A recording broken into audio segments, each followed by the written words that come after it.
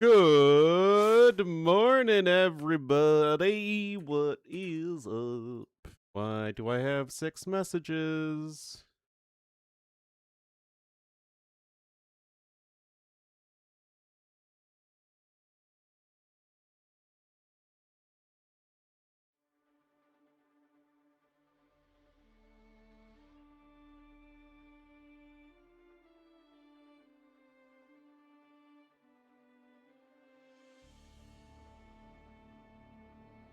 Never been awake, never seen a daybreak? Oh, yeah.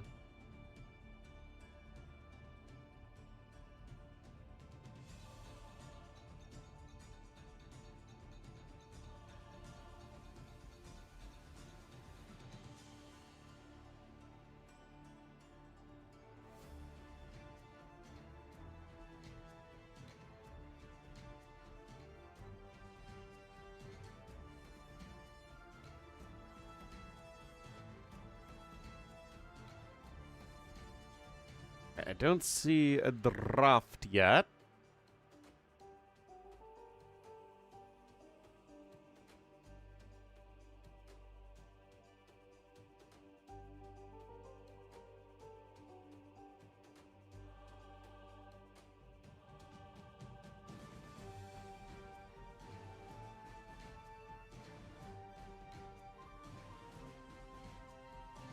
It's the start of a tournament.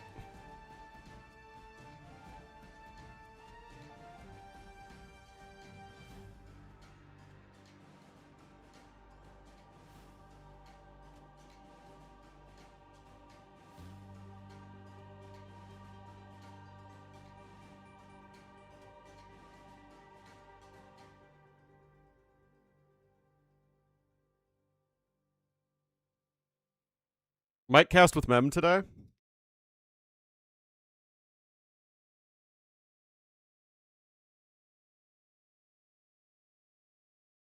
We will see.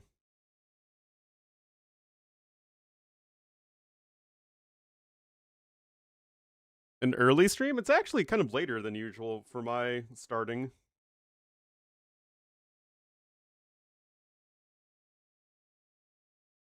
Actually, how many sets are today?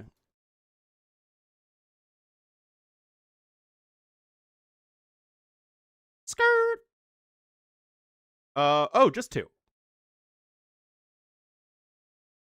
Okay.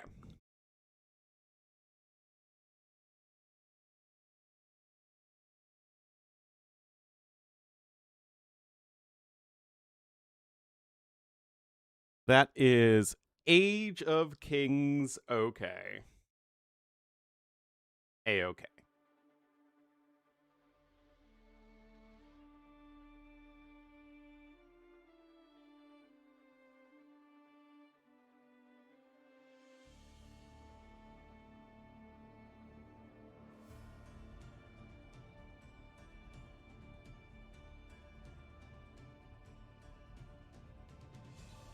Let's see what's going on with Mem's stream. We love this game. We love this game. Anyway, Mem seems quite flustered right now, so we are here to help as needed. It's very stressful getting a tournament on the road.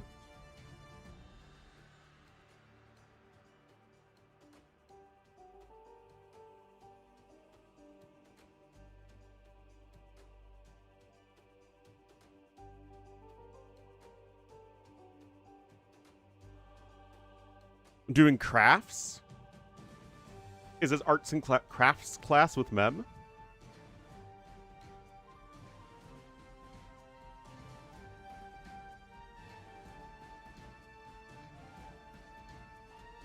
Alright, these groups are pretty sick, though. I mean, we have quite the top 16 at the moment. Or top 16 people who qualified for this tournament. Yo, Barles, Vinch, Andy.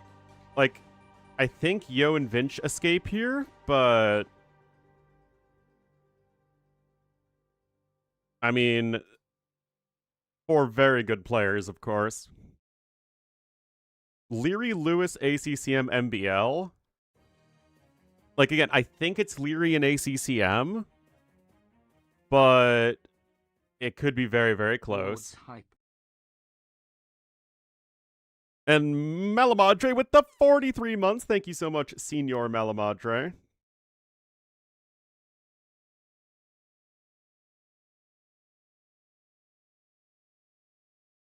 Viper Mihai Heart Tato.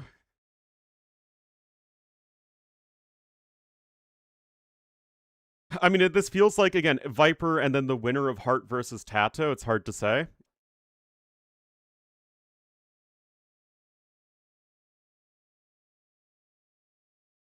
Wait a minute. 3 people are advancing. Wait a minute, wait a minute, wait a minute. Hold on. Why are there 3 here?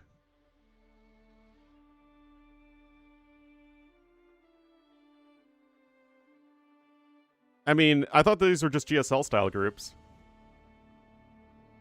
But no, there's a round of 12. Which means we're only eliminating 4 people. We're eliminating 1 person in these groups? What? Oh. Okay, apparently Meb wants me now, so... Alrighty. We are here to help.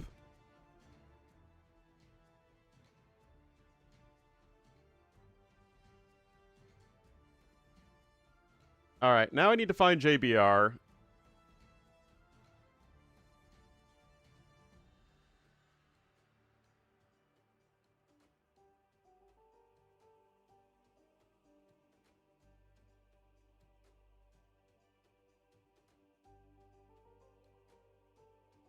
I better get my coffee right now, then.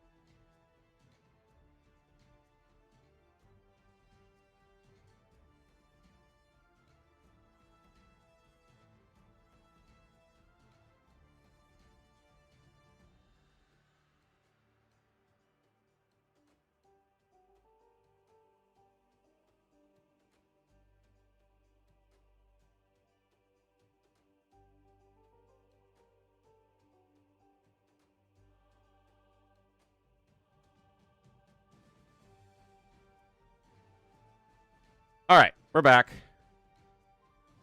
We are back.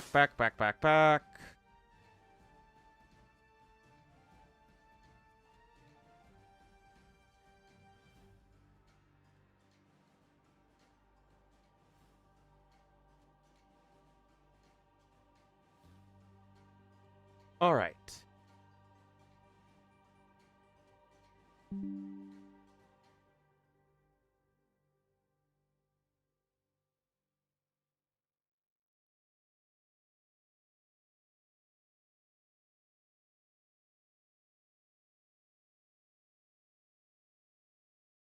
Ah, well, I have to disable my webcam, unfortunately.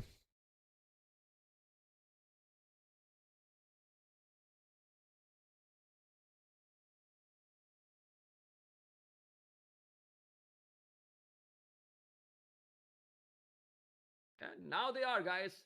Hello. Who's here? Um, With me. Bob from accounting. But you are not in the camera. No, where's the I am camera? not, because my webcam was already being used on my stream, so I have to sort that out. But I figured at least you could hear my dulcet voice. Yes, you only have to probably hide in your stream to make it work. But I think this will work anyway. But Yeah, it'll work. find I just out. need to click some buttons here. All right. Well, we're checking out the draft at the moment. Mm-hmm.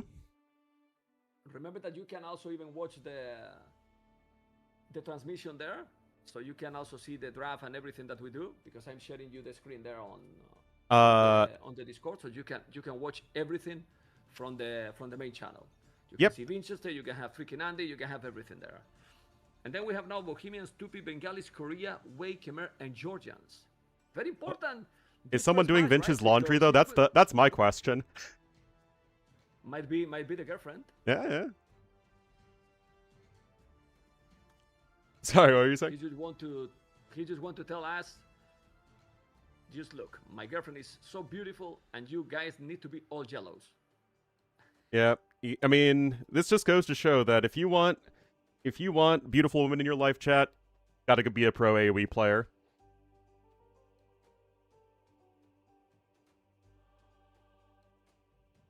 And now let's see what they're going to pick. The maps are Ornlu, Crownwood, Cenotes, Black Forest, Crossroads, and Shorelines. All right, that is a pretty decent variety of maps, definitely leaning more towards the open and hybrid-y aspect of things. But I think that it should be a pretty darn good contest here. I was actually just looking at the groups, like for the start of the stream, and it's like, dang, man, we have some good players in AoE. I really think that there's a ton of upset potential in this tournament. Yeah, also, this is because many people have been asking me about the upset. Like, why you don't make all best of 7? Well, and I said, I prefer also best of 5. More possibility to upset.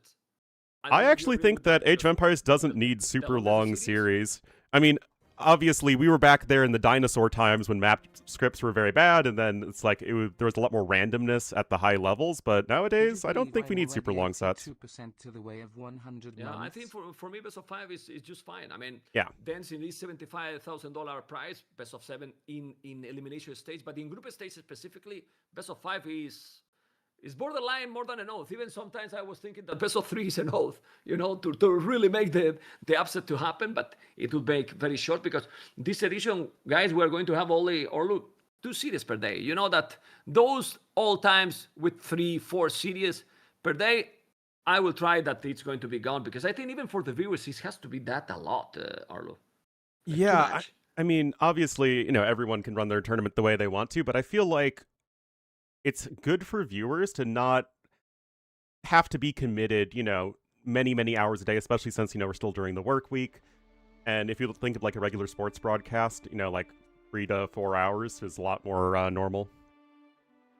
Yeah, I mean, it's not like what you want to do when you are hosting, right? Sometimes it's about the time that you really have to host the tournament, And then what I tried with this one is, let's try to spread out as much as possible to don't get the viewers fatigue, the players fatigue as well, because right now there's always the thing that the players has to be waiting, especially because all the series are going to be live.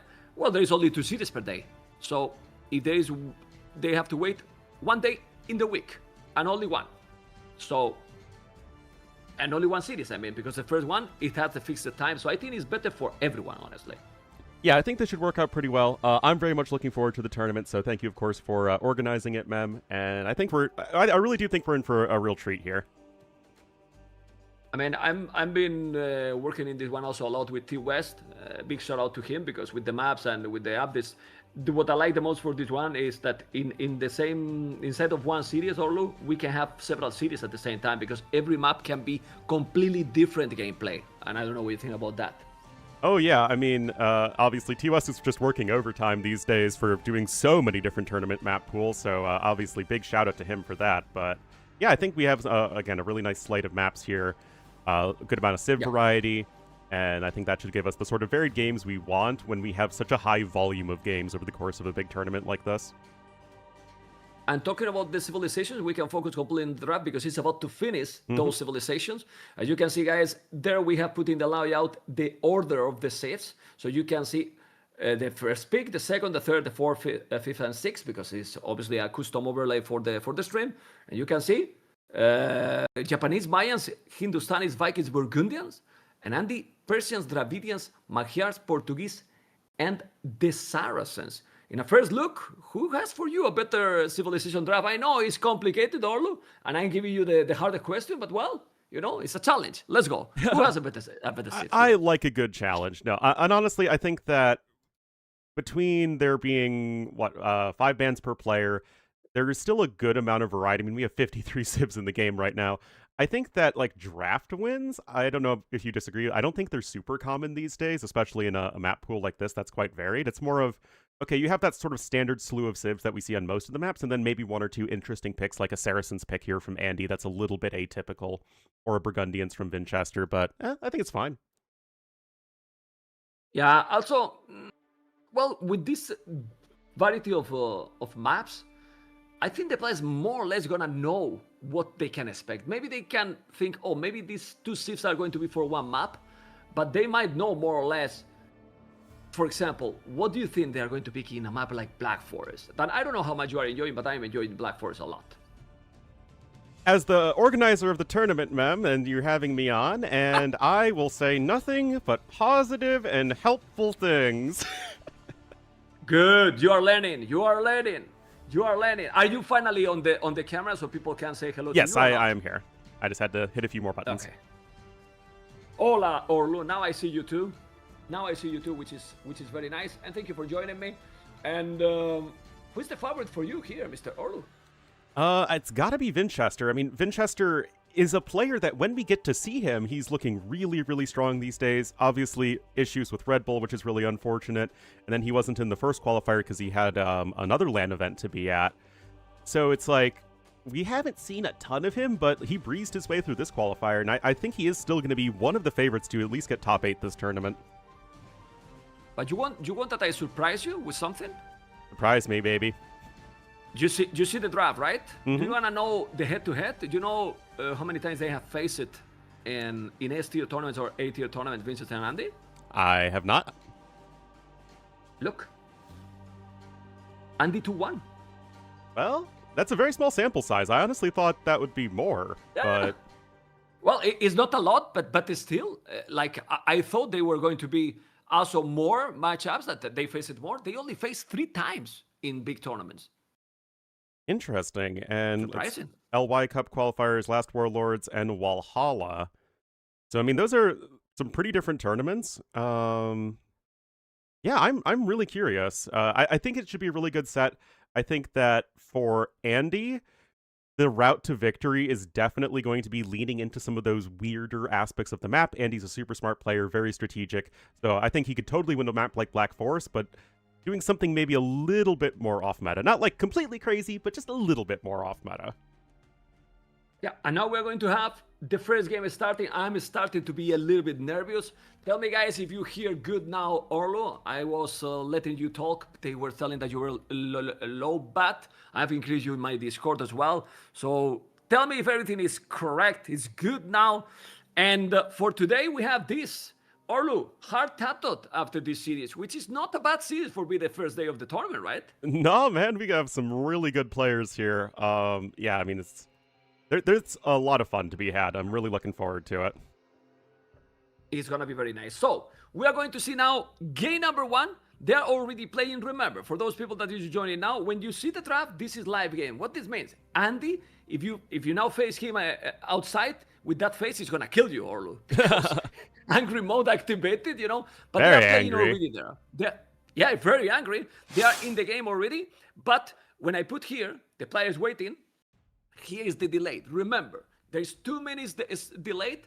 And to create all this is complicated because right now, Ornlu, I am streaming in 2 OBS. One in my streaming PC, other in my gaming PC. So I have to send with my gaming PC the signal with 2 minutes delayed to my streaming PC. Well, madness. And I have 4 monitors installed right now. I can even show to the viewers a little bit because it's so stressful these days. Well, you can see. Your setup looks like mission control, man.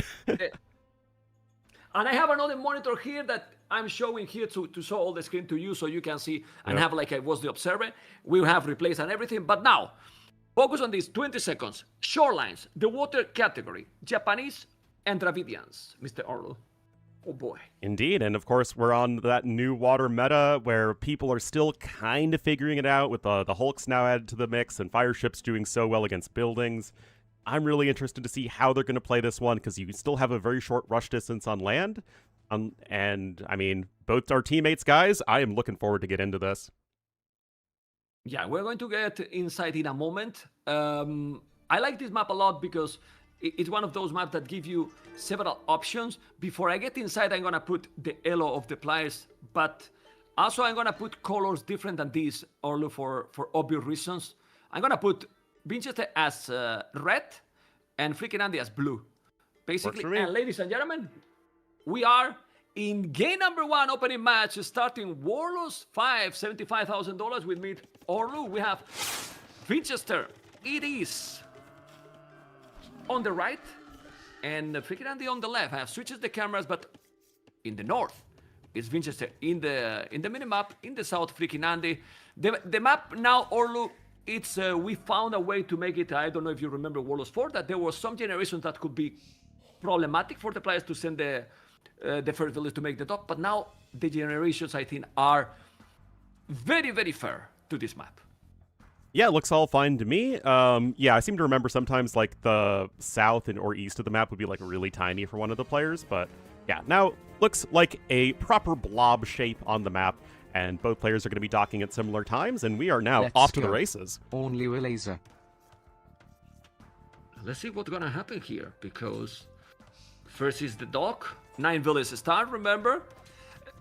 How important is... Do you think this map has an initial key that you will say, oh, this is so important, the water, the middle? What do you think here is the most important? I still think it is water. I mean, it is a water map after all. Yes, the gazelles and the fruit bushes can keep you going for a while, but really there is nothing to challenge the fact that you essentially have a second economic production building in the Dark Age producing those fishing ships, and that is why, almost always, the fight is always going to be on the water. Okay. What I like is that, I mean, if the water give you a big bonus here, is as we were talking also, look at that middle where the scouts are now. Like... with the berries, with the deers, also relics. It's not like if you lose the water here, you're dead in this map. And you can actually use the middle to retake water because of the, all the shorelines there, so you can like place towers there or even docks these days to sort of help you reclaim that water control. So you do have at least some options. It's not a super snowbally water map, which I always like. So yeah, you have options here. Okay. Well, for now, pretty standard. I'm going to show you guys point of view from freaking Andy. And... Okay, I forgot to show you guys because we have some beautiful stuff as well, because there's many things, and this is the map we have here. As a water map, central control, and you can see some beautiful description there that if you don't know what is about this map, you will know the gameplay, and when finish the tournament, you will know absolutely everything. A large body of water lines to the side, while a winding river encircled a central lines filled with vital resources. I cannot read more, guys, because I need the glasses. I don't see anything, you know? So the viewers can read themselves completely, you know? And they have there absolutely everything. Okay. And now, what is the next? Look at Andy. Oh, no, Winchester is the one who is walling. Okay, he's walling the gap in between. Playing very, very safe, actually. Yeah, and that certainly does indicate a more aquatic approach, shall we say. These are both excellent men-at-arm rushing civs, which you do see fairly often on this map, and Andy's actually going to be coming forward with a villager. Pretty curious as to what this is going to be out. It could just be for a second dock here in the middle of the map. But he's hanging out with his bow. Now he's ready to punch people. Yeah. I like a lot Orllu people. I like a lot when they do the barrack, but they do the barrack here in the middle. You know, it can come probably here to make the second dock a little bit more forward. Okay. And of course, we also have the it's gonna addition be of a dock. oysters now on the map. So you have the 4 fishing ships here for Andy on the oysters. You don't need to build the mining camp. That sort of facilitates an even faster opening with your navy. And so second dock coming in, this is going to be a very, very good opening here to try and take water here from every blue player. Has changed this a lot, but with the new balance that they're going to do, I think it's going to change again a lot too. I mean, we will talk about that in the future. It's not going to affect to this tournament, but Winchester is going to lose the scout. There you go. Well, it's important to lose the scout this early. Like now you're kind of blind what your opponent is going to do it. Yeah, I mean, and you didn't see a barracks. You're not entirely sure what your opponent is doing. You didn't even see the second dock, so you don't know for sure if your opponent is going to be focusing heavily on water. That said, you can probably guess it, and at the very least, you're already walled, so you can react if they're going for land. But for the time being, it is going to be a water battle. Well, 100% now, right, Orllu? Because look at Winchester, man. He's walling everything. Do you think it's good that they are, well, I was going to say that they are in the same team. Half of the communities is in the same team, right, Orllu? So, I mean, everyone is in Onimaru, so we don't know really if they practice together, because if they practice together, they practice a lot, because there are so many. Yeah, they sure have plenty of players, but we'll have to see. I mean, especially since they learned that they were in each other's groups, you have to imagine that they're not playing with each other too much. That said, Winchester did open with some galleys, interestingly. Usually it's either fires or hulks, but the galley opening is going to be pretty weak against the fire ship opening, and that's kind of the thing with the water meta, is that whichever ship you choose to open with, if your opponent makes the counter to that ship to start, it makes things really awkward. Yeah, I think it's now more like, I find more complicated to know exactly what they're going to do. Before it was a little bit easier, and it's true that now with this, yeah, some people is doing the galleys, then the Hulk, then the fire galleys, and then the micro is super hard to really identify, because when they get all together, especially with the Hulk, honestly, I don't know who is winning the battles in most of the situations.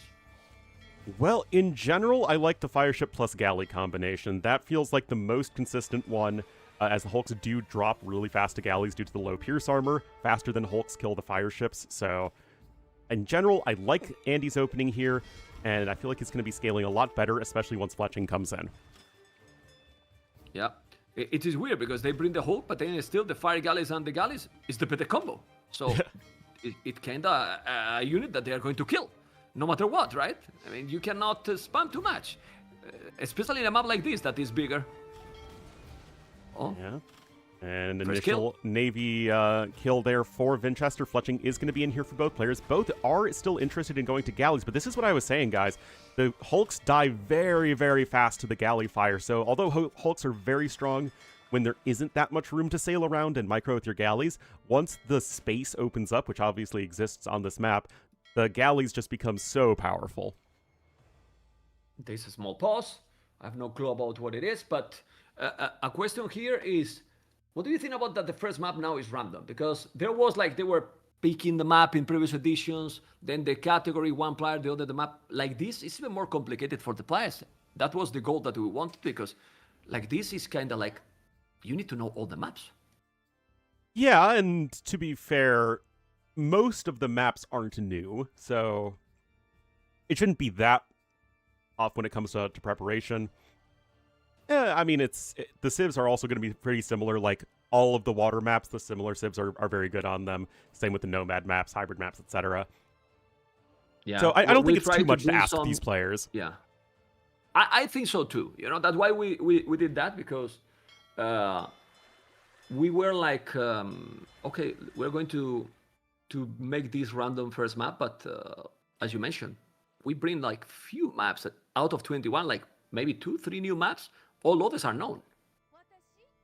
Yeah, all have been used in at least one tournament, if not many more. So it should be fine. Hopefully these guys can get back into the game here in a moment, but certainly a very good start for Andy, who's also able to sneak out 2 additional fishing ships. That Dravidian carry bonus is also really nice on maps like this where the fish are very far away from the docks, so you lose much less efficiency there. So, good start here. Okay, it's just lagging from Winchester, so they should be playing now. It's crazy now. Winchester is in Vietnam, man. Like, he's moving all the time. Like, and you know what makes me really impressed? He's still going all over the world with a laptop, and he's still making to the main events most of the time. You know, because sometimes, or most of the people is like, I want to be at home, I set up. This guy is the opposite, and still, you can see in every tournament. He just shows up and wins impressive. games. I don't know how he's doing. Yeah, well, and he's playing usually always on a laptop. I mean, I have tried playing the laptop. Obviously, we don't have the same level, but I can't play on a laptop. You know. I did that back in college. Even when I was starting streaming, I started streaming just on a laptop. So I remember those days, although I have no great desire to go back to them. Okay, let's see if they're going to continue.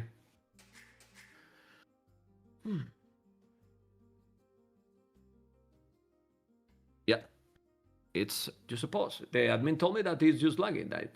I mean, I know that I don't see the webcam there. Maybe he's just rejoining, but I'm checking everything, and yeah, they are in a pause. Maybe they just switched the lights off in his room. 1032 ping. That's very good, Ben. All right. Looks like we are continuing. This is actually a bug that I've seen in the past where like you'll randomly get these huge lag spikes, so unfortunate there, but at the very least, we are back into the thick of things, and right now, the Navy advantage is for Andy. Yeah, he has a lot more Navy. Yeah, he's gonna keep going. Well, he will have to fix it.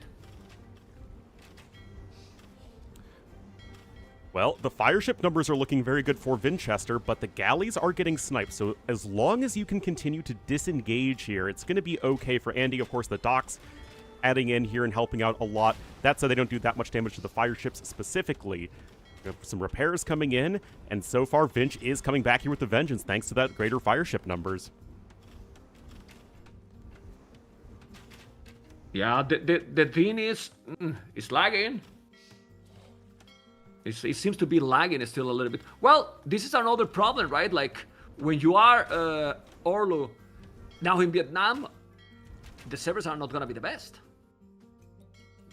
They're definitely not. It's not the same, you know? And well, the Southeast Asian server... I don't know. Also, I actually don't know where the Southeast Asia server is, but...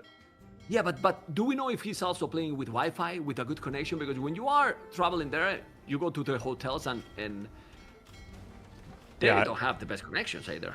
Yeah, I mean, like it depends on his exact setup, but for sure, still, exactly. Fight is continuing to unfold over here near the docks of Winchester. He will now be able to use those fishing ships to garrison defensively. And so far, very much a seesaw back and forth as we have the 4th dock now coming in for Andy. Yeah, how many dogs he have?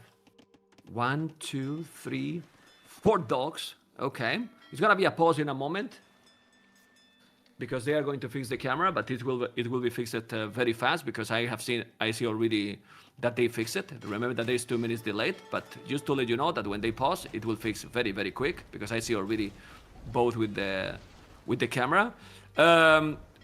Andy has a lot more Navy and more villages, but Winchester managed to go up to Castle Age much quicker. How we can explain that to the viewers? Because Ornlu, you see that Andy has more resources collected, but then Winchester is already up to Castle Age much quicker. Well, as I always seem to harp on about, it's not necessarily the number of resources collected, but what those resources are, and Vinch is ahead in food collected, and food collected is going to be all the difference maker, especially in a very timing-oriented meta that we live in right now, and that is going to be giving him a potential huge leg up in terms of winning back water. That said, you can only win back water if you lose it in the first place, and that's what Vinch is doing, so it's not optimal either way. Yeah, look at the population for Andy. And many times this happened when you are going up quicker than your opponent. Then during that transition, you lose everything. And if Andy find the Navy from Winchester, he will do it now, it's going to kill a lot. That's the pause that I was mentioning. It is going to be fixed in a moment. He's in the middle also, Andy. I think even if he's up later, I prefer Andy position. Don't know what you think. Well, it's certainly the more comfortable position in the long run. He's got a better eco, he's got a larger navy. It really is going to come down to Winchester to leverage this timing advantage, which it actually might be tough because the bay here is so open. There's a lot of room for the ships to retreat. That said, the ships do get faster, especially for the hulks and the fire ships once Castle Age comes in and you get the medium warships upgrade. So it's going to be a lot harder to disengage there, and that could potentially open up your docks to getting torched so fast by fires. Okay. Let's see. They're going to continue in a moment. I can tell you that they are playing.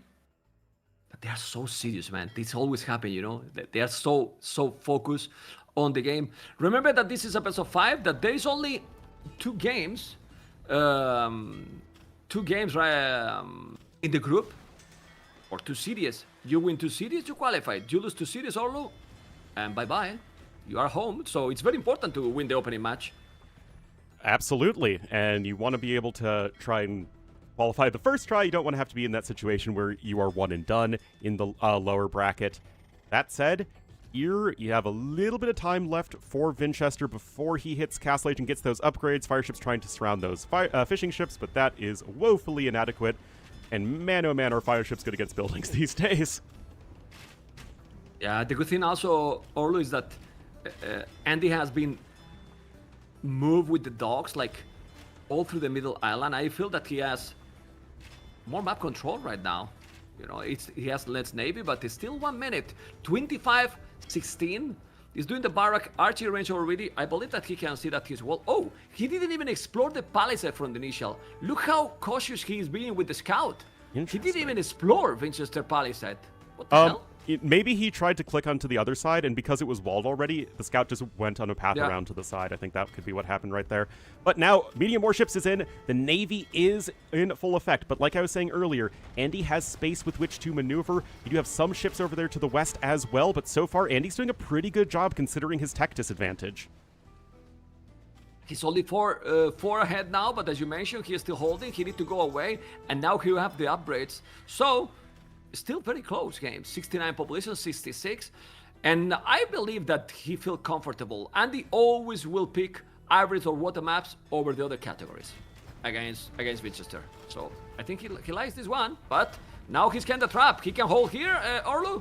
Oh, that was such a beautiful spreading out of the Navy by Winchester. That's exactly what he needs to do. And I mean, AoE 2 can be a game of seconds, and medium warships is just not quite in yet. And now, of course, it is in, but it is way too late. And it is hard to consider a better engagement there for Winchester. That was so beautifully orchestrated. Well, he cleaned everything. Remember you were talking he was doing good according to the situation? He was four galleys ahead. Look at the numbers now. 6-20. It's true that we're going into that position where he has the middle. Well, has the middle. He is in the middle more than he has the middle, right? So now what to do? Try to focus on booming. Yeah, gonna at least try and get himself set up for the later stages of the game. Having the middle control is at least something right now. But yeah, those docks are gonna go down so fast. Also, guys, I can now sit on my soapbox and say, get Masonry. Masonry blocks the type of anti-building damage that fire ships deal, so it gives them from 3 damage to 1 damage. Slows them down a massive amount. Okay, let's see if he's gonna... There you go. But be careful, it's taking all the docks. Taking all the dogs now, Ornlu. Oh man, fishing lines now. He has 5 fishing ships. Having the water, he's doing the elephant archer, yeah. But the problem is that what you do now in the middle there? He got the fishing ships there on the top left in the corner, but he has 1 dock alive. He should probably go to the land area, but he didn't, and now Winchester is locking all the passage. He's now in the middle, but he might need to mine a stone, or I don't know. It's gonna be very complicated because now Winchester can go fish boom as well. Yeah, and that's just the downside of when you go for this all-in on water play and you're slower on the Castle Age timing. And we saw Andy had the better economy and the larger navy, but all of that is just woefully inadequate compared to the timing advantage that you can get with the faster Castellation. Of course, Vinch with beautiful surround there forcing the fight. But yeah, that dock is going to go down super fast, and it is going to be very difficult to ever try redocking before you get a castle in. Okay, let's see what's gonna happen. The water, I mean, we have seen some games during the qualifiers, but this has been a destruction on water, like even too clear, you know, like he killed completely. Now both are having the same values, but I don't know if without anything on water, look at the score, Ornlu, it's scary right now. I mean, we know it's the water, but well, look at the fish boom now. He's starting to make more and more fish, and even a transport ship.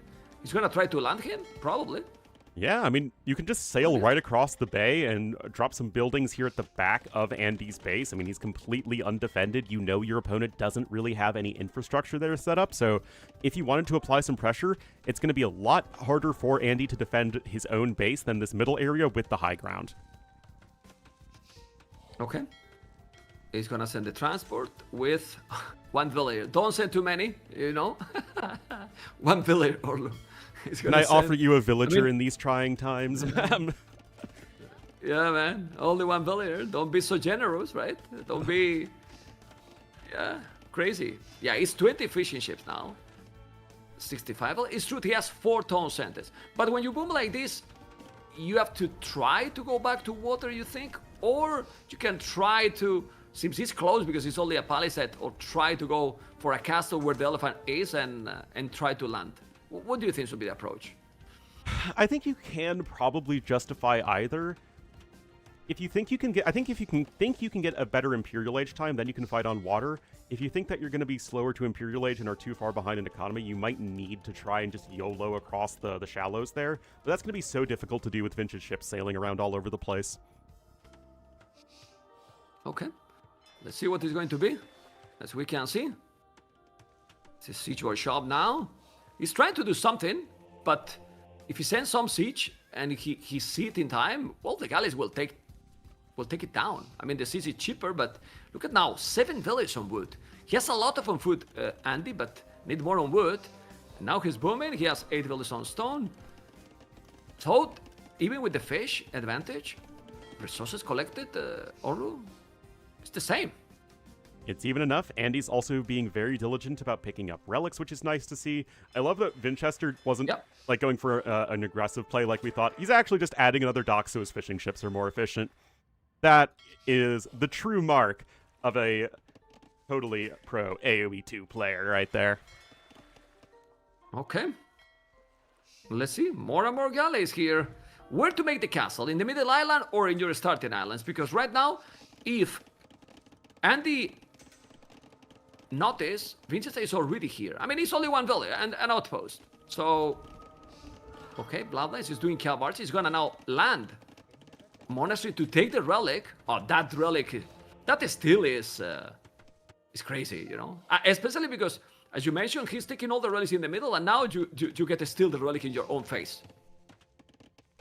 Yeah, I mean, it's more reward there for controlling the middle, and all the maps in this tournament do have the 7 relics on them now, so that's more reward even then for more map control. But those Japanese cav archers, they get the bonus damage against enemy archers, and that includes elephant archers. So Japanese CA are going to be a lot more efficient than you might expect here, although elephant archers still have 230 HP. Yeah, they're tanky. They're very, very tanky. But check resources for Andy. They're looking very good. He's about to go up to Imperial. He's gonna do now the university, but somehow you need to... Oh, look at Winchester Castle. He's coming with the castle. I mean, Andy will have a TC, will have a lot of villages. He has 2 town centers. He needs a castle. He's on the way to Imperial, and that Imperial, he delete the barrack to make a romantic castle. A romantic castle, and the cavalry is going to be annoying, but he has so many villages. It's I don't so know, important. ma'am, are we keeping the stream PG? This is getting a little steamy with these castles in such close quarters. Oh man, but the CA are here, and they're easy to micro, and they are popping away at those villagers, and both castles will likely go up, but that's going to favor the guy who's still in Castle Age, who doesn't really need trebuchets. But the Mangonel help as well. Now the castle is going to be both, as you mentioned, up, and the Imperial now is going to be absolutely amazing. Ornlu.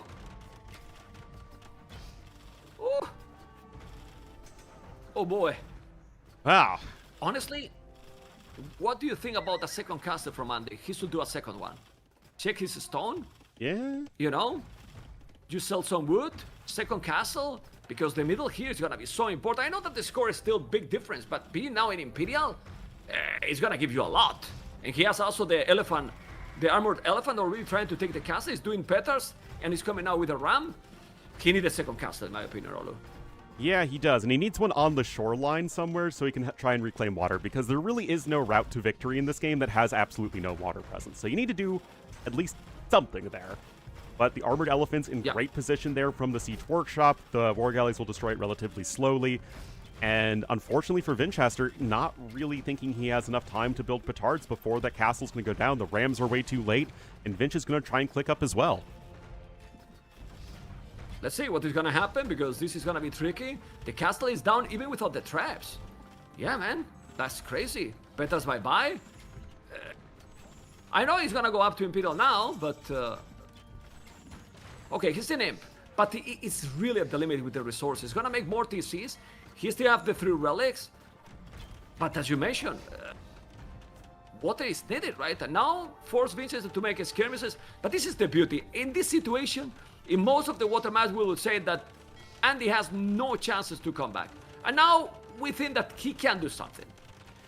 Yeah, I mean, it's just a very interesting game state and a great game to kick off the tournament. We do have Guard Tower coming in from Andy. Towers are very, very good against ships, and Dravidians do have all of the tower upgrades except for architecture, which isn't that big of a deal. So you can do a great job controlling the coastline. We know Japanese have great towers as well, though, so we could see plenty of them dotting the map as we get into the late game. Yeah, but he's struggling. He's struggling with the wood now. He's struggling with the wood with Dravidians, with the extra resources you get, right? But look at the elephants trying to go now for the galleys. Population is still more for Winchester, but check now the village number. Ornlu. Well, 117, 10 villages more, but no army at all from Andy. Just 7 elephant archers and 1 armored elephant. That's it.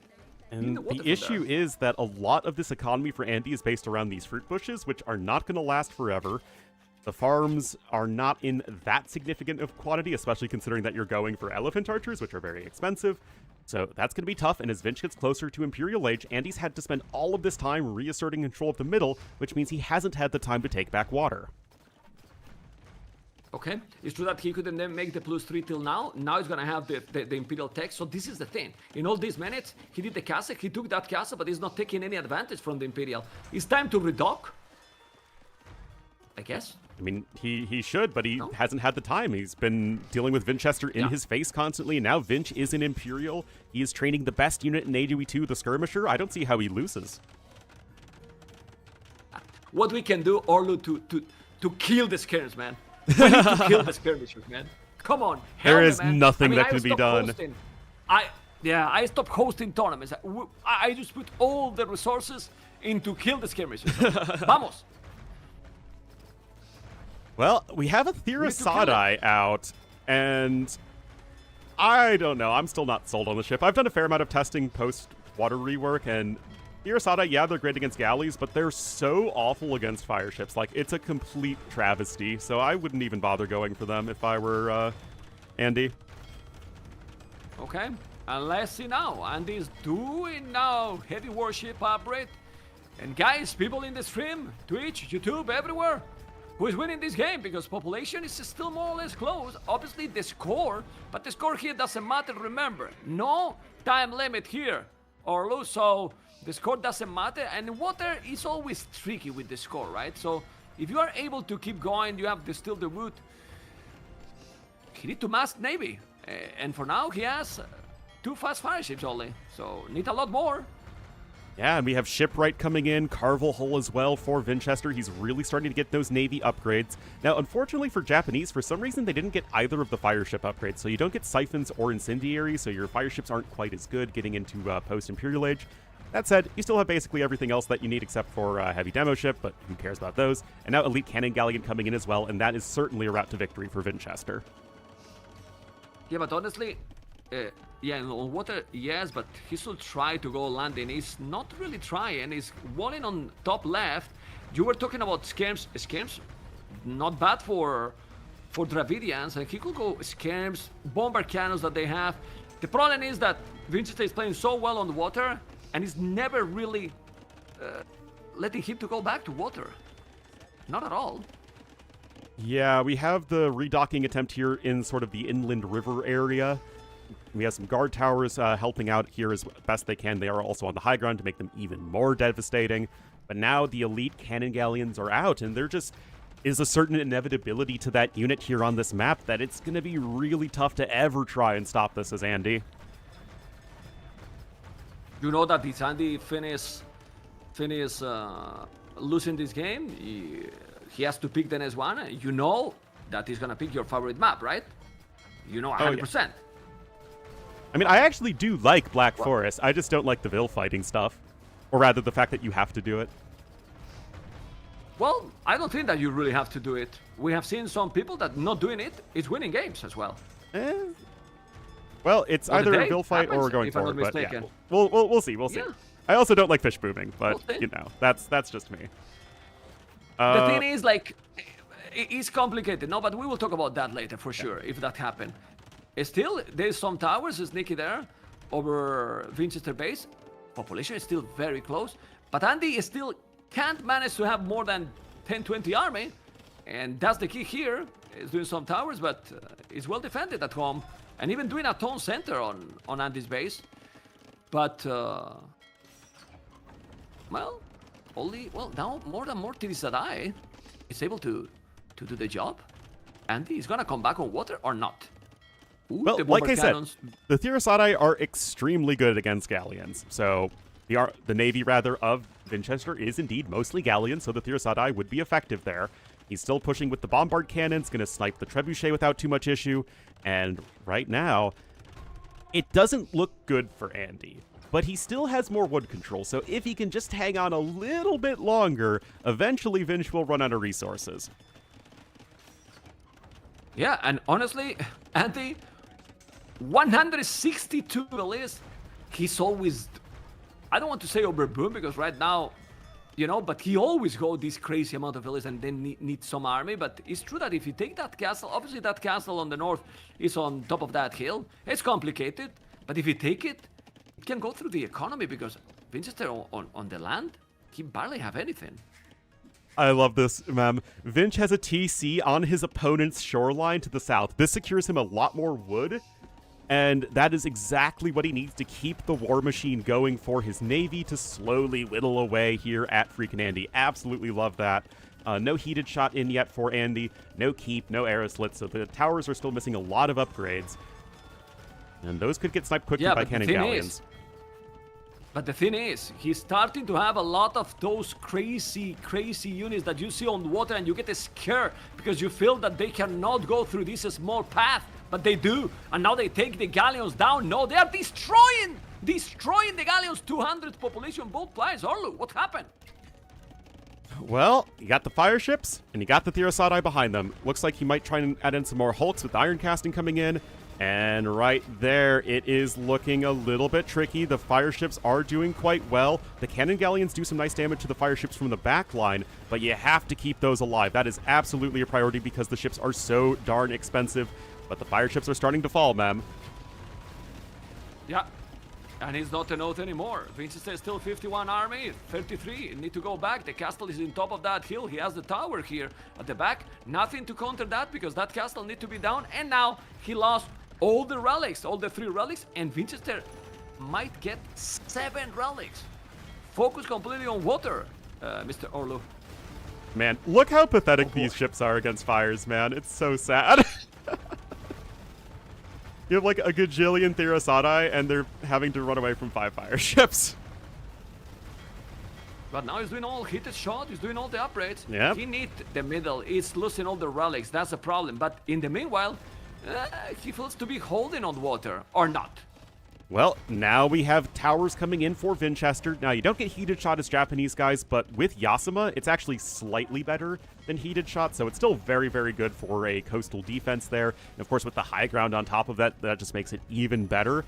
And yet, Andy is not giving up yet. No, he's definitely not giving up. He's fighting and fighting and fighting. Well, it's 200 pop. Why to resign when you are 200 population, right? Like, and if Yeah. you check the mini map, it doesn't feel like he has all the map control, Winchester. Not at all. Look at the castle he's doing in the south where you were talking, and he cannot see it, right? No, he sees the town center. But that's it. He should take that area, but it feels that he cannot push, and slowly now Winchester is kind of pushing him back, right? Yeah, and got Kataparuto coming in, Hoardings as well. Oh my God. Really just All going to the try and upgrades. lock down these specific positions. I mean, Andy's done such a great job of refusing to die, but he hasn't done the best job of ever really pushing Winchester back in any point of the map. It just feels like he's slowly getting beaten down. Well, we'll see what's gonna happen. He's gonna now have keep towers. What is true is that I don't know if he's gonna lose or not the game, but he's gonna make all the upgrades. You know, he's researching now everything except heavy plow. Basically has everything on the water now. It doesn't look too bad, Ornlu. It doesn't look too bad. It's pushing it back. He got now the water control, I will say. Water control for sure for Andy now. And now he will have the elite cannon galleons and will take the traps and the towers from the water. Andy, it's coming back in this game, Ornlu. Yeah, and that is insane. really, really tough. The cannon galleons, there's still 3 of them left, but you've already lost 3, so that isn't super ideal. Keep is in. I love the look of those South Asian keeps, by the way. But it's going to be still tough, though, because how long can you sustain this as Andy? He's almost with no wood, man, Especially with- and very few units in the queue. Yeah. Well, he has wood to take. He can, but he's not. And now there's some towers also on the top left. And, well. He need to take those castles and need also to recover some relics, but he can't because the relics are at home. 6 relics. He can take the 7, and he's taking the 7 relic. And then with 0 relics, now Andy's doing. Oh, he canceled? It was Elite Elephant Archer. He canceled. Like, he's doing full skirmishes. So you maybe need to save those resources, right? Well, if anything, I'd actually rather see him go for Elephant Archers right now, because Elephant Archers don't cost wood. And you really want to be spending all the wood you can on ships or more production buildings. And yet, now we have some light cav running in here. Japanese light cav, not exactly the best, but they can still dart in and sight bombard cannons in a pinch. Now we have Blast Furnace that's about to be in here for Winchester as well. And he still has those cannon galleons applying pressure, man. Yeah, it's crazy. The castle is going to be down. Then he can recover. Remind that he Oh, recovered not this the area. Thirasadai! Need to be careful or losing them with the fast fire ships. Yeah, need some fast fire ship here. Need to go. Well, the castle is down. And now he's gonna shoot with the elite cannon galleons to the fast fire ships. You see? Okay. Well, that So was back is doing another the castle on the left. Go on. those changes where you can now attack ground with cannon galleons and they deal blast damage, but now they are under threat from the fire ships as well, and it is going to be tough to keep them alive. Andy's population's dropping just a little bit. He's getting guilds and elite elephant archers, so he's still prepping for the long haul. And yet, that map control seems to be dwindling by the moment. Yeah, look at the traps now also on the left. What is still very important, I think on the water he still have the timing and the momentum. He has 15 fast fire ships, 14 Tirisadai, 6 elite cannon galleons. He's now doing Karak without upgrades, but Karak is still. I mean, I don't know. The water is gonna be for Andy. Can with the water hold the position here? He's still doing towers, and actually, if there is a well, he has 7 relics. That's the problem. I mean, with 7 relics, Winchester should be able to do samurais maybe. Yeah, and he is queuing up a Why few not? samurai at the moment, and they're, of course, going to be just a good all-around unit. It's a lot of keeps on the shoreline here for Andy. He's got 4 bombard cannons as well, but as any Black Forest player knows, you can camp very effectively with Kataparuto trebuchets, especially with no siege engineers available here for the Dravidian, so it's still just a matter of holding on just a little bit longer as Winchester. He's still trying to restrict his opponent, though, on the northwest. We always say about ACCM and so on, Andy is a player that in these kind of games, it's very hard to kill, Yes. you know? It is very hard to kill Ornlu. Look at this castle going down now. The summers are going to die. He's doing a great job with those bomber cannons and the elite cannon galleons. The castle is down. He's gonna lose now 12 villages more than the trap. Look at the population. Look at the score. Look at everything. Yeah. Ornlu, even without relics. Well, what's happening, man? What the hell? Andy's playing extremely well is what's happening. Trev's still trying to do some damage here from the side.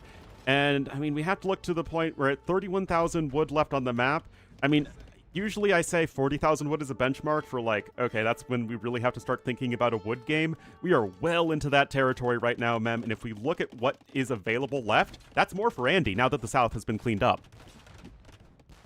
Yeah, I'm checking Winchester, and he has no wood, man, on his base. He need to go forward, and now check more. Oh, baby. Now we see that he's doing medical corps that will regenerate HP for those elephants, but he has two. Hey. He has two elephants, Ornlu, you know, like. Hey, I mean, I like those, but we take yeah, healthcare very seriously in Andy's empire, okay? Yeah, Very important for the medical corps. Honestly, if he has the water control here coming with the skirms, the light guys are doing a good damage. Still about 200 population, but I don't know. I don't know how now it's going to come. He has 3 trebuchets. They are Cataparuto, but okay, some light guys inside. That can be very annoying. He's doing now the pikeman upgrade. Okay, so it's crazy how he recovered the water, and now it's about the land, but check Andy's score. Okay. It is He's impressive. taking the lead, man. The KD is heavily in his favor, although the resources destroyed are still fairly similar.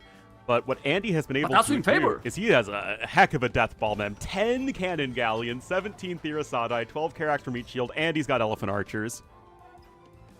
I always have said, I always speak about how Dravidians is the best civilization in the game, and nobody listened to me, you know, Ornlu? So Was that sarcastic? I mean, they are very good. Yeah, I'm not sarcastic anymore. I took from the Red Bull El Renato the Dravidians badge, you know? I'm telling you, it's not sarcastic anymore. I changed my mind with Dravidians a little bit. I think still that in some maps they are overpeak, but for maps like this, definitely they are good, I mean, as you can say. They're still a good water civ, and this is a water map, if nothing else. Exactly. And right there, we have some more fire ships trying to charge in. You need to get those Carax to the front line. They do have dry dock in, so they have that extra Pierce armor, but is it enough to withstand that galleon fire? And it's close, but right now, the Navy's looking like it's swinging back for Winchester. Yeah, but the problem now is, of course you have the gold, but with these gold resources, Winchester is producing only light caps. And the army with now halberdiers, skirms, bomber cannons, and elephant archers is just better. I mean, that's that army value, 10k to 6k. That is not a lying number. The army is a lot higher quality here for Andy. Whoa. I mean, 11 farmers is something that he needs to fix, because with 11 farmers, he won't be able to produce too much any longer. And he has 60 on wood. But still, he still have a lot of army now. Look at the score. It's still growing and growing and growing. And now, yeah, as I said, you need like 30, 40 farmers. It's now fixing the economy a little bit. Yeah, not having heavy plow is actually a huge issue. I mean, that is a lot of wood that you're having to spend that you otherwise would not have to. And as we keep on harping about, there's less than 20,000 wood left on this map, Mem. I mean, the very first game of Warlords could be a wood game. It's crazy because we have not seen a single game in Shorelines, at least what I cast, because with the qualifiers it's complicated to cover all the games. We saw in some other maps, but not in this one. We saw how people was definitely finished earlier, but when the main event happened, Ornlu, players need to try 300%. And this is exactly what is happening now. And now, you can't argue that either of these guys aren't giving it their all. That is for sure. It's a really, really entertaining game, number one. Both players doing absolutely everything they can to take it. Honestly, I would like to see some more samurai, though. I feel like that's still going to be... Well, it's not that much food, and it's a good way to spend your gold. Yeah, but you mean samurais at all? I mean, because... Well, I made a few earlier, but I'd like to see more. Samurais.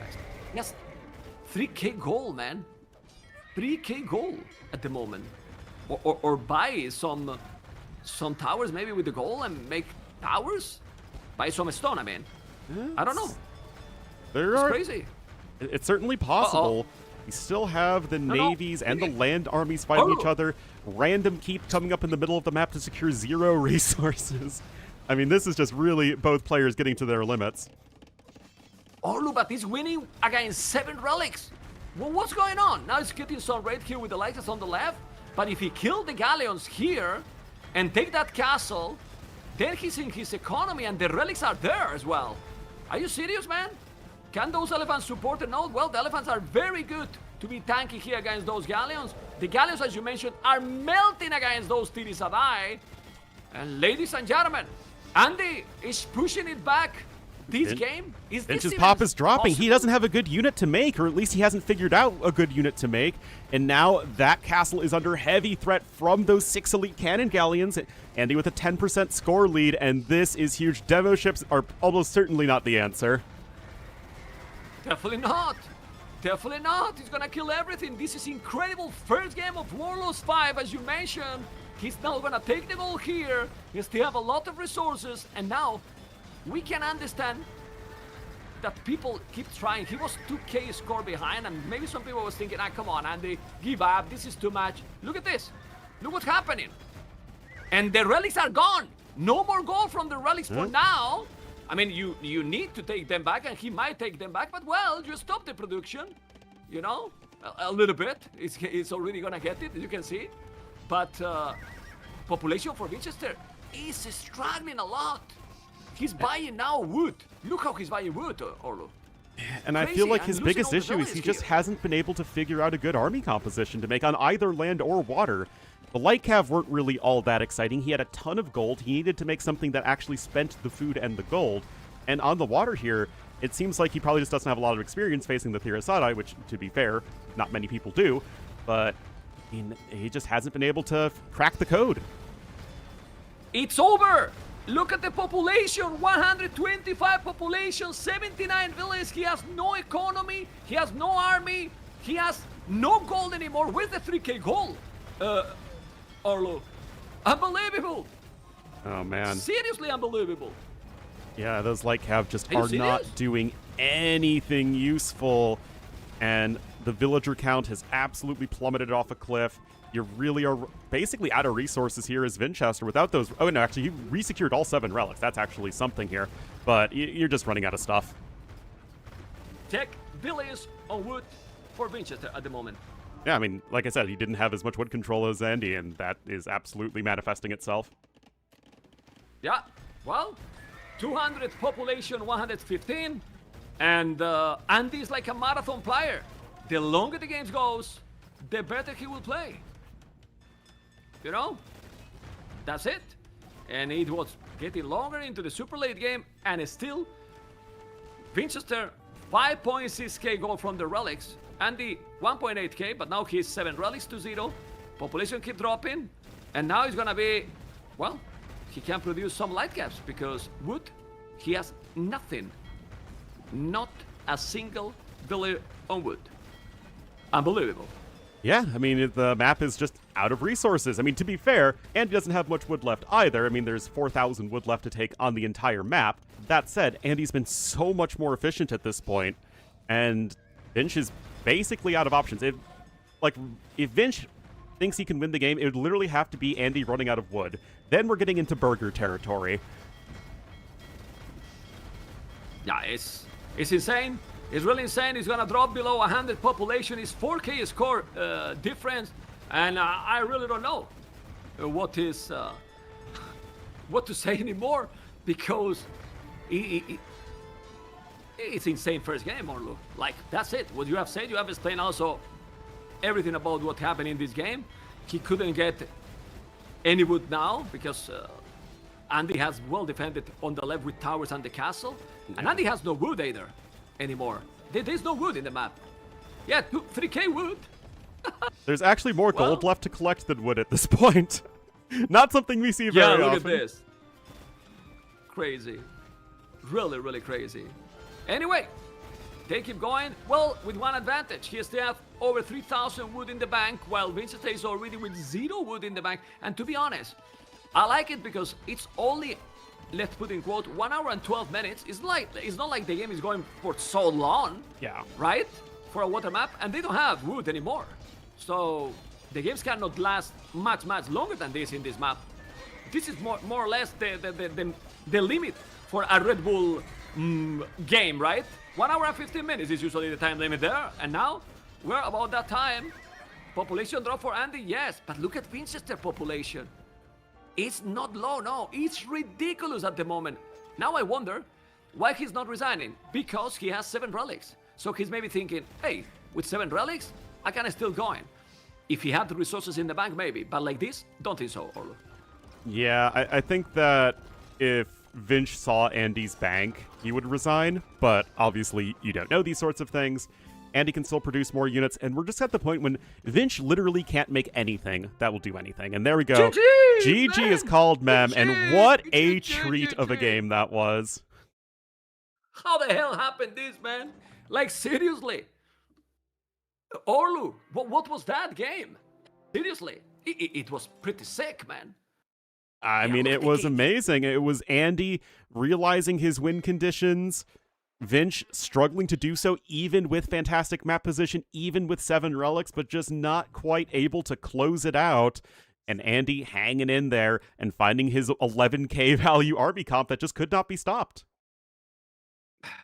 Was absolutely brutal. Really, really brutal. You know, and you can see here on the draft, he won the Shorelines, and it's the first game of the tournament, the first game of the series, alone won, but it was looking so good for Vinches. So in a small recap, what was the key here? And you can take over a little bit the channel because I need to come back in 2 minutes, Mr. Yeah, no worries.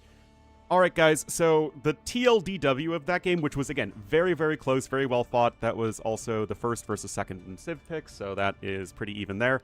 But, so basically, guys, Vinch was behind in wood control. So that means that he needed to have a more efficient navy. And if you guys play a lot of water maps, which, you know, some of us weird people do, having that wood control is oftentimes more valuable than than gold control because the ships cost more wood than gold. And the thing here for Vinch is that he just never really found a good army composition.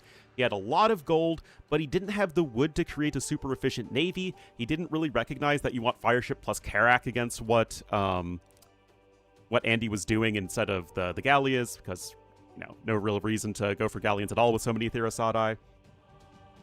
And it's just these little things. Like, Vinch still had great map control. Vinch still did the right things with the 7 relics. He had tried to attack Andy on multiple fronts. It just didn't quite work out. It's just a slight misread of the game state.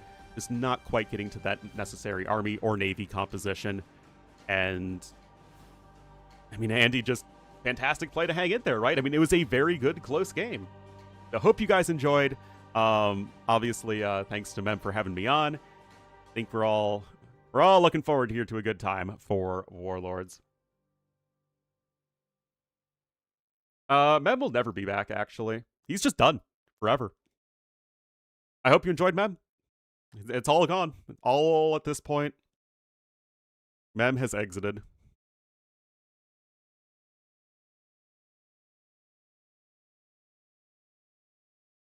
All right, guys, Crossroads is going to be the second map. Hopefully Mem will get back to Mr. it. Ornlu. All right. Perfect timing. Yes. I'm back. I'm I'm hyped with the first game. Ornlu. Like, seriously, it has to be hyped because, like, what was happening there? You know, did they start it? Yeah, we are just starting now into game number 2 on Crossroads.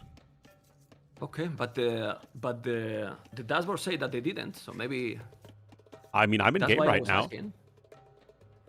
Yeah, okay, I'm going there, but the dashboard for me it wasn't working. That's why I'm going, but I'm into the game. Don't worry. Okay. Good. I'm into the game too.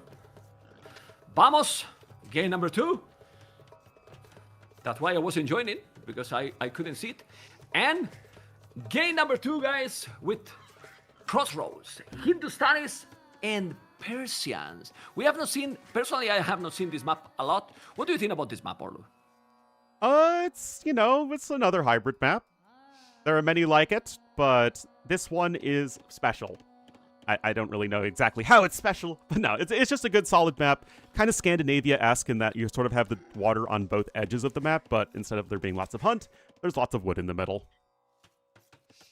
Yeah, yeah, this is we have seen, guys, the water category. People might be thinking, man, you always hate water, and now you bring the first 2 games of the tournament is water. But you see, I mean, I'm not close. I'm not stubborn. Orlu, like, I don't like the water, yes, but did you like the first game, Orlu? Absolutely. And I like it too. This tournament is about to bring all kind of styles in the game, right? So water maps, closed maps, chaotic, well, semi-open. I mean, you can call it differently, like don't have to be, but we decide to make those names in the categories. And this is a hybrid map, but I think here the land, well, everything is important, but especially how they had now the dock one on one side, one in the other. These woodlands are going to be very, very dangerous and super exposed. Yeah, and this little hill, like on top of the hills already, means it's impossible to place a TC up here until you get really, really far into the wood lines. So that just means it is much, much more aggressive, and in late Feudal Age to early Castle Age, you could get basically all of your wood income denied. Yeah, let's see what they are going to do. Which one do you prefer here, Hindustanis or Persians? I prefer the Caravanserai Civ, personally. What? You joke me now already, man? I can't focus in the jokes, or just look what I'm doing, man. I mean, I'm so in the Crossroads panels. I'm doing so many things. If you go deeply into the jokes, I need at least the second or the third day. The first day, I can't. You know, I'm still getting used to the setup. You know. Yeah, so now you can repeat, and maybe I will get it. You know. No, it's all good. Sorry, I think man. that Persians are always going to be very comfortable on any sort of hybrid map. You just can really scale that eco so quickly with the faster working TCs plus docks plus extra starting resources. That said, Hindustanis are always a solid civilization. I don't really think there's any setting where they're bad, and so eventually will still be fine here. Yeah, for those people and for you also, Orlu, usually I get in the tournaments vodka. As observer, so he's controlling. He's controlling obviously the game, and then I can focus more in the casting. Right now, I'm controlling the game. I'm also doing the replays, working for the highlights, for everything. So if there's some big move, we have replays as well. We'll have everything, and all that I'm controlling myself. So I apologize if sometimes I look a little bit distracted, but till I get used to all I have to do at the same time. It's complicated, but it will be fine. It will be fine, but it's the first day, so I need to get used. And I have practiced a lot, you know, Orlu, but I still need to get used to all this. For me, Persians, back into the game. For me, Persians, I like it in the early game, but the longer the game goes here, I don't feel that there is answers for Hindustanis in the late game. Like what Persians can do. War Elephant Halb. Easy clap. Oh, yeah, and very cheap. Nice and cheap. Nice and easy to get to.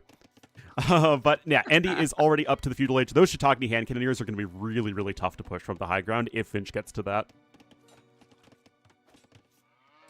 Okay. Some people is telling it much cleaner and smooth build order for Andy. Well, I would say different, but 7 fishing ships, 3 villages behind, so it's going up obviously much quicker. But that doesn't matter with Persian. Like this is a really, really, really fast and nice opening for him. Yeah, it's just very smooth. Got those fishing ships out and the quick uptime. Had Vinch had a dock in his water and also had a fast uptime, Andy would be able to react to it quite well. That isn't how it's working out, so Andy can take a bit more of a chillax approach. Get the barracks later, make sure his villagers are safely walled in here, get the gold going, and his eco's great. It's a fast castle Gulams, man. He's mining a stone. Oh, so it is. Take the resources. Yes. It's a fast castle into castle drop and Gulams. Oh my god. Will we call this a phosphorus strategy? I wouldn't call it. I will just call it it's a fast castle with fish. And then if you drop a castle now and Andy doesn't spot it, this is going to be so hard to counter. I don't know what you think about this. I mean, Gulams are good against every Feudal Age unit, so you have to be super, super careful. Now, getting yourself walled in is going to be a good start. Now, the most important thing is to identify what your opponent is doing, and Andy sees both the market and the blacksmith right there, so knows exactly what his opponent is up to, selling a bit of stone, now going over to gold, and those Gulams are going to be in the near future for sure. And now Orlu, when he see market and blacksmith and he just see that he's mining gold now, he knows that he's mining stone. I mean, otherwise, how you go up, right? And the mining camp is gonna find it. You need to go to the bottom. What you do now? I mean, Andy's not too far from going up. And the thing is, if you wall at home, and then you go knights, knights also eat the gulams or not. Yeah, Knights crush Gulams. Gulams are one of the very few spear units in AoE 2 that don't have a bonus versus cavalry. So that might throw some people off, but no, they are countered quite heavily by Knights. Yeah, I mean, you can always make some monks. Village down from Andy. There you go. Okay, couldn't save it. That's a village down. And I'm gonna try, now that nothing is happening, if the replays are working. I'm curious to see if this is working, you know? Well, since nothing is happening, I can also mention, chat, that Gulams actually would be also a Persian unique unit. In fact, the Gulams themselves were mostly slave soldiers from the culturally Persian parts of Central Asia that were adopted by the various rulers of North-South Asia. Why we need Riley when you have Ornlu, right, guys? It's what I'm here for. Okay. Oh, the replay was with sound. You were listening the sound. I didn't hear the sound. Okay, don't worry. Oh, be without sound. Okay. Rip. They rip, listen. Rip. I did. You know, I didn't listen. You know, but you listen, guys. They were listening you and me twice. You know. Oh, don't worry, man. guys. It's gonna be fixed. Let me fix it now. Anyway, the castle is happening here now. I'm not that hype anymore with that castle because Andy's only 40 seconds away from that. Yeah, I mean, and that's the thing. When you're fast castling on a land map, you can actually get a very good timing advantage, usually. When it comes to a water map, your opponent just scales out their fishing ship super fast, and then their castle age isn't actually all that much slower, and they have a better eco, so it's not... There's a reason we don't see this a ton. I don't love it in general. Okay. He did the castle, as you can see. He's now the wall. I will try to replay in another moment, guys. Don't worry. I think now I have fixed it, but we'll see. We'll see. It has to be fun because I didn't listen. You know, I was playing the replay. You were talking, and then the replay was with sound as well. So, yep, it was kind of a mess. But you know, it is what it is. Oh my God. Anyway, Gulans are coming. The scouts are there. The knights are going to be there too. Andy has a much better position, Ornlu. Because check the resources and the economy. Second town center is gonna be now in a much better position with the knights. And I mean, yes, Gulams are a great unit, but I mean, Andy obviously knows the counter to the unit and knows his ecos better, so it feels like he's not really being pressured by this whatsoever. He's just able to kind of keep doing whatever he wants with his better eco. Yeah, remember that in these woodlands, not always you can make TCs. I mean, there's some small hills, so you cannot make town centers at all. So that's complicated, that's tricky, but you have the knights. I think he should wait a little bit. With those two scouts also heal them. Would you make the light cat upgrade also if you were Andy? Like his opponent is gonna go monks, so... It's certainly something you can Light consider. cats are fine. But his eco balance isn't that well suited to it. It's a lot more vills on wood because of the fishing ship, so it might be a little bit tricky to pull off. But yeah, knights here will wall out those Gulams quite effectively, and those monks need to be a part of this army if Winchester has any hope of trying to apply pressure. Okay. Let's see. Sorry guys for the cameras. I will try to not forget all the stuff. You see all the things that I have to pay attention. Now they have been switched. Everything is perfect now. We have now the market for Andy. It's very nice to have the market. I like the market a lot, but he's still doing more and more dogs, Ornlu. He's even doing fish traps already. Not the most beautiful and efficient fish traps, you know, but okay. Yeah, nice. Andy might have to lose his BF player card with those fish traps. I don't think the Rage Forest community will be too proud of those. Yeah, they will troll him for sure. But this is now 12 Gulans. We talked that the Gulans are dying against the Knights, but not with the numbers. You have to be careful now because he's so many, and he will need more Knights there. The Monk is sending the Monk. I think this is tricky. He's gonna lose the Monk. What is he doing? He's gonna try to convert? But why to do that? You're gonna lose the Monk. You convert maybe one unit? Okay, is worth it that? I mean, it's like, okay, not terribly exciting one way or the other. That said, Gulams now have squires, so they are nice and quick. So, able to run around quite effectively. still missing most other upgrades. It's not like the knights are well upgraded themselves, but it still feels like you're not able to force a fight as Vinchester. I say that as Andy just takes a terrible fight when he has no reason to. It is true, though. Yeah, he can't force a fight, but if Andy chooses to take a bad fight, that's on him. That was a bad battle for sure.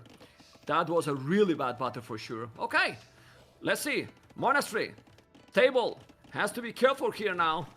He's gonna get inside. Is there a hole? No, but it's now so many Gulams. The problem for Winchester is he need to do damage, Ornlu, because he's still on one town center, while Andy has 2 TCs, and right now 18 fishing ships with fishing lines. No will nets though, but if he break inside, those guys are enough. What? This is, oh. Well, he didn't commit. I think he should go in. I don't know what you think there. Yeah, I thought he would, but he's being very cautious, does not want to lose his Gulam blob. The imams there are just walking past each other awkwardly, but okay. Yeah, Monk there gonna get sniped. And, I mean, I gotta say, ma'am, it feels like Vinch is getting a good position here, and he's not terribly far away from castle number 2.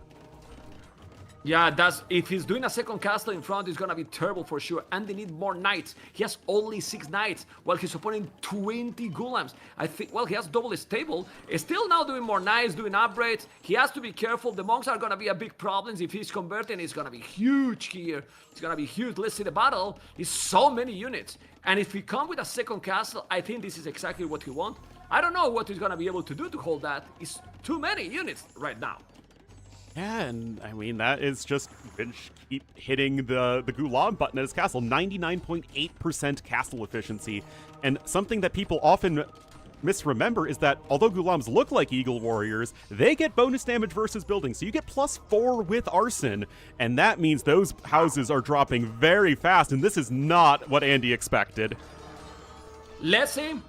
He's converting to knights. This is 2 conversions. The monks are really strong. He's not yet with the second attack upgrade, so it's not the battle you want. It's too many units. And now he's coming with a castle on the roof on the left. This is an amazing move here by Winchester, but those knights are now dealing with the Gulams. He's killing so many. I think the light guys here will be great. But I don't know, guys, because this is an insane battle by Winchester, who is probably, with this crazy aggression, take game number 2?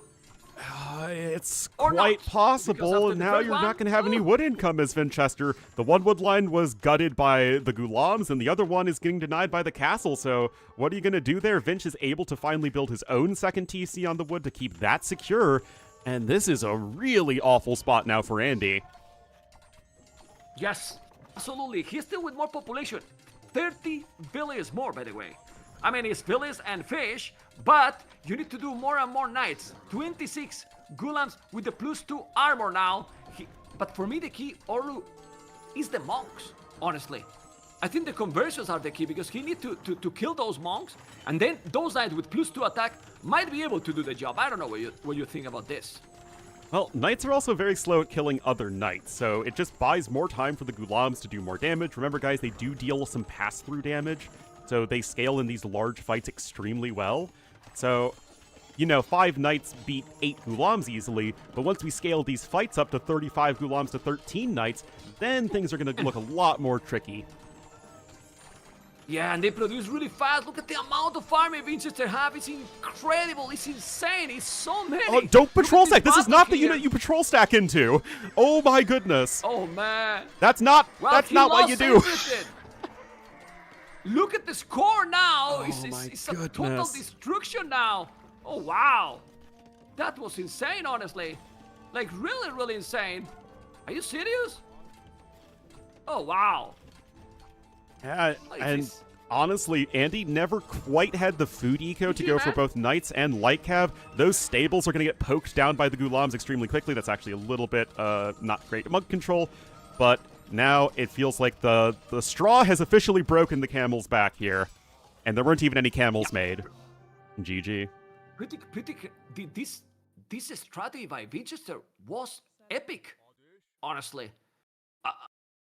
I didn't think. I mean, he was doing nice as well. Yeah, like I don't know. Seriously, I don't know. By the way, I need to practice. I need to check the replay. Tell me, guys, now if there's sound now. Is there sound? I hope not. There's no sound I don't now. know. I wasn't sure if I should talk or not during that because I wasn't sure if there was sound or not. No. You can talk. Now it's perfect, right? Good. Okay. Well, epic game number 2, but in a different way. This is what we were talking before, Orlu. Like the first game was completely different, super long, and look at this now, completely different gameplay. It was a hybrid map, but it was played like an all-in strategy by Winchester, basically. Right? It was very interesting because it's like on paper, Andy should have been able to deal with it, but obviously he didn't. Does that mean the strategy is super good, or that Andy saw it for the first time and then just didn't react to it as well as he needed to? I'm really curious to see if that sort of thing is going to be able to work again. Well, I mean, there's so many seats. There's 21 maps. Also, you think that all the players are also watching all the games?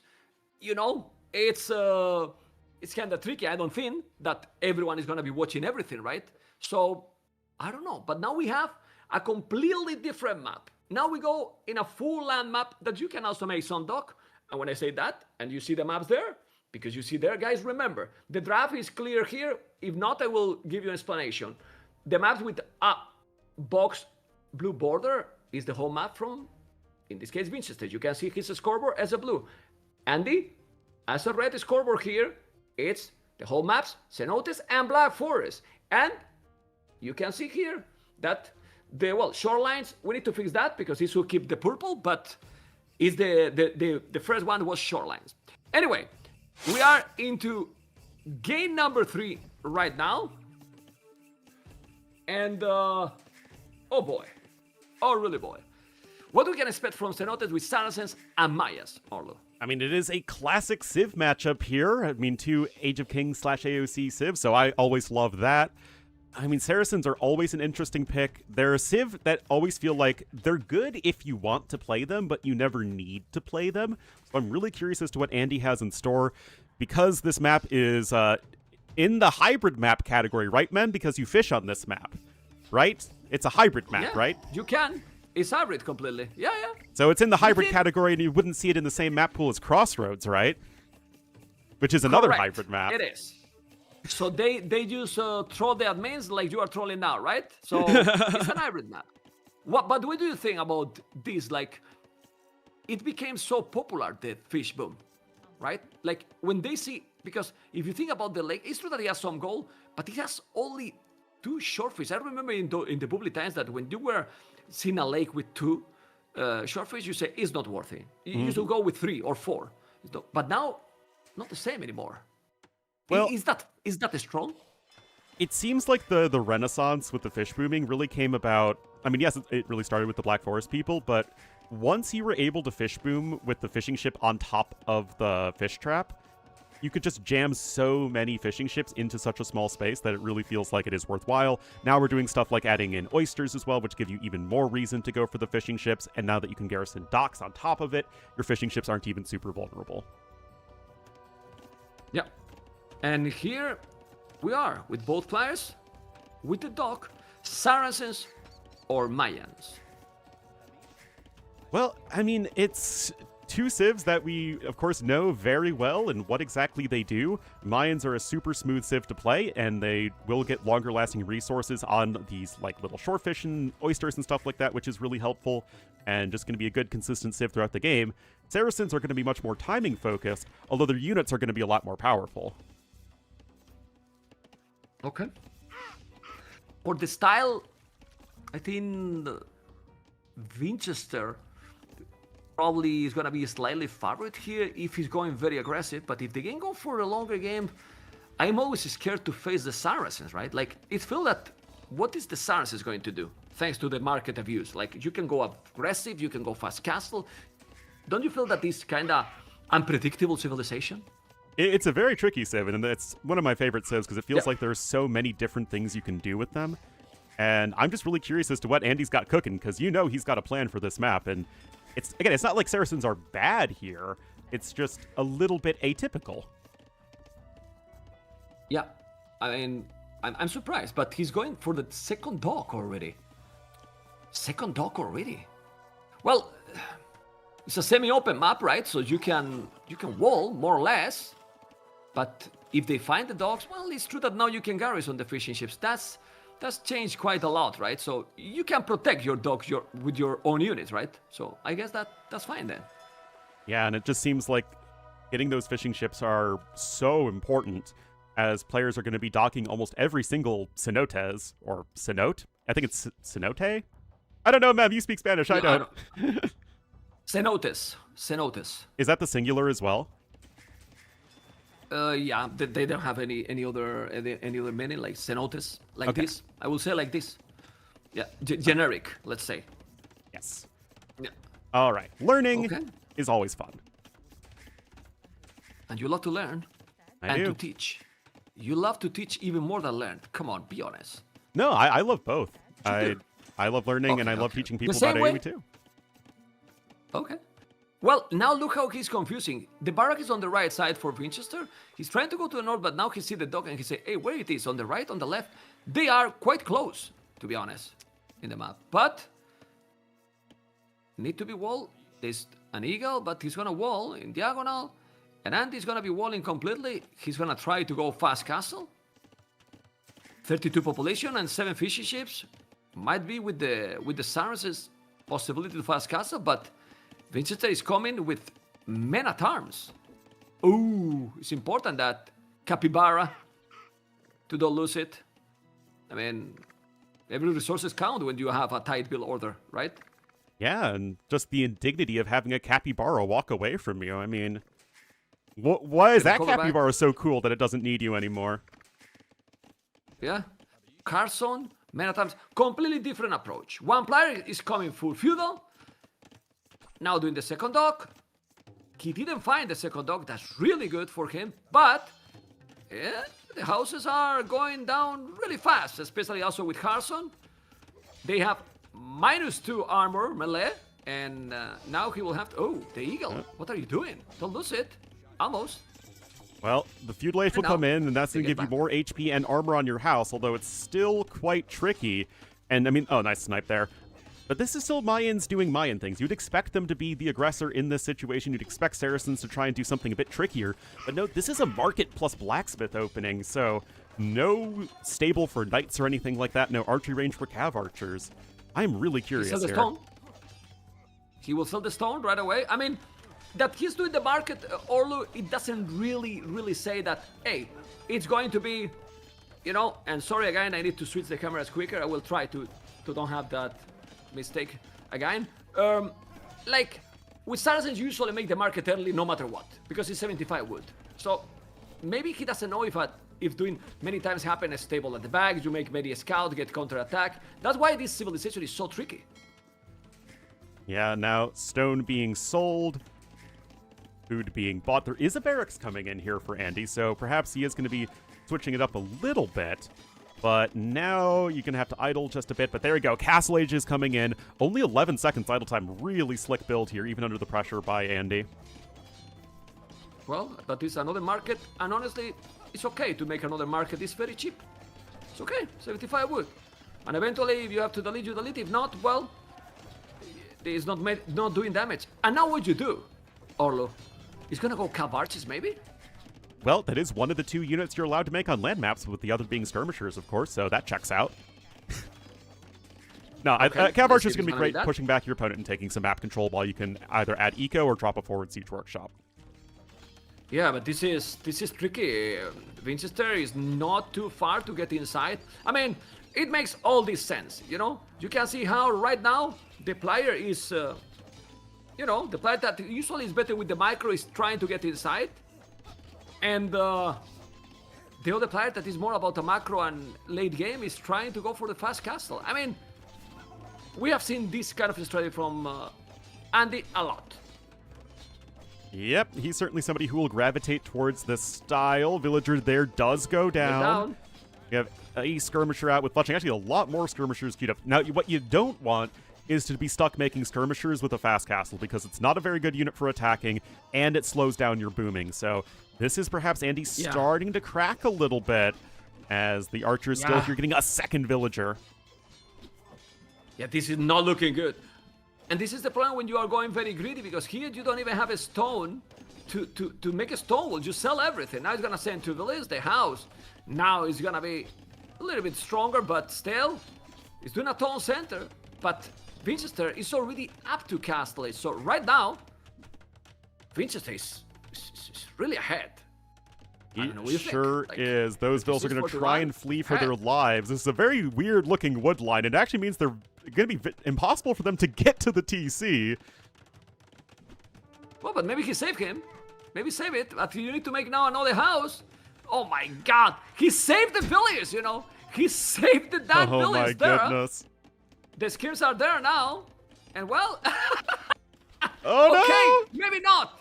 Maybe not. Villager down. The other is gonna be safe. With the skims, you need to kill now those archers. At least he's gonna save one. Crazy. But at the end, he has 2 town centers already. The elite skirmishes are there. And well, it's only 4 villages behind because he has 10 fishing ships, and doing another one. So, it is okay here. Hey, he is surviving, although the oysters are going to run out pretty soon here for Andy, so you need to make sure you have that fishing trap transition planned. It's going to be a lot of wood. 3rd TC coming in here from Andy. My man is just going fast castle boom. I mean, you got to respect that. Yeah, I mean, seriously. But what he's going to do now, Winchester? He's going to boom too, but to look at the resources in the bank. I just sent his foragers over, so yeah, he's going to buy some stone back to add at least 1 extra TC. Beyond that, he certainly still has options. But what you don't want to do as Winchester here, I feel, is just let Andy sit back and boom his Saracens, because then he'll get to late game and stomp you. So I feel like it has to be something at least a little proactive. And that's why he's doing the Siege War Shop. Siege War Shop, coming out with the archers. So definitely he's going to be attacking or trying to do the damage. Those skirmishes got only +1, but they know to kill those men at arms. He's now cleaning his base, and at the end, after all these, you know, struggling, you have 2 markets, full wall, and 3 TCs, and more villages than your opponent. So, what the hell, Ornlu? He's ahead. Yeah, he's just chilling here, was able to just get those TCs down, and really it's those fishing ships that were so huge. It just gave him the resources that you could then use at the market to buy food, to sustain Vil production. Idle TC time is pretty low considering how much pressure he's been under. That said, the archers are here, need to garrison. Dude, fishing ships, man. But to garrison. Why this happen? Yeah, but why this happen? Because he's not fighting in any other spot. How you don't... You get the alert with the attack, so... I don't know why that happens, and that you don't react. He killed twice, 2, sorry. Okay. Well, Mangonel is going to whiff that shot, but you gotta be careful as 4 skirmishers are going to bite the dust right there, and you still have very little with which to defend here. As Andy, he's going to need something more. He needs siege himself now. I agree. Needs something. The skims are going to die now. Now that TC with 9-10 villages is going to be idle completely. And we see a pause. We see a pause. I will check Discord. If there's something happening, it might be some like again. And hopefully they will continue. And who is lagging now? I mean, we can check the chat in the game, maybe. Andy's the one who paused, I think. I don't know, to be honest. I unfortunately have no idea, but Andy is 7 vills ahead, but what's going to be rough for him is the eco efficiency. Okay, looks like we are good to go. Mangonel is going to be out here in a little bit here for our blue player, but as I was saying, the issue is that his eco efficiency is worse, and Vinch, despite having fewer villagers, isn't under any pressure, so his eco is pretty good. Yeah. Okay, let's see. We have now university. You got to be careful. Uh-oh. He's taking a village. The Mangonel is coming now. Really just trying to zone off Andy from as many resources as possible while all this is going on. You cannot afford to lose your Mangonel 1-0. That would be a disaster for Andy. But we have 2 more Mangonels even queued up, and that's exactly what happened. He lost it. He lost it, and he's pushing because now the numbers are... But I have seen this many times with Andy. He go for the boom, so greedy, then not doing army. Here, because imagine if he, instead of doing this, he was doing, I don't know. He has good amount of farms, and now he can, but imagine now 1 or 2 stables. You know, Hera styles, right? Then you sneak stables at the back and you make knights. He will never spend knights here, you know? Oh, but now he's losing jeez. everything. 0 for 2 in Yeah, the Mangonel he's War losing. right now. The production is way better for Vinchester, and Andy just doesn't have anything at the moment. Yeah, he's doing now Botkin. It was all these skins without any upgrade. You can see now how the population is almost the same. Yeah, Team TC is going to go down over there. You do have stone and gold that you can take a little bit safer, but I mean, you have to start getting some almost unreasonably good Mangonel trades, and that's a start. All right, that's the first one. You need to take more. Now the Badaboon, no, is 4 Mangonels versus 1. I mean, Andy has 10 villages more, but he has okay 1 Mangonel, 3 skirmishes. His opponent 5 Mangonels already. Obviously, if you with 1 Mangonel kill 5 Mangonels, then you win the game. That's true. Yeah. I've managed to lose a game when it was 4 Mangonels to 0, so, you know, anything is possible. Oh, but it's 2-0 now with 1 Yep. Mangonel. Not bad. Not bad. But He's got a long ways to go still, but he's doing the right things. Yeah, he's doing now another Mangonel. This is gonna be tricky now. Gotta be careful. Oh boy, need to go back. He's not taking it. Now you need some Mangonel show. Oh, that was huge. That was really huge because, yeah, look. Oh, very low HP, but he shouldn't take that risk. He's doing some good micro, but yeah, he needs more Mangonels, like 3 Mangonels. Well, he doesn't have food in the bank, so is not a possibility here? I don't think so anymore. And check now resources for Vinchester. He can come with a forward castle. Would you make a forward castle now, or don't need to take the risk? I do it for a forward castle. Now you have the Mangonel advantage, force your opponent's Mangonels back with your Mangonels, and then just drop the castle. Then you're in a situation where your opponent has to try and take a fight, and the person who's trying to force a fight with Mangonels is almost always at a disadvantage. Oh, that's a boom, man. He's gonna take that one. No, he takes so many archers, but he couldn't take those. Yeah, someone is telling in the chat, and maybe, you know, like, why not redemption, right? You got good monks with Saracens, and then you can use the market as well. Like, maybe monks was a good option here. I mean, if I was doing the strategy that Andy was, I would have tried to skip the archery range and just go siege plus monks to defend while you're booming.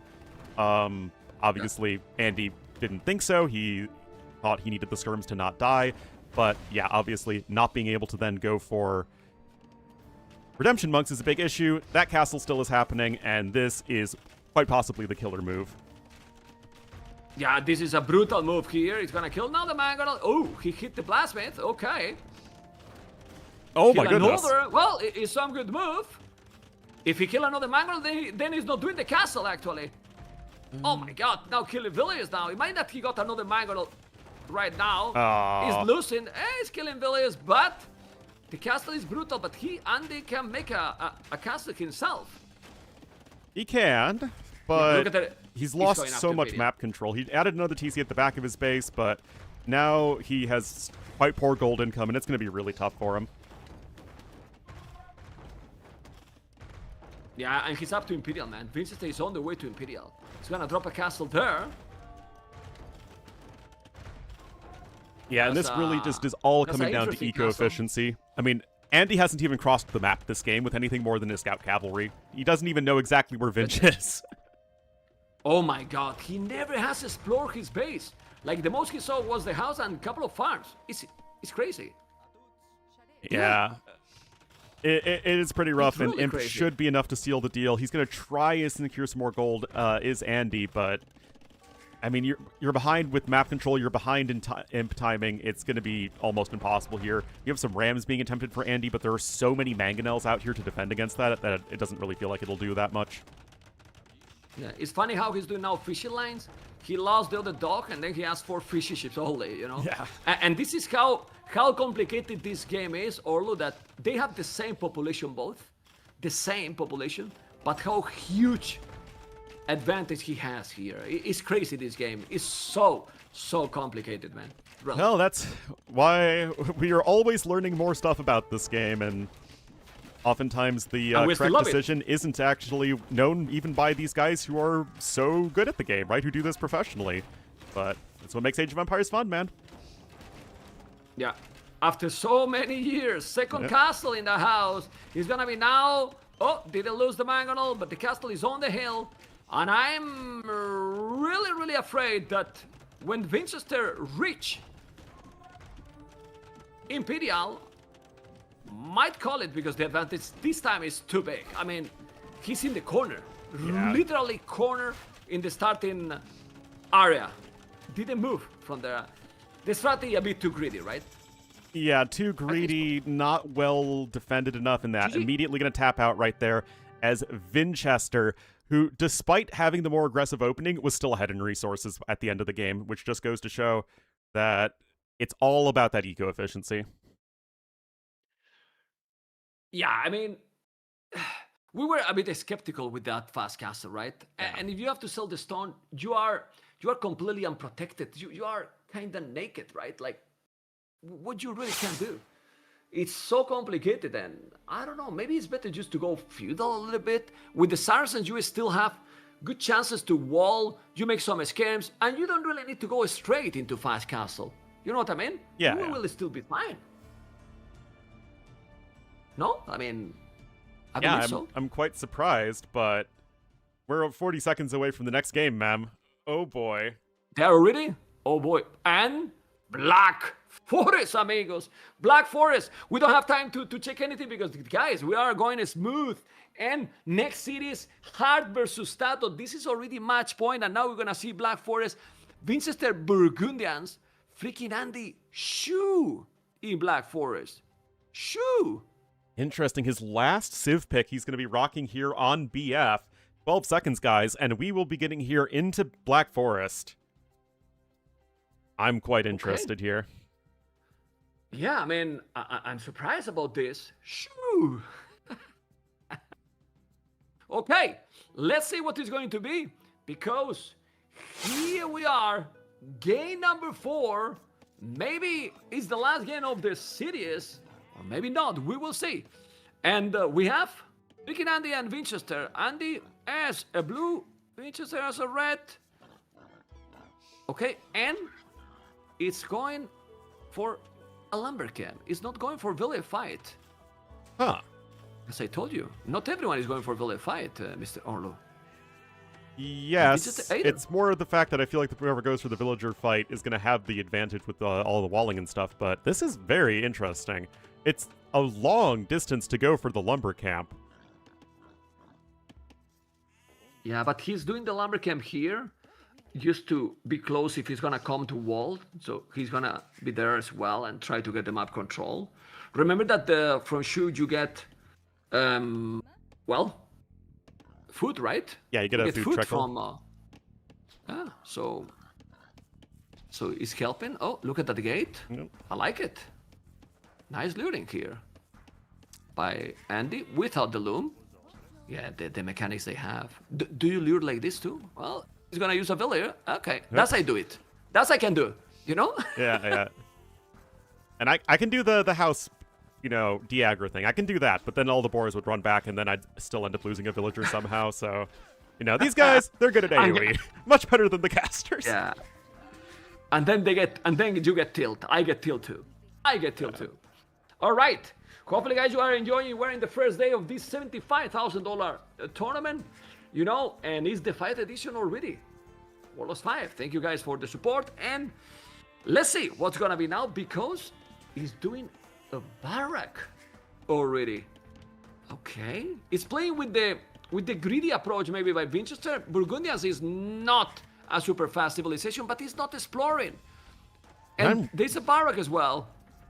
I'm really confused because you don't have double bid-axe in as Burgundians, and with a 9-ville start, you can get double bid-axe at like 13 to 14 population as Burgundians, but I guess he wanted to get the barracks out first, but I mean, this just doesn't feel great because Andy's going to get a fantastic walling position. Yeah, but you're right, and he's doing the loom. I don't think he's going to make militias. He's just the barrack just to go up, right? Well, yeah, you do need the other building. He will wall. Yep. He has the building. He did the lumber camp in the start, but A little bit of idling. Oh, actually, a lot of it of idling. Yeah. Oh, no, just didn't quite have enough food, but yeah, there he goes. Almost 1 villager worth of idle time, though, and Vinch will be going up more smoothly. Yeah, but I don't understand why this happened. I mean, you have Shu with the Lumbercan that gives you food, you got 3 extra boars, and then you are not able to have the resources. You basically has lost 1 villager now. And he's doing militias, okay. You're gonna have the map control. But I'm surprised about this matchup, because also with this position, Burgundians is better for late game. At least that Andy's preparing something that we don't know yet what it is. I mean, in general, I would say Burgundians are better in late game, but camping with traction look what treads he is did. pretty toxic. Anyway, speaking look of what he things that did, are Ornlu. toxic, oh, yep, uh-huh, Oh! And he blocked the 3 boars, man. yep. He blocked the 3 boars. That's pretty dope. As we can say, Honestly. as Andy says to Vinch, that the shoe is on the other foot. As now, Vinch is the one who's in a very uncomfortable position.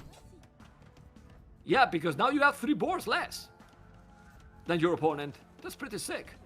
I mean, eventually you maybe take them, but it will take a while. Now he's walling. Aha! He was coming with the scout, and now he's fully wall. This is a good play by Vinch, by Andy Ornlu. Very, Yeah, very nice one, for sure. I mean, it's one thing to not go for the Vil fight, but now you've just let your opponent wall, and you're in a situation where you can be attacked and have no ability to go for your own counterattack, and that's a very uncomfortable spot to be in. Yeah, it's a very nice play there. It's a very, very, very nice play. Well, as you can see, and now, oh, I love it how that works. I feel proud now with the replay, you know? I feel proud now with the replay, you know? Yeah, it's a very nice one. Okay, Archie range now is gonna be with the stone wall in front, you know? And I like the position for Andy. I think he's now in a much better position, Ornlu. Look how he's doing the Archie range. Yeah, Amazing. and He's gonna make a tower, but surprise, the Archie range is there. I mean, it takes the archers a little while to tower. train, but this just feels like such a strange approach to me from Winchester, who is also a very good BF player. So it's not like he is super. Yeah, but he uncomfortable. doesn't play BF a lot. You know, like if I can tell you because I know them, if I can tell you how many BF games Andy has done and Winchester, I can tell you that he did a lot more. And look at this, he's doing a tower now, but so what? He's a Stonewall now. Yeah. And the archer is still producing villas, archers, and he also has a village inside. He can deny that dock, and if he want now Andy, he can also fish boom his own dock, you know, which is he's doing. So. Well, the Vils are going to boy. start punching down the archery range, but that's a lot of eco committed right there. And your Vils are idle, your opponent is able to send archers all over the place, and as you said, that dock is something that you have to be really careful about here for Winchester. Well, Andy has another 130 stone. He can, with that village, if he's not losing it, and hopefully for him he's not gonna lose it, he can make a tower in that dock with that villager. Winchester won't have a stone to counter, and if I was him, I would just make a tower with that villager so he cannot fish. Yeah. Put it 3 tiles away so fire ships can attack it, and the Hulks wouldn't be able to attack it, but yeah, I think that's exactly what you do. Yeah, but a tower there, it will make that you cannot take any fish. And he has the archers still there. I think you need to make a tower. Let's see if he's gonna make it. Yeah, he's taking those. He's playing amazing now. He's doing a house, I don't know. Now the blacksmith. 3 on foot. Obviously, you need to worry about your economy at home because now Andy is gonna be idle if he's not doing a mill. His food is not great at the moment. He has food because of the lumberjacks, but that's it. Oh boy. I mean, Vinch still only 2 seconds idle time, but he only has double bit axe, and playing Burgundians and not having all those eco upgrades is not a great feeling. Andy also ahead in the KD. Vinch is just now going over to gold, and is at least going to try and start his own fish boom. Yeah, but look at now. You said about the idle TC for Winchester. Check his foot now. Check his foot now, Ornlu. Wow. Check his foot now. Oh, man. I don't know why he sent so many Vils He's all the now way gonna to make the a villain. side instead of to the forage bushes, because, yeah, it's going to be difficult to sustain production. Oh, but Andy too. Andy's idling too as well. It's too many villas on wood. What is... 23 villages on wood for Winchester now. Well, he might fish boom a lot for sure. Okay. And now Andy will have to make a tower here, because if not, his opponent is gonna break in. All right, market. Yeah, okay, you have to be Now I don't know. cognizant of this what they as tried. Andy.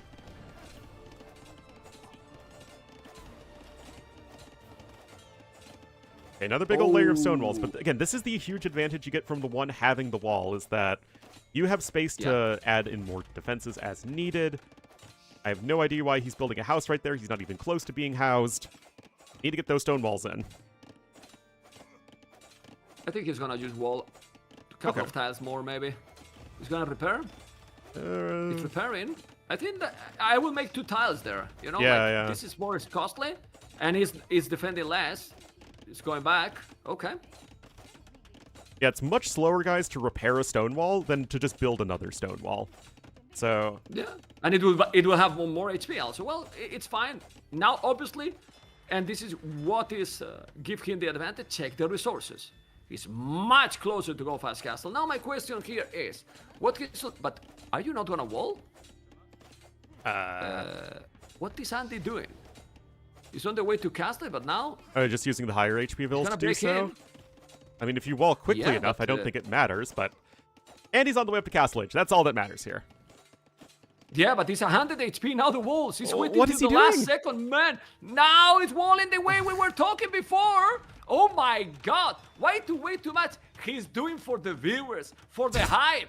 You know, he's really doing for the hype. He's under the contract, guys. The players being said, you need to create those moments for the channel, for the viewers, for the co-casters, for everyone. What do you think about that, Ornlu? Well, Oh my God. not going to finish those walls there, and Vinch is going to keep on punching away. Res Collected are still quite competitive. Bowsaw is now coming in, but Vinch's eco balance being so poor is a big issue. That said, he is going to be going for a big fish boom here, because this is fun and peak Age of Empires. Yeah, but there's one problem now. I think what Andy's gonna try, and remember, in 50 seconds, those walls are going to be almost double HP more. Maybe use the village that is inside to make siege, because if you do siege inside and kill that double dock, then Andy has the game. Yeah. And But why you he's still not have the walling? bill Just over make there another from wall, man. Vinch, but... Oh, no, he's actually starting to wall up behind here, which I really like, just to make sure that you don't have an easy exit like that. Okay, gonna lose a village at the end. He lost it. He's playing weird now. Okay, siege will come. Now the walls are going to be much stronger. Siege is coming. I don't know if he's gonna make another siege inside, but we will see. He's in Castle Age. Those walls now have a lot more HP, but not a lot more. He has to be careful. And Winchester is not even close. He's doing extra town center. Man, Andy's always greedy, man. He has this position, and instead of doing some army, he's just gonna make the siege workshop, walls, and boom. Well, the boom can work when you are this ahead into Castle Age, right? Yeah, even though the resources are looking Can decent work. for Winchester, I imagine a lot of it's wood. Indeed it is, and being ahead in wood collected usually doesn't mean all that much. It's going to take a long time for those fishing ships to pay off all of the wood that you need to invest into getting fishing ship plus fish trap. Yeah, he has 7 fishing ships, 13 is double the fish. That's right, with fishing lines as well. Okay, he's doing now war chariot. He has a mangonel. He's gonna take now the tower. We will see. He will still probably send another village, and now second town center. Obviously, Andy will catch up the boom, and will be ahead. Maybe a 2 PCs. Well, maybe Andy do more, like into fast imp or something. What is his plan? Oh, he's going to delete and go in because he's not wall. Yeah? Mangonel's It's still actually chilling not in wall the at the siege bottom. workshop, but yeah, nothing What are you that doing? would What are you really doing, Lucian? Now, stop what you. are you doing? Why you lose the war chariot? Come on, man. Yeah, just scooch back a little bit, get your mangonel out, start applying pressure to that watchtower, have a vill there to repair as needed, and it feels like you can be on your merry way. We have another dock coming in, and But the scouts are coming. yeah, The scouts are coming. It's true that there's not many spots, so if you don't... Yeah, I don't understand what Andy is doing right now. It's putting in danger all his army. His army is very expensive.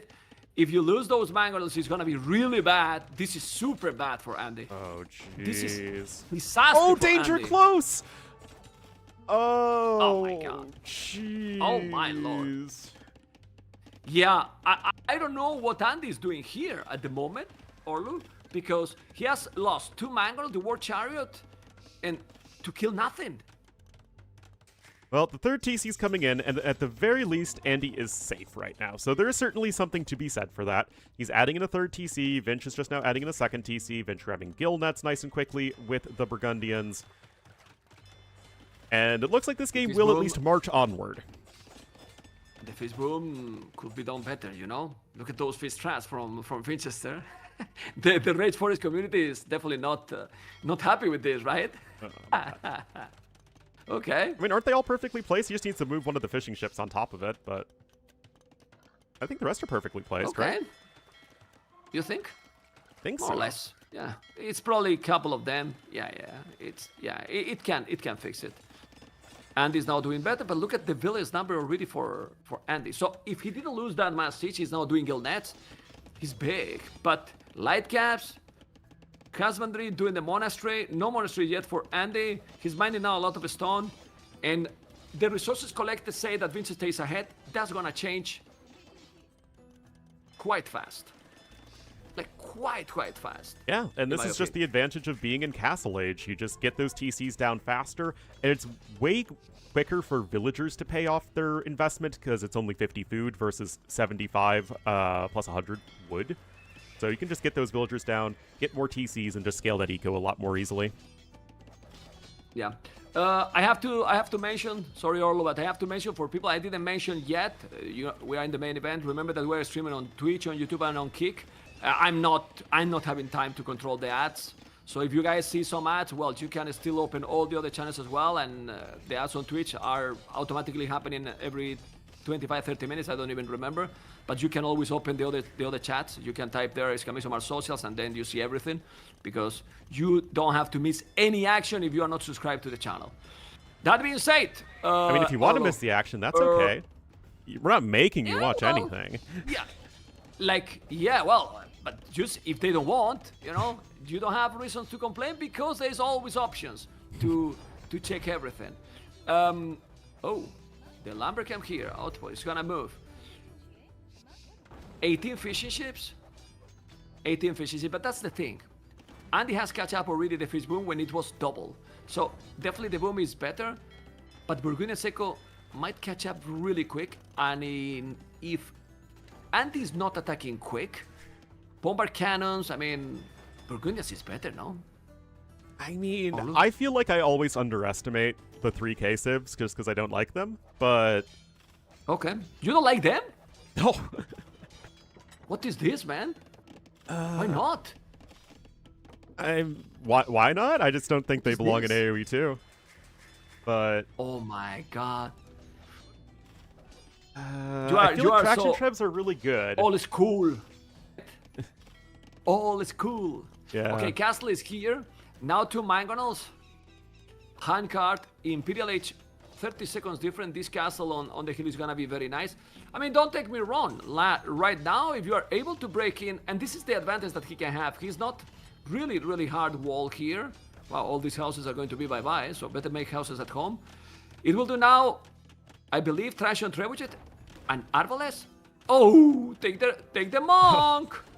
That was a good one, actually. Thankfully, relics are literally indestructible, so no matter how many rocks you fling at them, they are totally okay. Yeah, he's gonna lose that value. He never made anything inside, so he's going for the Imperial. Resources in the bank for Vincent are really good, but now let's see what's gonna happen. Remember, guys, that if Andy wins this one, we're gonna get a decider. A decider. In what map? I don't remember the maps. Oh, so good one. balanced map to All end it right. on if we end up going to a game 5. Yeah. Absolutely. Well, we have seen completely different kind of games, right? The water map, then the all-in-one strategy, then the greedy approach in the third game. Now we're watching the BF game. Also different than what we expected, right? No builder fight. It's because it's the main event, and in the main event, players are going to play maybe a little bit safer. Yeah. Oh! Nice micro. That was a nice micro. The old man's got Yeah, moves. well, the castle is there. Yeah, but you take the relic. Well, 4 relics. And with Burgundians, it matters probably even more. So Yep. it's good. For those guys, the patch has not gone through yet, so Burgundian relics are not nerfed, so they're still just as good as usual. And you can also get Burgundian vineyards later on, so your eco in the late game is a lot better for Burgundians, and you also have gunpowder. You also have skirmishers, which is better than any other unit. Yeah, pretty much. Remember that those traction trebuchets also cut the wood right away. You don't need to upgrade for Onager to do the job. Armor now, but he's still... Yeah, I see skirmishes from Winchester coming. I don't see yet anything from Andy. Well, use the siege, traction trebuchets, to take the tower and walling. So he will try to go now. What units he's going to do? Arbalest or skims himself as well? I mean, I feel like you want to go Archer's Siege, White Feather Guard as much as possible with the shoe. And Yes. the Traction Treb will take down that Okay. watchtower quickly, and you can cut through indeed with them. So, yeah, we'll have to see. But yeah, it looks like Archers for now. Yeah, he will need to do houses. The Ram is taking all the houses there. That is so many houses. It's gonna be houses soon, Andy. He's doing now houses at the back. Heavy plow, handcart, doing all the upgrades as well, like his opponent. More and more traction, trebuchet, and now he can cut, or he's not gonna cut that area. Now he need army. I mean, cutting doesn't make sense. Why, for example, Ornlu, why he's not walling in front and recover the whole wall? It's still open, and he's not walling. You know? Don't get it. You probably should do it eventually, although I can understand his APM being focused on other things for the time being. That said, just gonna be chilling here with the Traction Trebs. Traction Trebs take a very long time to get going, but you can keep them alive more easily than almost any other unit in the game. Skirms here are going to deal with the archers no problem, so you might need to switch into some speedy onagers, which is certainly an option for the shoe. But yeah, right now, skirmishers are killing stuff. Okay. Yeah, he won it now, so he did it. Now those traction trebuchets are definitely doing the job, killing the Paladin upgrade. Remember that if you do halberdiers here, you don't have even the +2 attack. Yep. It still helps, but Paladins are Paladins, Andy. So he has to be careful, Ornlu. Really careful. Yeah, he does. Now, the White Feather Guards are still a very good unit against any sort of cavalry, but you only have one castle with which to train them right now, so not good production.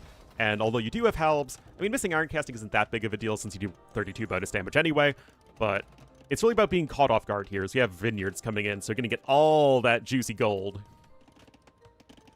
He's hosted forever. Hosted forever, doing the upgrades now. All the upgrades, Mr. Winchester. Andy as well. Oh man. What army composition you gonna prefer here then? I mean, my experience tells me Burgundians are just, you know, a very, very good late game civ, but I feel like when you get to BF and you get to these situations with the traction trebs, I just don't know how you push this ever. It feels like it's going to be so difficult. You got Bolt Magazine in as well, so you can go for more Arbalests that are very, very powerful and deal a lot of damage, especially since you don't have that final armor upgrade for the Burgundians. And I don't know, man. How on earth do you push this? Yeah, well, Siege Engineer as well. Siege Engineer as well. Well, no Siege Engineer for Burgundians. He still, Andy has only traction trebuchet. 5 Arbalests is his army. 5 Arbalests. And if he's doing now Paladins, and he's starting to do Paladins, Bomber Cannons, he has to be careful, because he will need something else, only Arbalests. And if we go to his point of view, Fog of War, he see one stable, but that was the initial stable, so he doesn't know if he's coming with Paladins. It's true that Andy is not taking any risk, so he's kind of well, and look at the stone he has now. 45 walls! Doing all the upgrades, okay? I mean, I think that Andy really is just going to try and camp this one out, and he might not be wrong. Because Paladins would crush him right now, but there just isn't a way for the Paladins to actually attack at the moment. The Onager cut is going to be huge, but that really feels like that's Vinch's best plan at this point, because Paladins would do a ton of damage right now, but if Andy gets to the point when the traction trebs are still alive, and he gets his anti-Paladin unit, it's going to be tough. Okay, let's see what's gonna happen, because it's hard to know, really. It's really, really hard to know here, but well. We will see what's going to be. Still going now with so many units on that hill. Oof, I don't know.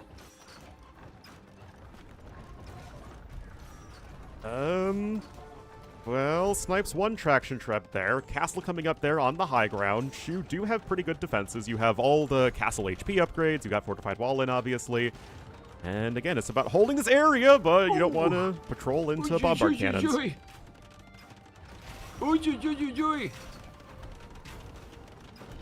Oh, traction traps are starting to get sniped. Onager trying to open up a pathway, and here come the paladins. Only missing blast furnace. And now these quick balls need to come in, and they are doing the job. Needs to be one more Onager hit at least. And there is. The castle need to be up. You need to be up. You need to make the castle. He did it. He now did it. Kill the Onager. Make it up. He won it. And they won it. And now those pallets are kind of stuck. He won it in the last second. And with those traction trebuchet, my goodness, he can probably defend the bomber cannons. And the men, all in the last second. Ornlu, what is this? 38 kills and counting on the traction trebuchets. This feels like it is going to be extremely difficult now for Vinchester. The Paladin timing didn't do anything, and now we're looking at 11 traction trebuchets. We've got Halbs, we've got Arbs, and again, I don't really know how to win this at this point if you're Vinchester. Yeah, man, 11 traction trebuchets. With all the bonus, the Halbardiers not have the attack, but this +4, and all this without doing the unique units. He still have almost 2,000 stone. 2,000 stone to make it. So, but he's gonna quit, but you see it. Onager stacking house right now. I need to keep that going. But the outposts were very good. Andy, he's from Andy. He's had these for quite some time, so he is well appraised to any sort of incoming Onager cut. And right now, so long as you don't have the Onager cut and a bunch of paladins running into your eco, it feels like this army is just not getting stopped anytime soon.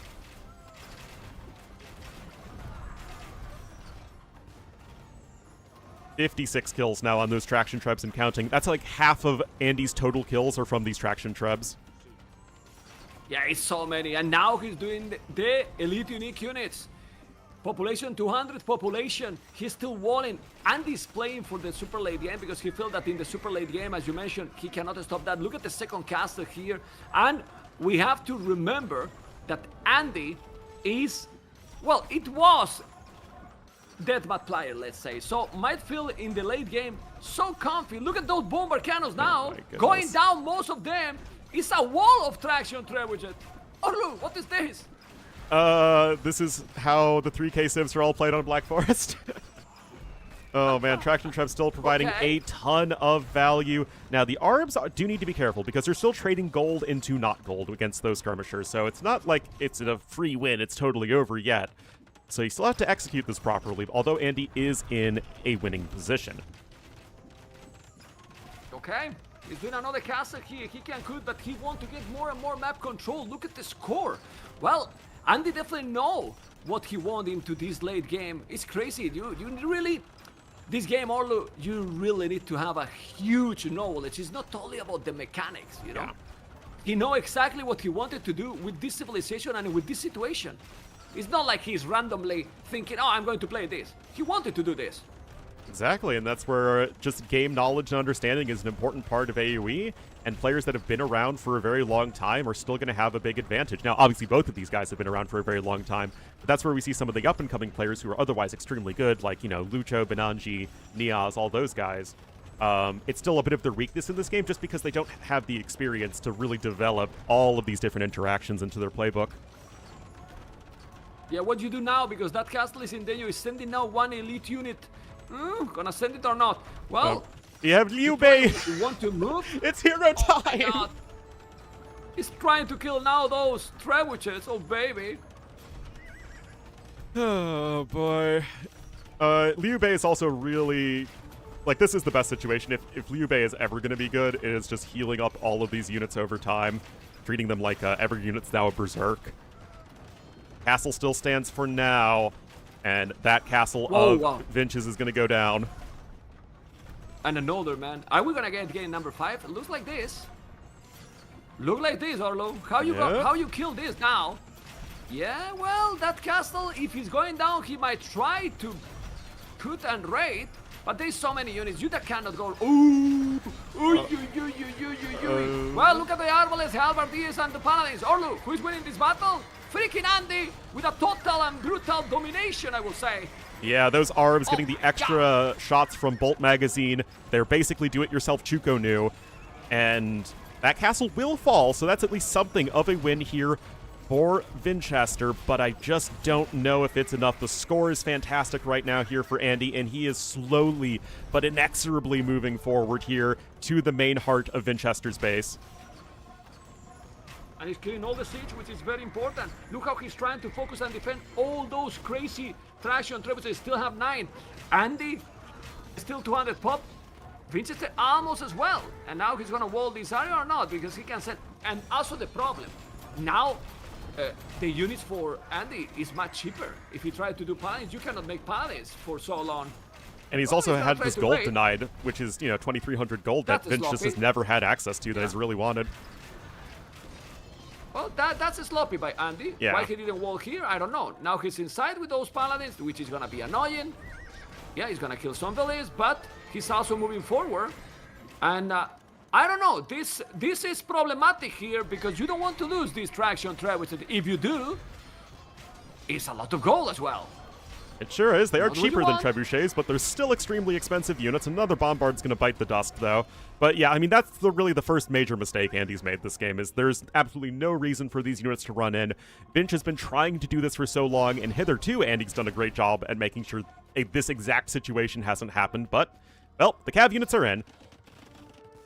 Yeah, it's fine. He will lose eventually then, but he also makes that the push is not keep going forward. Now he needs to go back a little bit. He's not walling. What is he doing? Oh, he's gonna lame the goal? Okay. Nothing is gonna happen.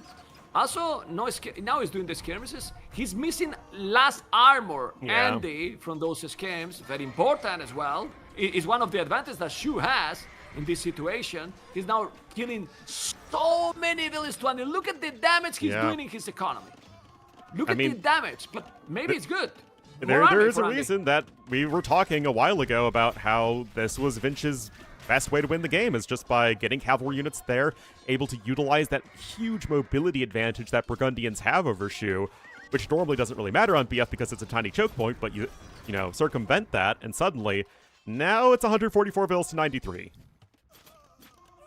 Yeah, then it's more than double the army for Andy. He's gonna keep losing more.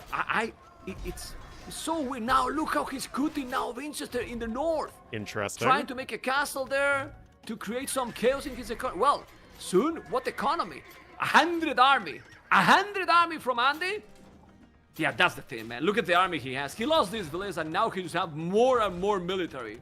Or look, how it's just such a weird situation, because the thing with traction trebs is that as a bombard cannon substitute, they're amazing. But as a trebuchet substitute, they actually leave much to be desired. You don't really blitz through enemy bases very quickly whatsoever, although ejecting the relics is nice. But now, Lochuans, what the heck? Oh my goodness. No relics, no army. 6 army, yeah, he has the castle inside, but he's gonna destroy his whole economy now. What the hell? What a game. Oh, look here with this crazy. Just look, he lost Andy 70 villages. And then he's winning even more. Yeah. Because now, he take everything. Yeah, nothing stopping this. Oh, he did lose Liu Bei, though, somewhere along the way, so that's a bit awkward. That's 1,000 resources. But, yeah, that castle's going to go down. I don't know if Finch can win this one. Oh, my God. Okay, the castle will be down. Now he's going to take the pawn from his opponent. The army numbers keep dropping. And they keep losing more and more villages. He's losing all. Another castle on the face. 144 population. But now, oh, Lu Chan in Black Forest. Ornlu. Yeah, I said that, man. Yep, there's Lu Chuan's out. I didn't see it. I'm so busy here. Man. I need vodka back. The observer. Help me. Help me. Orlu's gonna think that I'm not listening to him. I listen, but You just try and tune me out, which, to be fair, yeah. is the smart thing to do. Anyway, Andy taps out. GG. What a wild What one there, happened ma'am. in That was something. And we are going to be going to a game number 5 in our very first set of Warlords 5.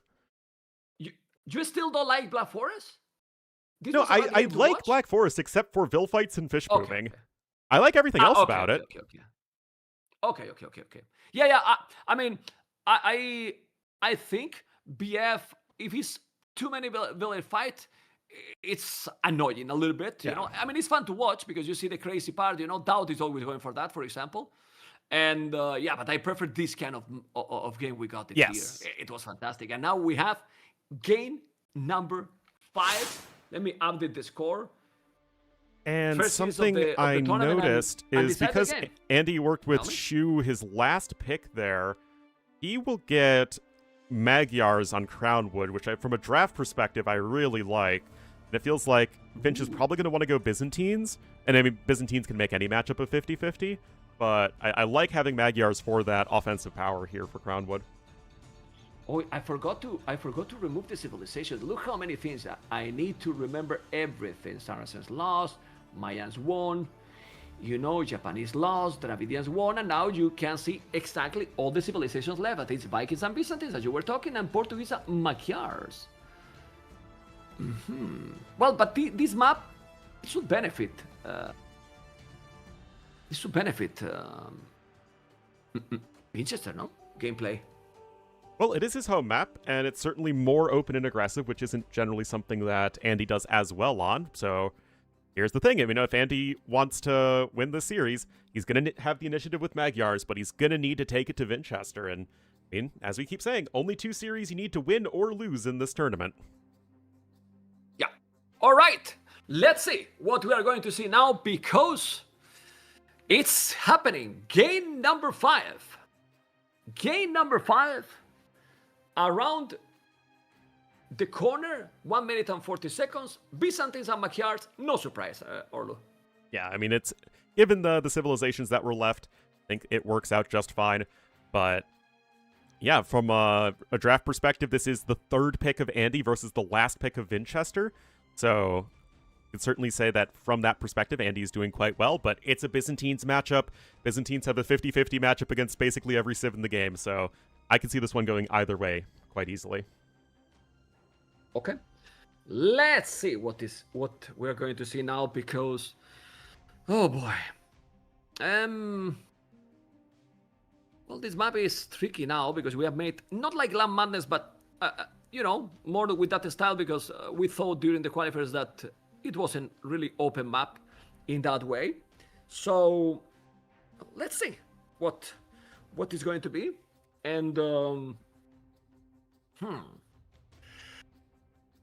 in that situation, I think Byzantines, if you just go super aggressive, would be better. Like, it's gonna be very dangerous for Magyar to make damage to Byzantines, Ornlu.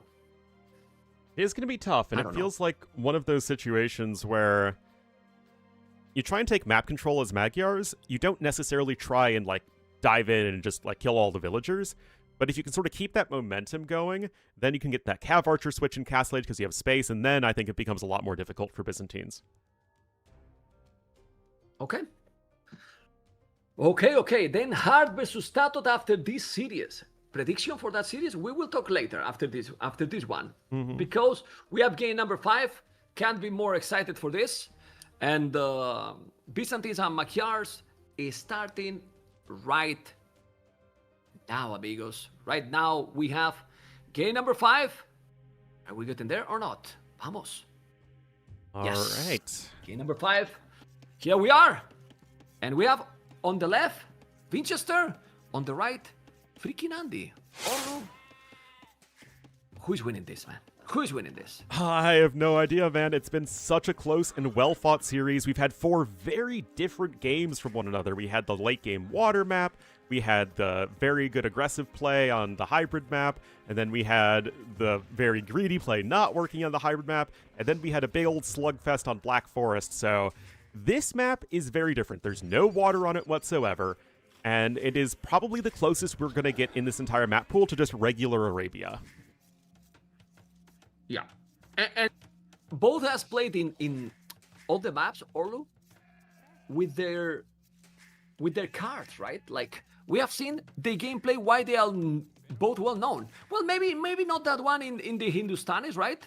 But the others we have seen Winchester going more aggressive and Andy play more for the late game. Indeed, and it's both of the games that went late. Andy was able to take it. Winchester winning the games that were more aggressive. So we could say Crownwood. That's why It could be good for Vinch. This is the open. Exactly, the open aggressive map is his home map as well. But let's see. Andy doing the mill. It's true that if you don't play now greedy here, Machiars in the early game, especially, well, even late game Machiars is amazing. Yeah. Like, the unique units, cap arches. It's a good civilization to don't be greedy. Just full army here. Well, it's interesting. Like, do you want to go full army into Byzantines, who have so many spearmen and skirmishers, most likely? Especially without a good eco-civ for an extended feudal age? I'm not sure. But, like, I think if you can try and just take map control and then get to Castle Age and get that cav archer production started sooner rather than later, I think that might be one of the better ways to set yourself up here. Yeah. Well, let's see. But, I mean, maybe, obviously, the start can be very strong. In mind, like 4-5 scout early, and then Andy can manage some damage. That's the ideal scenario, Yeah, where Machiar's gonna shine, right?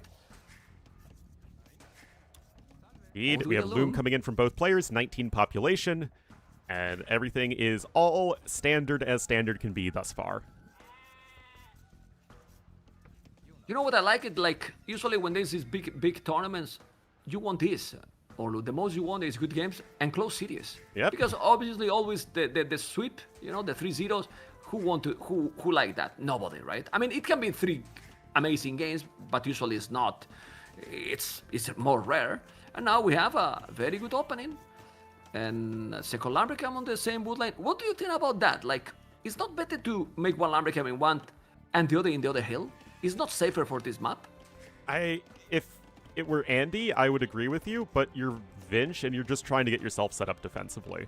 So it's going to be much easier to defend the one wood line than it is to defend the other one. So, or like both at the same time. So I feel like given the matchup and the fact that Vinch is just going to try and hold on here as Byzantines is probably good for him. Okay. Let's see. Now, Winchester, sorry, and ooh. Okay, why he's going back? Why he's not walling Winchester? He's afraid of that scout that he saw it? Don't think he should. He has the loom, so I'm surprised that he just sent it back the villain, not finish the walls. If Andy was clicked up an 18 pop, then he'd probably lose the villager, right? Because he'd be a Magyar scout and he'd be too far away from the TC. And that's why he's waiting. Look how he's there, Andy. Thinking that, but Winchester, I'm not walling.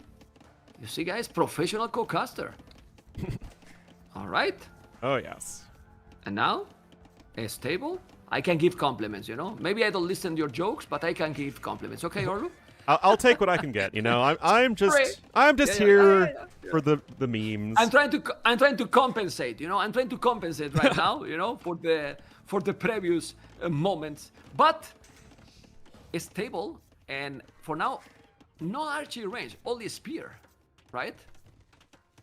You know what this reminds you of, Mem? It reminds you of MBL. Quick horse collar upgrade, walling in very early on, and then just playing defensively, like late archery range, just relying on some spearmen early on, especially against your opponent who's opening scouts. And Byzantines are one of the best civs for doing this exact style, so I feel like this could totally work out for Vinch.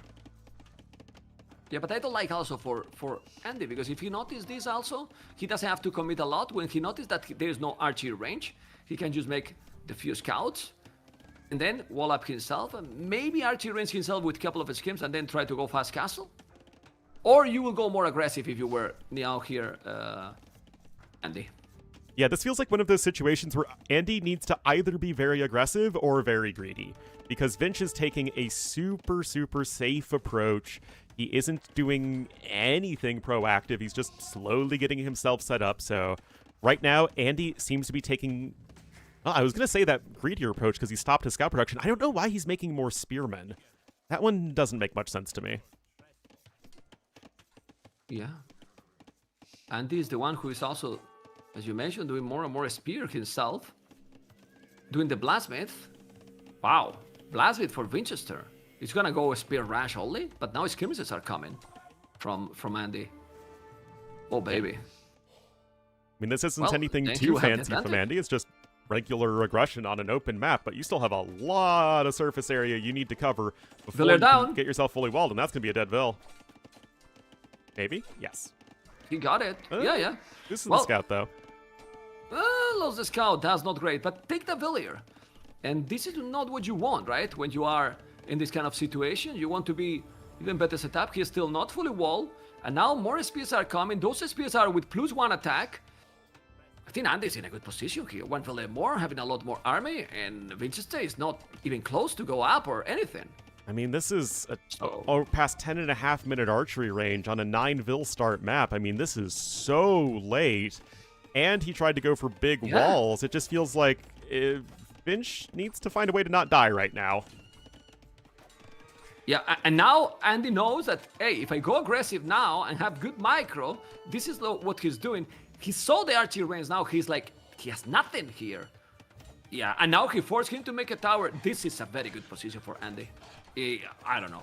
I think it's a good position. I totally agree, as that tower is necessary there for Winchester, but it doesn't stop these units from running into his base. And at least the Spearmen do have that forging upgrade. Tower is up. Of course, you're going to garrison it immediately. But it just feels so uncomfortable, and it's idling a lot of your eco, as Andy's already taking a lead in resources. Yeah, of course. Now, he's not mining gold yet. He should do now more. He has 5 scouts. He's coming with a lot of army. 12 army, 3 army. There's no army. I know he's gonna make fletching now, but look at how he's microing against the tower. And he also has 4 villages not working. So his economy is suffering. The efficiency at the bottom right corner, 56%, and is 70%, so it's better position all the time. And they now need to focus to don't get idle TC. That is happening quite often, sometimes in these kind of games. And those scouts that want to go away, okay. Horse collar now. I mean, this is and great. 15 Orlo- farms, mem, Yeah, to go on. 10. So already 50% Exactly. more farms here for Andy. And now for those people that are not really aware, doing now horse collar later is not like before, because now for those farms that you made it, you get also the bonus. So it's fine to do the horse collar now, and this is another villager down. So this is great for Andy. Well, it is a percentage, right? I think it's like Yeah. it's some sort of square function. I don't know. That's a T-West question. But you don't get all Yeah, the food, but but you do still, get at it's least not some like of the food before. back. Yeah, it's not like before, you know, Yeah. like, so doing it later is not the same thing. And now this is another villager down, which is 3 villagers already killed. And now he's mining gold. Andy is in a dreamy scenario for himself at the moment. If he's keep going with the aggression and don't get any pressure at home, he will be up to Castle Age quicker, 100%. No? I mean, Yeah, and that so. might just be the doom of Winchester in this series, because he's still not full walled. He's got 16 on wood right now, which you don't really want, and it's like, if you're slower up to Castle Age, and you're still this poorly defended, it could just be a complete disaster. He doesn't even have any stone left to add TCs. I mean, he's I mean, going to the need to hold on market for a now- while. Yeah, but the market now, what you gonna buy? You don't have a stone. He's gonna wall everything, but if you come now with, maybe now he will need fletching for the, well, it's 2 skirms only. No, he's gonna go in with the scout. He's just gonna create some kills, not so many spear. No, what do you do? Well, killing a skirm? But I think he will go in, or not. Yeah, go in and disturb. No, it's been a little bit chicken, I will say. Yeah, you chicken, probably man. could try and take that fight. That said, there are a lot of spearmen for not that many skirmishers, so I don't really blame him. It's a very important game number 5 here for him. Blacksmith Yes. coming in. If you just want to take it to Castle Age, I'm not really going to complain too much here for Andy. Yeah, but look at Winchester. He sell everything now. Sell 300 wood and trying to get up to Castle Age with the Byzantines. Now he's gonna go in. Yeah, but this is the thing. Now you go in through the town center. Then I don't get it. Then why you didn't go in before and now you go in? Well, the spearmen aren't nearby. I mean, there was one spearman, No. but at least you get another villager, and the scouts are still running around. So, I mean, like, I understand why he did it right there, although Okay. now the scouts are going to be stuck. And both players are going to Castle Age almost the same time. But the scouts is still inside, gonna kill more villages. This is still really good position. Yes, it is. Both players going up to Castle Edge. The position with 5 villages more and similar army is still better for Andy, but you really need to be careful because Byzantines is one of those civilizations that can stand up for this situation. Or not. Oh yeah, I mean, if there's any civ that can just bide its time and hang in there and eventually win the game, it's going to be Byzantines. That said, Andy is in a rough spot because Vinch is in a rough spot because what Andy has been able to do is assert so much map control that his eco's a lot better, and he's going to have the freest switch into Cav Archers he could ever ask for. Not even full-walled, no problems at all. Okay, the good thing, he see the second stable, so he knows he's going to go camels. Shall he be afraid about the camels approach here? Well, it's only one kill stable another for now, player. unless I'm missing one. I think there's only one stable. Oh, yeah, wait. Yeah, no, who did the stable is blue. Yeah. Well, it's the first stable, you're right. But still. Still, he it is something to spam keep camels in very mind. cheap. Yeah. For sure. Yeah. He take another villager. Yeah, he never made a stable, man. And now, another? No. Oh, man, he's just going directly to the lower HP villager. Okay. Beautiful. But now those scouts are bye-bye. Is worth it this?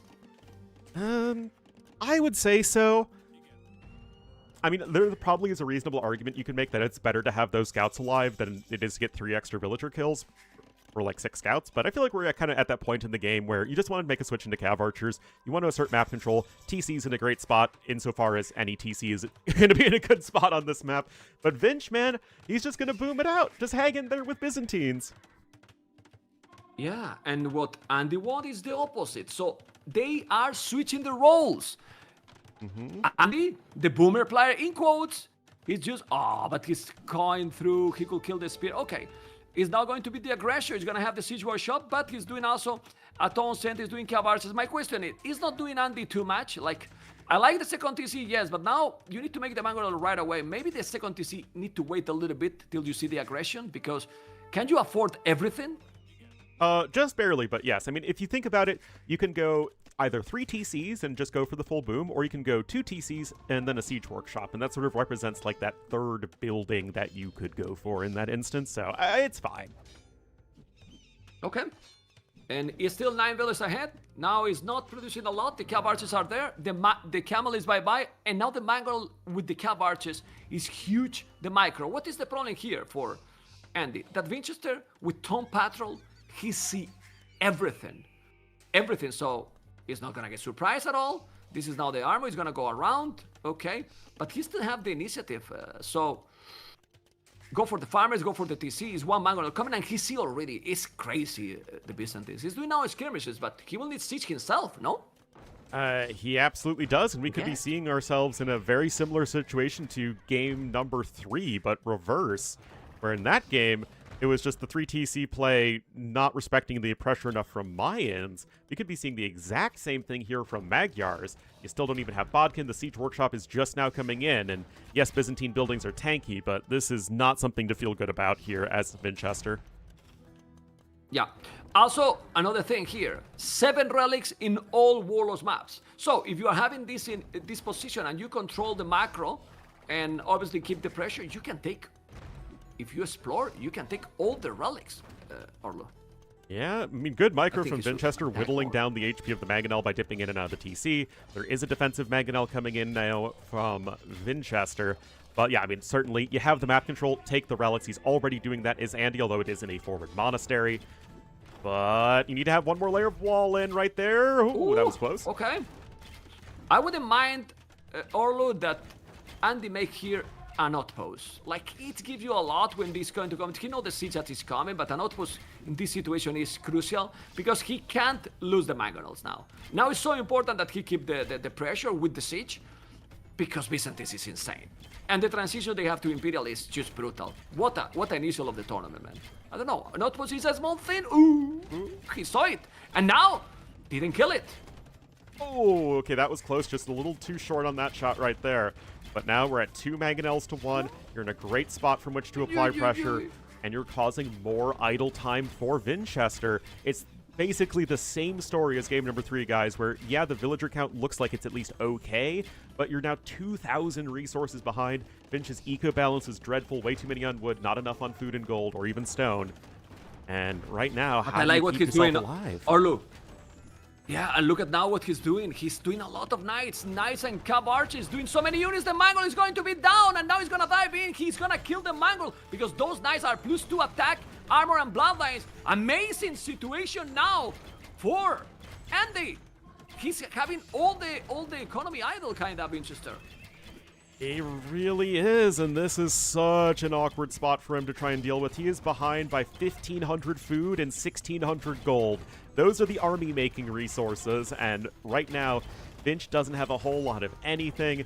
You have 4 mangonels to not quite 1, and this forward push, the 2 TC pressure, looking fantastic.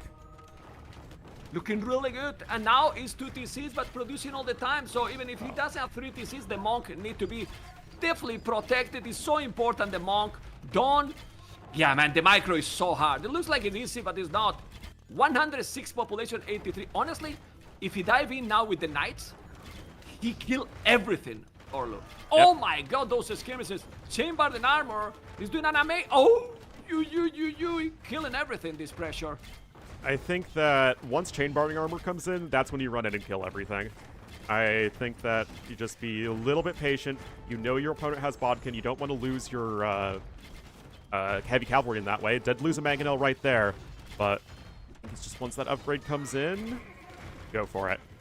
Let me check the cameras to see if Andy is Andy and Winchester they didn't switch. No, they're there. Because Andy usually don't play this aggressive, but he's adapting to the map. He maybe learned from Cenotes, and he's playing so aggro, but now, don't lose the mangonels, man. There is a monk, but he can send all the army. He needs to send all the army. He converted a knight, but if he send all the knights now, he's gonna take everything. Beautiful attack round. There's a monk that is gonna go down. Oh my god. Is it enough, though? You're still losing stuff as Winchester and Andy with the knights now fully upgraded, charging right in like I was suggesting, and now the skirmishers are having a bad day, and Vinch is losing everything, guys. And Andy, the underdog in this set, is looking like he's going to take the first set of Warlords. Yeah, look at this. And remember that now he get the seeding for his opponent, so now Andy will be seed number 8, Winchester 12. So this is so important for the next round as well. Depend who you are facing, but he's winning the opening match. Look at the village number. Look at the village number. He almost take down the one. Ooh, the micro, but the knights is inside. Population difference is still big, really big. So many cav archers now with ballistic, and the wood on the left. Ornlu, it's gone. It's really gone. With 2 relics only, but it's still... Yeah, it's so complicated. If he moves to the wood in the north, it's gonna take everything. You can convert the knight. Is he converting the knight or not? Ooh, he lost a mangonel. Oh, so but greedy. He's still killing so many villages, man. I mean, good mangonel shots for Winchester, but this is getting to be a numbers game at this point, and the eco efficiency is just not there. The army development just isn't there, and you could certainly say that Vinch was playing way too greedy in this game and got punished for it very effectively by Andy. 89 villas, 58. I mean, he's losing some army, Andy, because he's now going all in. Like, all in. He converted a couple of knights, but still, check the population. Byzantines are great, but this is already too much. And 3 relics. He's having 3 relics. He could take even more. You know? Wow. Whoa. He needs to move now with the cav archers. I'm only missing that Andy is moving from the flanks, you know, with the cav archers. Try to find more wood lines. He see that the wood on the left is gone. You need to try to find the other wood line. I mean, why not? You have. Okay, but he's not doing more cav archers. I think that's a mistake, no? He could spam cav archers now. Well, the cav archers don't really run into the TCs as like the knights can. I will say that given the circumstances, Vinch is playing extremely well. He's actually well ahead in terms of resources destroyed, so he's taking good fights. The issue is, of course, that he's got so many fewer resources that it doesn't even matter. Ooh. But now Devotion's going to be in too. Yeah, Devotion. Look at the knights now going for the wood line. He's going to send the cav archers. The cav archers, those 4 cav archers can kill, but don't go to the TC. Might take the wood line. It's so complicated. Winchester is up the very limit. He knows Ooh, the monk going down. He killed another. Aye, aye, aye. Gonna take now. So it's open. It's open the wood line. It's open the wood line. Aye, aye, aye. And you will have no more safe wood income at this point as Vinchester, as Andy pouncing right here. You don't really care about one conversion. You've got plenty of monks here in the back just to convert them right on back. This will be another Mangonel down, and this is not the start that Vinchester was looking for in Warlords 5. Well, check the population. 58 population, 127 killing now so many villages. This is the game. This is total destruction. He's taking absolutely everything now, and still, whoa, whoa, whoa, whoa, taking the game, Ornlu, taking the game. Crazy. Absolutely fantastic, calculated aggression from Andy, just getting the damage done in Feudal Age, having the proper transition to Castle Age, and then just putting the throttle on when he needed to. Fantastic, close-fought series, and what a joy to start off this tournament. Well, very happy. He's very, very happy. You could see, guys, the reaction there. Let's see, guys, if I now manage to how to make the interview, because this is gonna be something else. I need to check everything here. Well, when Andy joined I have to join to another channel. I will be back to you in, well, no, maybe he can come here to the casting booth. I will tell to GBR to move Andy to the casting booth, and then we will start with the interview. But Ornlu, did you expect this series? I expected, honestly, I don't know. I expected that Vinchester would take this one. I was thinking like 3-1 Vinchester, but Andy absolutely has it in him to turn up when he needs to, and he absolutely did. It's going to be tough for him to get out of the group still, as there are no easy walkovers. He'll likely be running into Yo, so that would be tough. So we'll have to see how far he can make it. Yeah, I think okay. Yes. I Andy's here, so I'm going to go to interview him. I'm going to go to the interview and be right back to you, Ornlu. Let's see, because I think Andy, congratulations, man. Hello, thank you.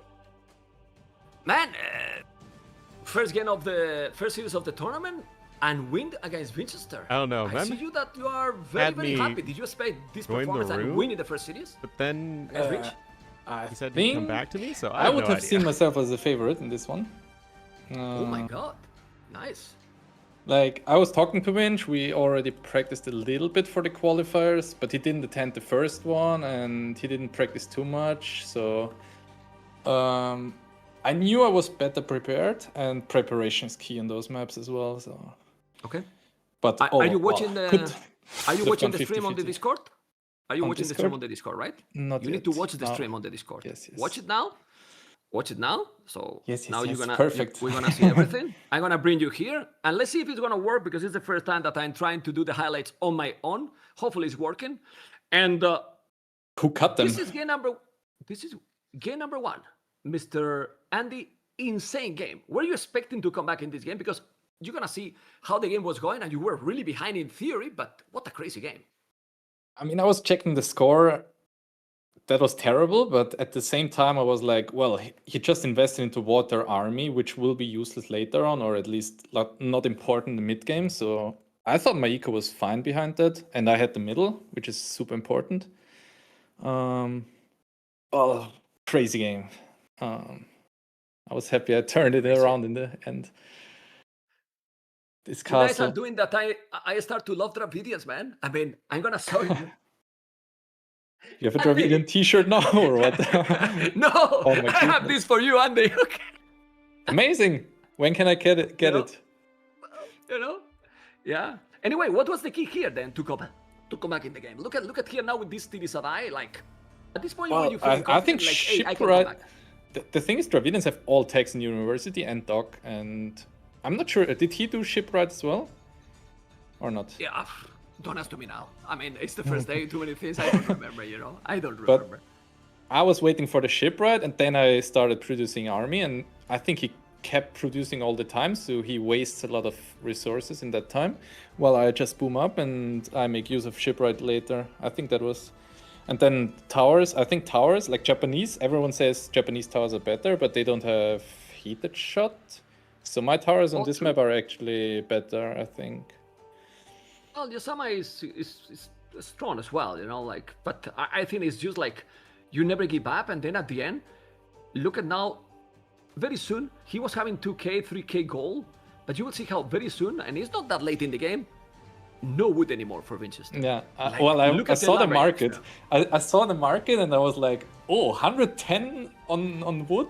I'm not gonna sell my wood. I'll just let him sell all his gold, like buy all the wood. So Okay. I kind of knew that he was only having gold and not having wood, but what insane start in the game. Okay. Did you expect this strategy in this game? Because you were with a very clean build order here, with a very clean up. You're gonna see very soon, and you will see also. But then he started to minus 20. Tell me about your thought about this game. Well, when I saw his uptime, I knew it was gonna be FC, and I expected Gulam. Like the moment I saw the market, I knew it was gonna be Gulam. I think I'm in a fine spot. I'm just not like I don't know which unit I'm gonna do. Probably, maybe even long swordsman with Persia is better there than knights. Yeah. Or Yeah. maybe it's scorpions. I don't know. I think the strategy shouldn't work. Like as you see, I'm still 13 wills ahead all The game. videos that I'm I 1k sync? resources ahead all game. Oh yeah, that's because Even I'm. more. You're Look at hearing the this. Discord. Yeah, Look at audio, now, 4k resources more. but Okay, I'm gonna make a pause. you're because watching the look at now stream. this professional afraid. channel. We can make even posts and highlights. Thank you for the rate. We got a huge rate from Dave. Hopefully, Dave viewers have enjoyed a lot. We have to say thank you for people to supporting the channel.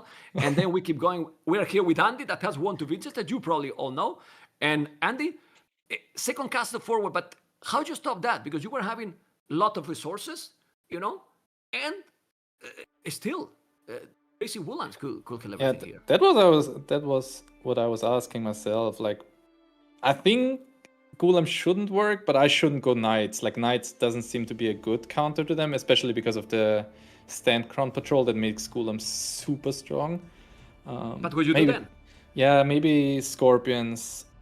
Just mixing in 5 scorpions, and I think I'm fine. Maybe. I mean, I think even if the Gulans looks too strong, I feel the monks are the key. He also got some conversions to you. Then he gave those knights and then the monks not being able to really kill. If you could clean the monks, probably you can clean the Gulams at some point. You have having the +2. Well, and here, this is okay. Sorry, An tell me Andy about the game. Gulans and then we move into this game. An Andy game, exactly. Trademark. Go on. The last game, maybe I should just trade the Gulams right away. Like always trade, even 2 knights against 4 Gulams, and so he can't get a mass. And that's maybe the key. And here, Almayans was his second pick, I think. Super solid save on almost all the maps. I was surprised he got in so fast all the time. I was talking with all like, why to play greedy? Why to don't play, since you have the Saracens and you have the market, you will have to support your economy. Why to don't play like in the last game? Do some army, and you will still have a competitive castle each time, probably. Well, I can go archers, and then I'm playing archers against archers. Mayan have cheaper archer, Mayan have the better eco behind, so I'm not sure if that's the best maybe, play. But maybe you are up quicker with the market. I don't know. You know, I don't know. But true. this game was kind of over from the start. We can move into the next one, right? Well, You don't my want to see pop this is one, not right? that bad. 62 No. to- Your pop was good all the time. Yeah, but how do you stop these mangols? Well, the first 2 mangonels I lost because my game froze for a second. Like, I hate to play against Winchester ECCM Yo because it's 200 ping, right? It's same for both, but I am really bad at handling that. And well, the first 2 mangonels I think I lost because my game froze for a little second, and that just snowballs, right? I can never get back to mangonel mass, and that's tricky then. Okay. Well, But, that that was a really solid game by kind of- him. Very, very well played by him Yeah, there. yeah. And now he put the castle forward here, and yeah, at that point the game it's pretty over. Then you were feeling okay here. Still, we have Black Forest. Do you feel comfortable with Black Forest? I really want to talk about the Black Forest game a lot. You know. Well, I feel comfortable on Black Forest, and I knew I had a good civ on the open map, so I thought I could win that set for sure. Okay. Who is making the highlights? Are you making them yourself during like or? I'm doing myself with Akame. So I make all these highlights with I have some set up something. When there's some good moments, I click it. Then I send the record directly to Google Drive to my guy, to Akame, and then he put them all together. Professional. Yes. Black Forest. Black Forest. Crazy game again. The whole series tell me was. about it. Yeah. Well, I saw he didn't take the boars, so I was like, oh, let's sneak a Will in there. That was fun, actually, that I could trap him. Guess he didn't expect that. I mean, this is very nice because he don't take the boars as well. I was thinking that maybe you could make with that village maybe a tower on that dock, and then he cannot even fish. Like, I don't know, to deny it, but you were more, I don't know. Well, here it was so annoying. I was telling there, I have made a contract with Andy. He has to make all this to suffer, to create the hype. Why not to make here the 2 tiles? I mean, what happened? This it. Well, I know he has 4 villages there, so if I'm always going back and just send 4 villages myself, I'm like even, so I think I'm fine. I'm surprised I was behind in res. I thought I had a better boom with Shu, but this was like terrible. I never expect him to go scouts there. I think that also delayed his im time, which might not have been great. That was fun with the relic. Yeah, and then try to stop the traction trebuchet, right? Well, the thing is, I cut a good spot there where the hill was. Like, I knew there was a hill, so I cut myself the position to drop a castle later on. And the second castle kind of like gives me so much pressure there. You see, the hill is like in the wood line. Yeah. Do you feel like Shu is better in Imperial than Burgundians? Oh, maybe. I don't know. Like, Burgundians is super. Like, as soon as there is no gold, I think I would lose. But as long as I still have a little bit of gold and have my traction traps alive, I'm fine. I think he had to do a sneaky cut first and not cutting where I'm actually fighting. Like, the first cut of him should be a sneaky cut on the sides, even if it takes longer, but he can't show me the first cut because then I'm super well prepared on. But don't teach your opponents, Andy. You are teaching the opponents. Anyway, you will see very soon that when you let that gap open because he's killing now your castle, just look at the Echo KD. You are on a 815.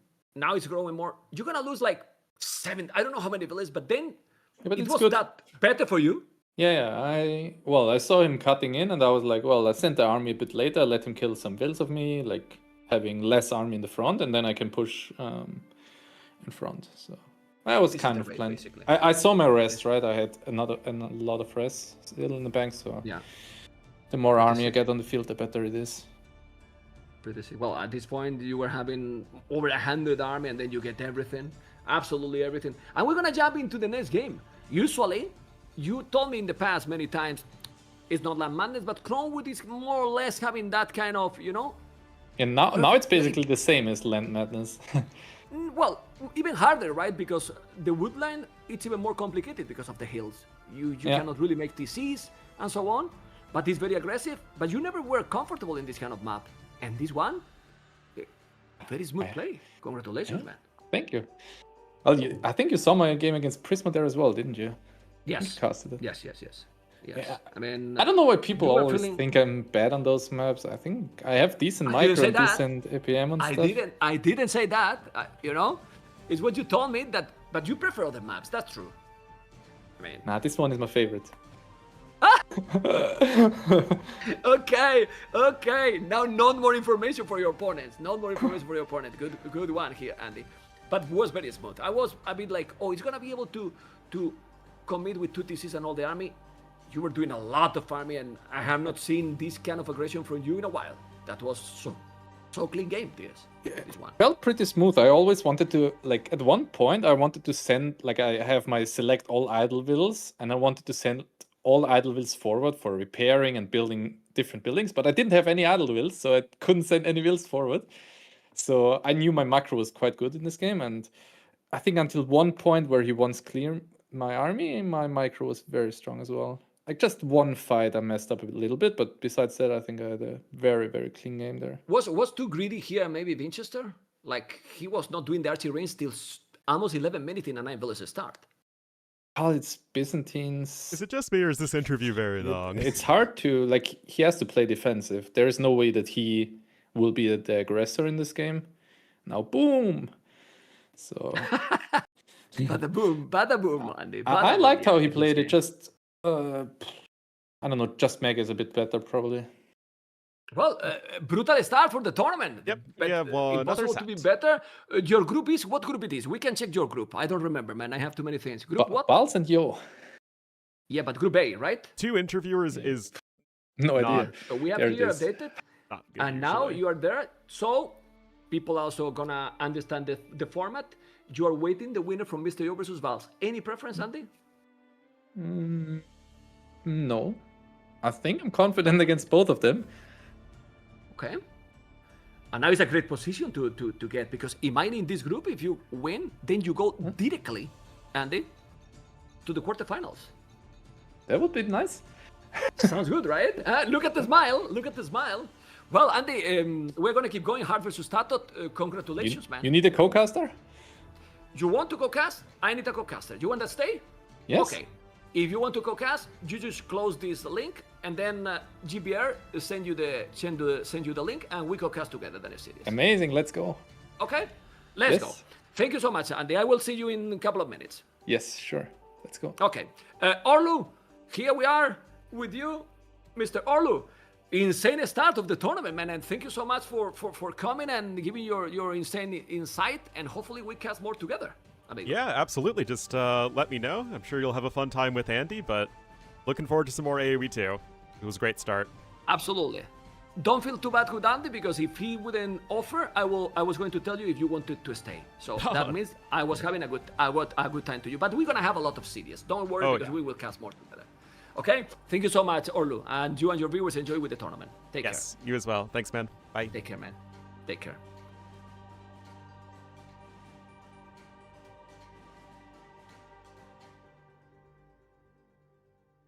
All right.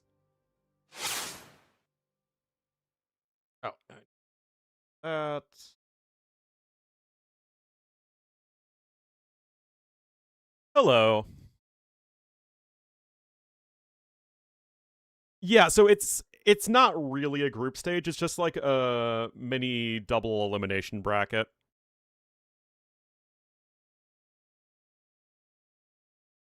So it's not possible to have any tiebreakers. Some streamer chat privacy. Oh yeah.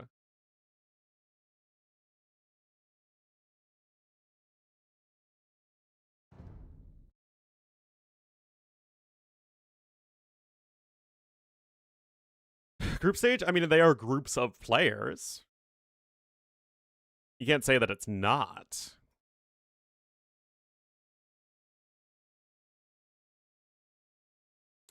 Tato and Heart is next, which should be very, very good.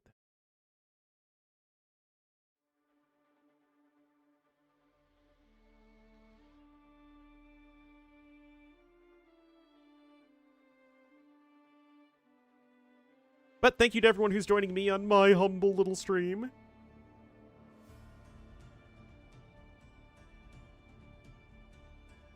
No, well, in the group stage, everyone should play everybody, whereas in the double elimination bracket, you might have players not play each other.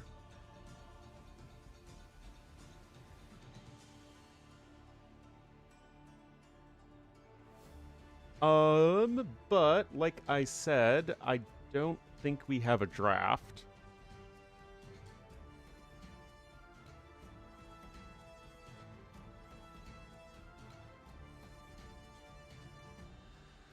But round robin, it's much more straightforward.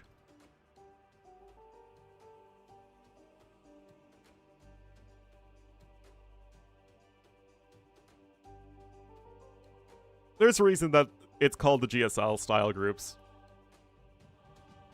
Well, thank you. I do my best. That said, I really need to take a quick break, guys. I haven't gotten up in 3 hours, so need to go do that. Give me a moment. Be right back.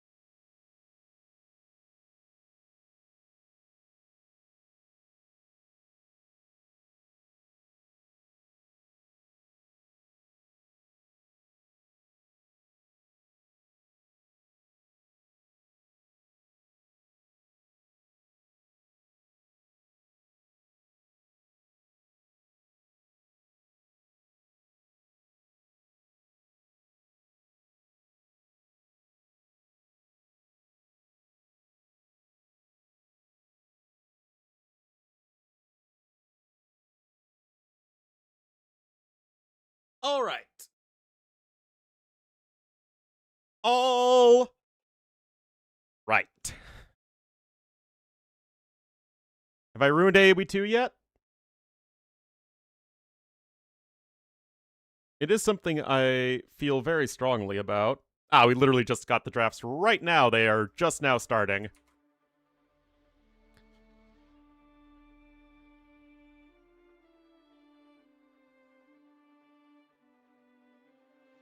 Woo!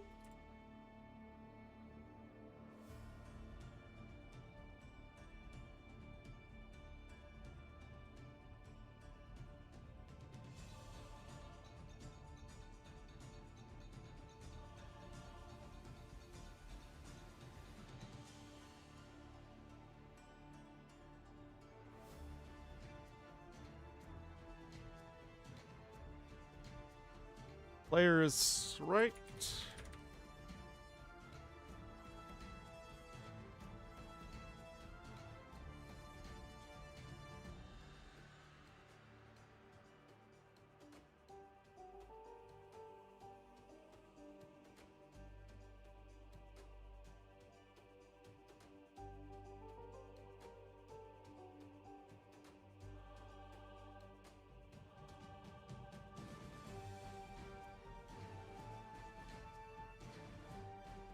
Alrighty. Perfecto. Oh, we got lots of watery glub glub maps. We're going to be starting on Morass, or Morass, whichever you feel like.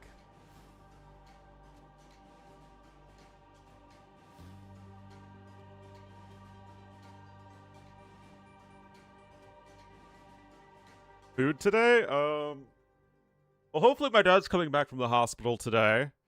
He was supposed to yesterday, but just things got delayed too much.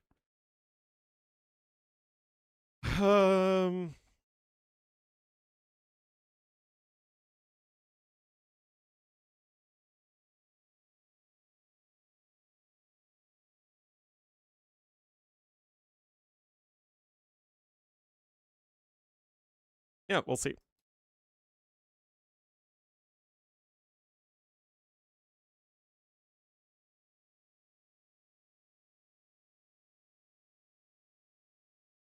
Morass and the Border Speed are super snowbally. They sure are.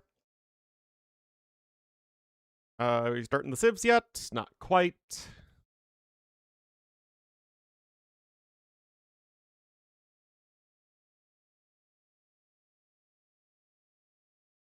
That the kids today are no good, are they not?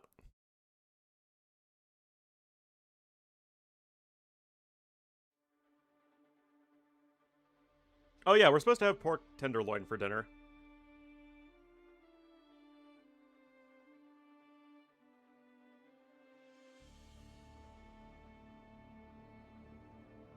Oh my goodness.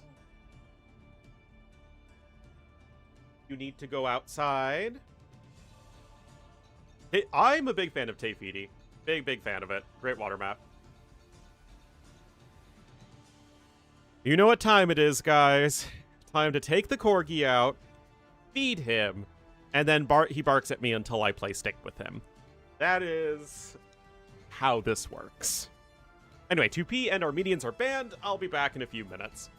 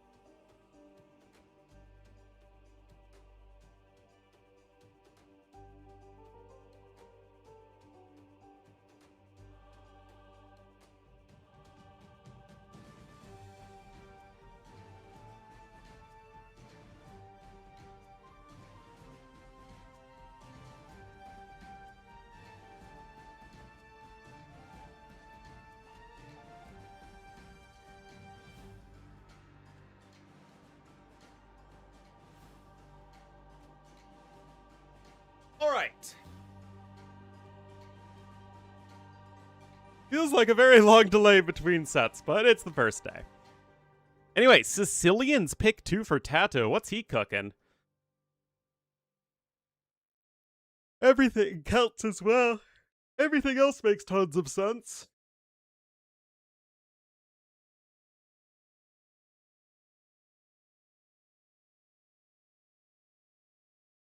I am ready. First series was really great, so glad Mem and I were able to get a good one together.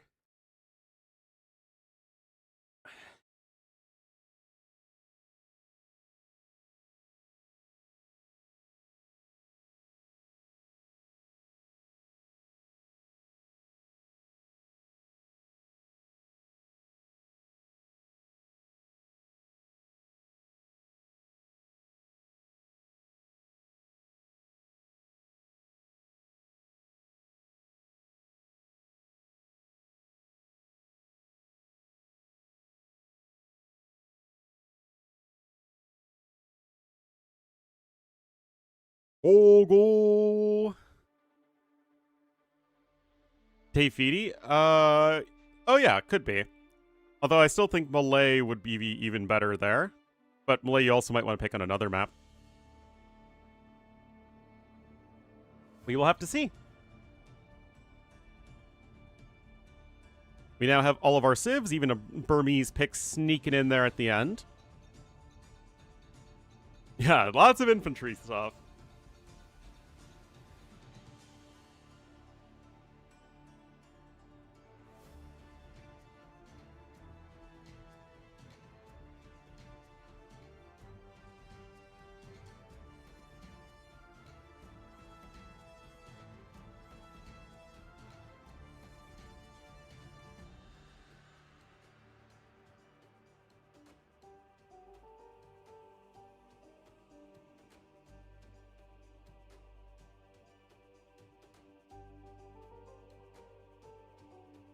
Uh-huh. Tefiti? Absolutely.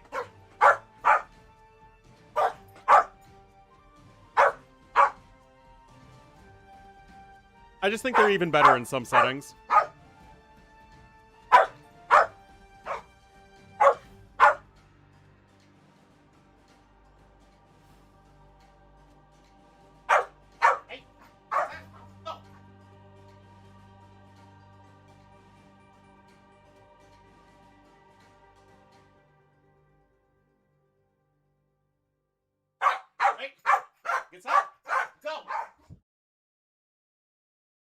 We are now filled with energy. Is for Cenotes? Yeah, I think Persians are a bit better on Cenotes. Not like they're bad on Tefiti, but Tefiti can go later more easily. And in general, I kind of like Persians a bit more when, like, it has to be more aggressive. Go!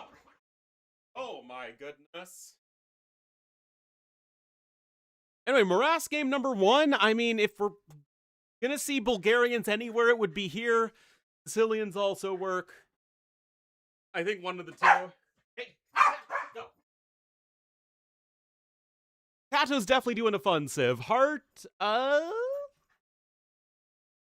what is your civ here, actually? I don't love any of his civs, honestly. Hermes is probably his best bet, but you want a good men-at-arm rushing civ.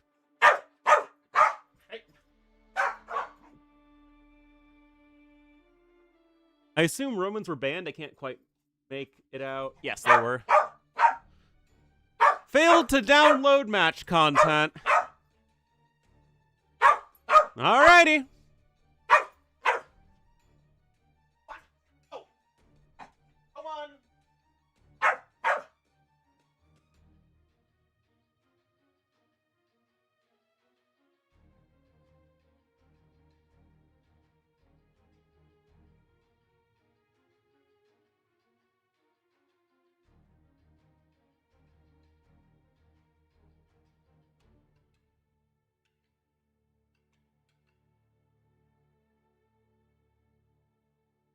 Uh-huh.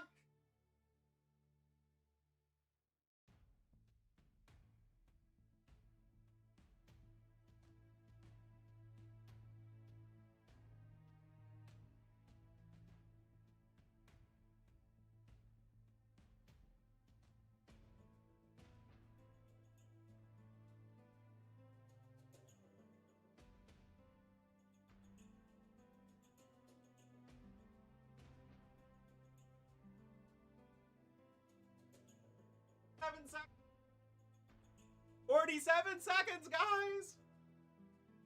Alright. Can I sit down? Am I allowed to sit down?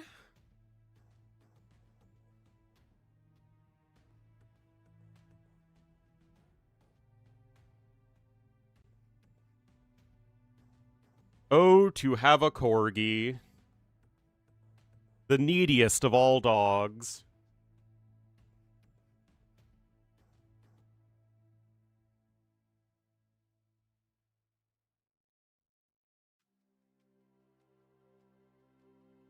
Tato one. Ah, wow. I did not know.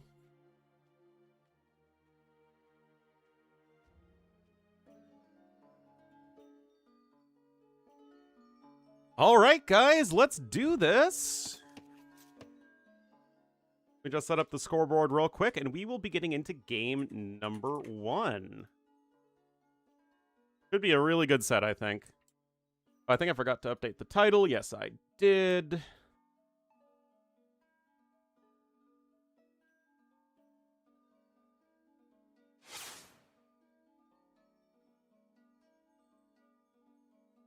Oh, my bad. All right, guys, look at this matchup. 2 Forgotten Bee Civs here. This could be a good opening to this series. Heart is going to be in the blue, as the Burmese to the north.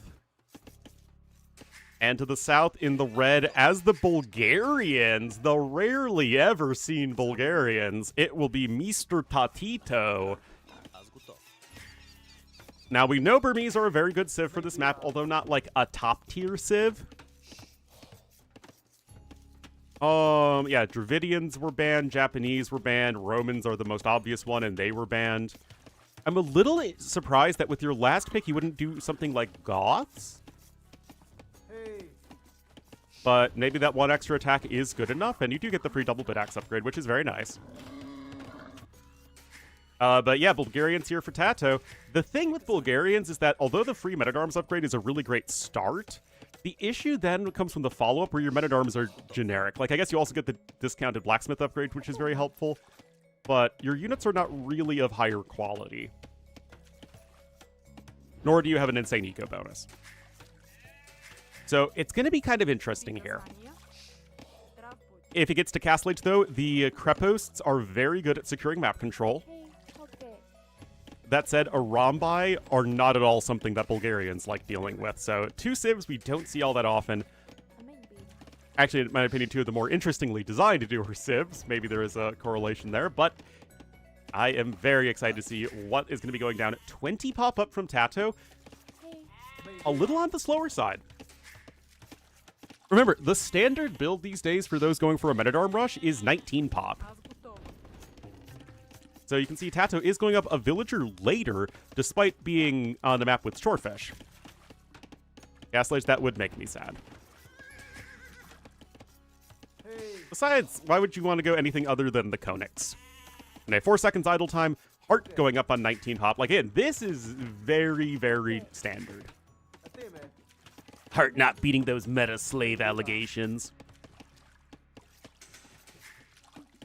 Alright, Feudal Age is coming in. It is actually an adaptation. It's not a perfect meta build, because usually that you're just pushing in deer. This time you did invest into the mill, so it's like a little bit different, but 19 pop men-at-arms. Tato is also coming in with the barracks. Of course, you don't need to wait at all for that men-at-arms upgrade, which is always nifty. We'll have to see what these 2 builds do, but it looks like 9 villagers in the middle versus 9, so all of that is standardo. And it would have been a very fast scout build order. Standard back then was 21 pop scouts. 22 pop men-at-arms, 21 pop scouts, 21 pop archers. Those were the main builds.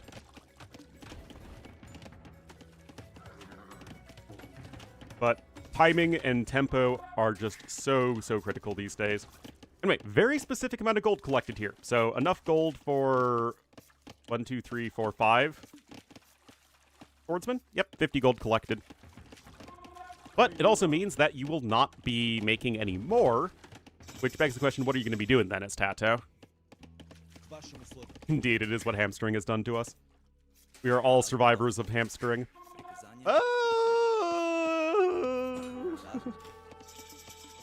Alright, Men-at-Arms is in. Men-at-Arms are better than +1 attack militia, fun fact. Still, having that scout on high HP is still very important for blocking, and this is the advantage of Bulgarians, right? Your swordsmen are worse once that Men-at-Arm upgrade comes in, but with this timing here, even with a slightly slower uptime, you're able to make that work. That said, Hart is still a little bit ahead in terms of resources right now, but yeah, this is what happens when you lose that scout HP, by the way. Very fast forging. Okay, so Tato's obviously out here cooking. A little bit of a love tap right there. Tato is going to scooch back for now. Another attack coming in. These Men-at-Arms are on lower HP from the earlier fight from Tato, though. Scale mail armor as well, and Tato is going to turn around. These Men-at-Arms are even. Now, you can't get +2 attack as the Burmese, which is quite nice. But look at that. Nice cleanup from Tato. Love the timing, turnaround, not saying, I don't need +1 defense as well. I am going to take this fight just with the +1 attack because I have more HP. Love it, love it, love it. Tato has only lost 1 swordsman, although one of them is on death's door. Defensive tower coming in, and to me, the biggest question is, okay, what's next? Okay, so looks like it will be for more Men-at-Arms. And Hart's going to be transitioning over into the ranged units because hamstring. Blacksmith is going to be in for him as well. No defensive tower yet, hasn't needed one. And now he's going to be waddling across the map. And Tato, not really in a position to do a whole lot. This is, unfortunately for Tato, poor scouting. I don't know exactly how it works with the deer on this map that you need to push early on, but yeah, not at all knowing where his opponent's lumber camp is. And that is just giving plenty more time here to Blue. I sound like I have hair. Also, I'm not Dave. Although, Dave is at least somebody who's much more reasonable for people to confuse me with than Zero Empires or Barbecue Turkmen. Hamstring, very aggressive timing, meta-oriented play. You do the same thing with basically every civ. Anyway, there's the first kill. Tato with some great kills thus far. Arson coming in. We do have 7 swordsmen. Which sounds like a, you know, 1930s Japanese samurai movie, The Seven Swordsmen.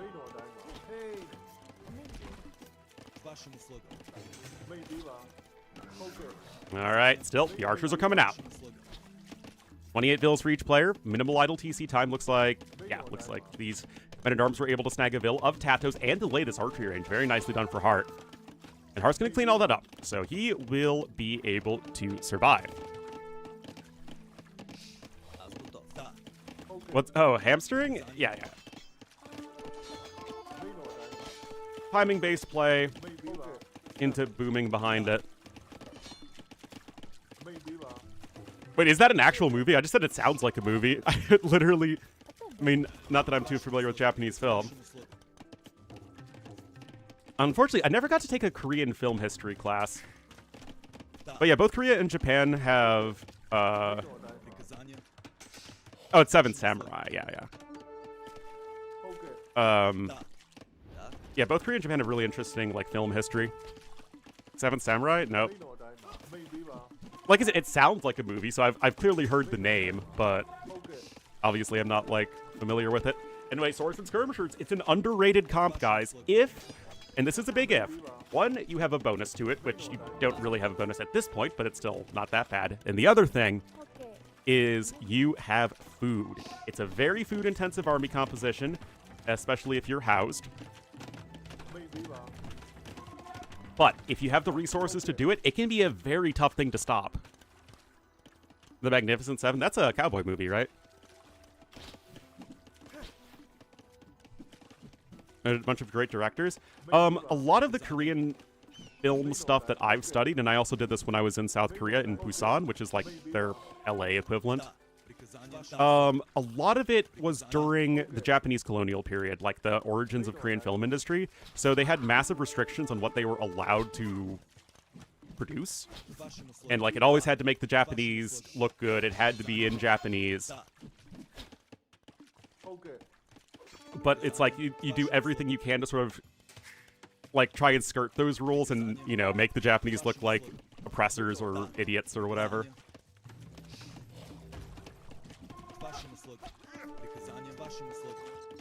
No, it's cool stuff. Was based off of Seven Samurai? Ah, okay. Anyway, lots of swordsmen. Still, swordsman plus archer should be a bit better to go for. That's a Tato with the market usage.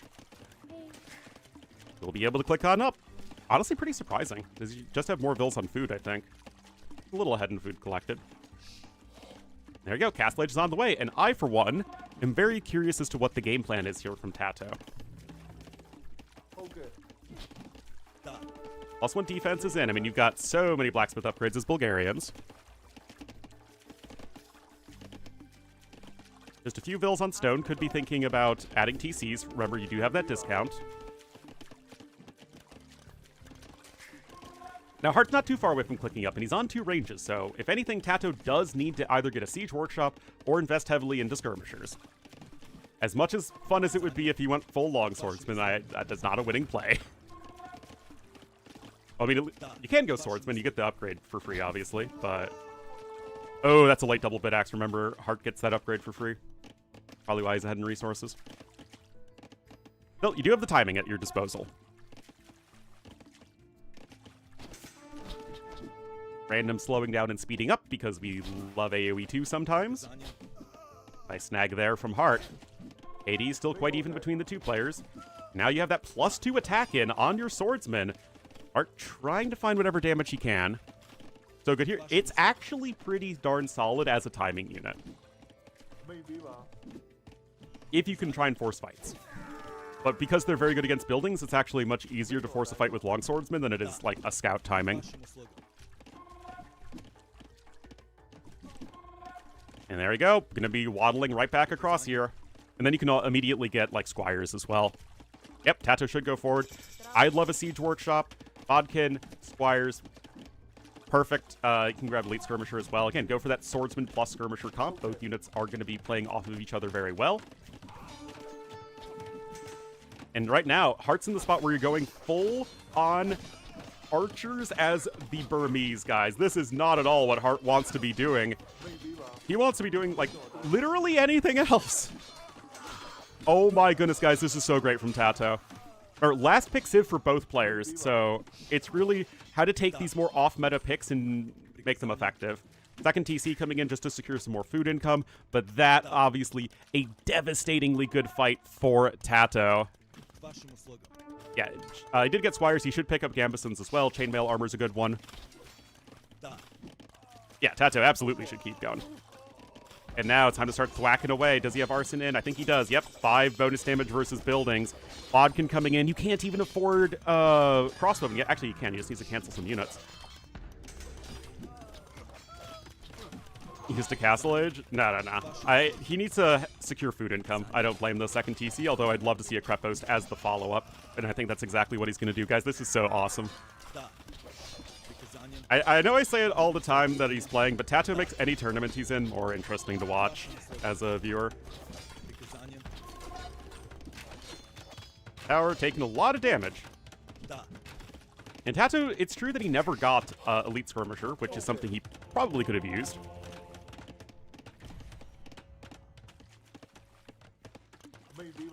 I mean, notice what they're both in Castle Age. All right. Our post is over here to the east. Okay, some skirm upgrades as well. I mean, again, your opponent is literally just making crossbowmen right now, but... that is very not great for Tato. Just a mistake, just a straight-up mistake. He lost track of his opponent's army, and now this is happening. That is huge for Hart. But this tower is absolutely critical. Oh, that swordsman has grand ambitions. Also, he really should be getting gambesons. It's a great upgrade. And it's not very expensive. But the tower goes down, and this means things are getting awkward for everybody at the moment. Archer's got, like, what? 5 villager kills when all is said and done? I mean, that's not insignificant, but Tato is doing basically the same thing on the other side with his L swords, as the kids say, which is literally the same exact syllables as long swords. That's when you know it's great slang, is when it doesn't shorten the word at all. Yeah, skirms with +2 defense are huge. That crep post is coming in. Honestly, even a Konik or two just to help raid as, run down villagers is quite nice. But guys, Hart in a very, very bad spot. He's still well behind in the villager kill delta. And still have tons of fish. And you're freaking Burmese going crossbowman.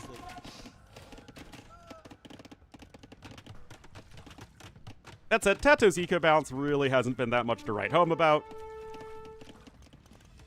Thieves can't. I don't even know what that means. All right, Siege Workshop and TC number 2 coming in here from Hart. Wheelbarrow as well.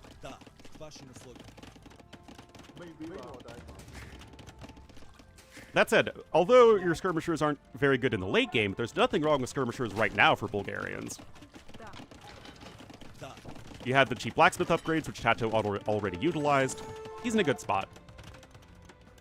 Still, Hart, in case you didn't know, is an extremely good player, so Tato hasn't actually won this game yet. And the monks are a great defensive tool there for the Burmese. Get those cheap upgrades. Couple conversions coming in, very nicely done. Anyway, I'm ready for forward crep post number 2. Want to slowly start creeping that with some skirmishers, I think.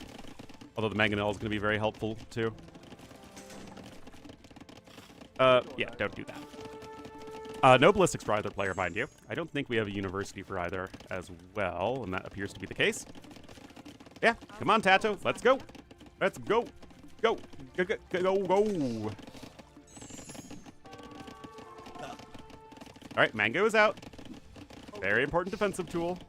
And there's crep post number 2, but that's, again, this mangonel is the linchpin of this army. Clips 1 unit there. Do not have a Tim crep post. I don't think he will. Where are the longswordsmen? Okay, they're just kind of hanging around the back here. Honestly, not the best position for them. Crep posts do build much faster than castles, though. And we do have a Konik coming out.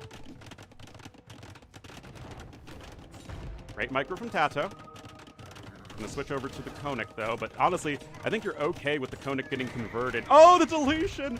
And you still get the kill with the dismounted Konik! Oh, okay, guys, that was kind of awesome. That was, come on. If you didn't like that move, I don't know what to tell you. I think you might not enjoy AoE too. In case you missed it, Tato was gonna get the Konik converted. He deleted it so the dismounted Konik could finish off the mangonel. Because that cancels the conversion. The crep post it's a mini castle. It is in most ways a castle, but smaller, cheaper, weaker. Very, very good bonus. If it was attached to a civ with a strong economy, it would be considered one of the best bonuses in the game. Random civ draw? It's not a random civ draw, but remember that there are 5 bans per player, so both of these civs are top 10 picks for this map, but neither are top 5. If that makes sense. Anyway, 3rd TC.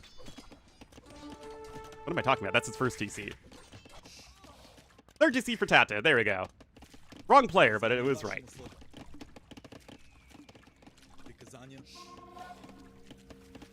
Yeah, Hart is housed right now. Tato with a pretty sizable population advantage. Now again, Tato, he is what people meme Nikov about. I do think Tato, a big weakness of his is getting those eco upgrades in a timely manner.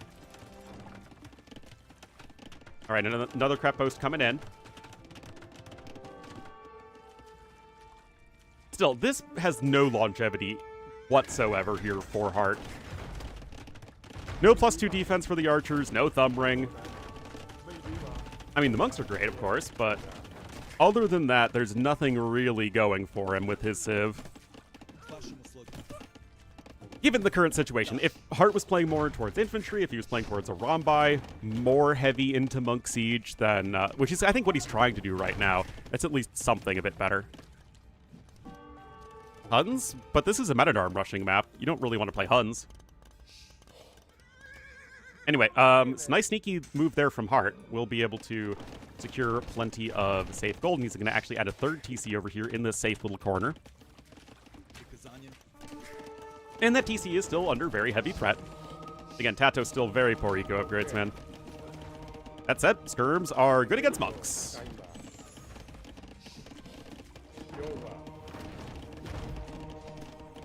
Good unit control from both players here, but that should not be a successful conversion. Tato able to run away just in the nick of time.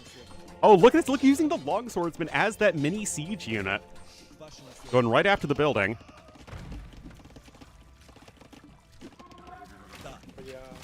Another nice snipe there. Ballistics is in, mind you. Again, what I love about this from Tato is he's really using Bulgarians, right? He's using so many civ bonuses. He went for the swordsmen and the skirmishers with those quick upgrades into the Krepposts, asserting more map control. That said, he does need farms, right? The shorefish are not an infinite resource. And this was a great spot here. Tato would much rather gotten the Kreppost right there. So Hart is still playing well. 5 years, yeah. Still, my big question right now for Hart is just like, where are you going in this game? Oh, that Mangonel popped out at an awkward time. No ballistic still. Swordsman easily destroying the Mangonel. 94 to 68 bills. The Conics are here raiding at the back. You still want to get those stable upgrades. I don't even know if Tato has a stable. Yep. I mean, that was awesome. I'm not going to lie. I love that. Ornlu liked this. Full-on Bulgarians. Hart in a position where he went double-range crossbowman.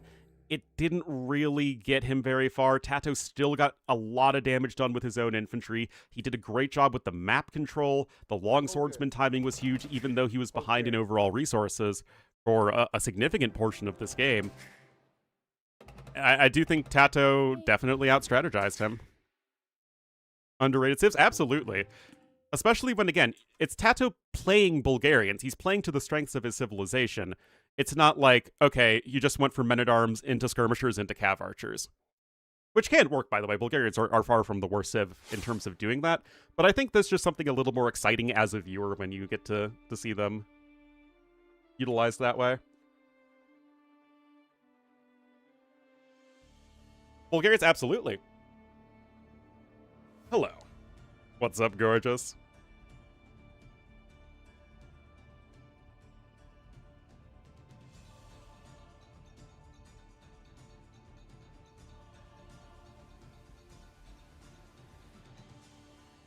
All right. We had a great first series. Great first game to the second series. Last civ pick, though, for each player, so low draft priority for both. Which I think does make sense in the context of, like, Romans were banned. Armenians were banned.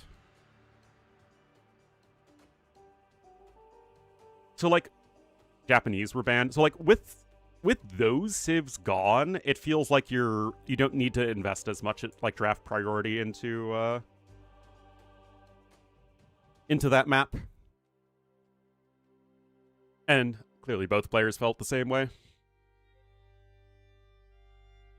But we are going to Isthmith next. The map that makes me want to lisp for some reason. Good. Here's the Donald Glover meme. It's just like, good. Why Burmese for that map? Because you have extra attack for your men-at-arms, and you get the free double bit axe upgrade. So you can go like 19 pop men-at-arms, which is exactly what Hart did, very, very effectively. Because again, you get the free attack. You normally cannot afford double bit axe when you go for that play. So I mean, Hart tried to do that. It's just the tech tree limitations for Burmese were really hurting Hart there when it came to knowing what to make. I mean, both Burmese and Bulgarians have huge tech tree limitations when it comes to their archers, but Tato played around his a lot better. Anyway, Portuguese and Persians, these civs are not, you know, off meta whatsoever, both fantastic for this map. I don't know if I'd favor one over the other. I will say in favor of the Portuguese that it can become a middle control type of map pretty easily, as, well, the Isthmus is a narrow choke point. And so Portuguese are much better equipped to defend a specific area than Persians are, as their army is extremely efficient and their defenses are super good. That said, there are still plenty of fish to take, and so Persians, with their very strong eco, getting that early lead on the water, still totally fine.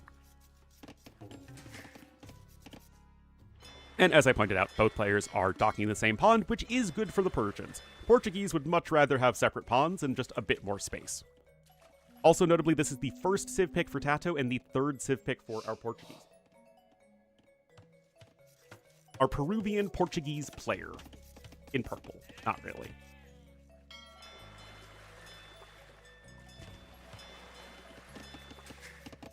So, let's see here. We got Loom coming in for Tato.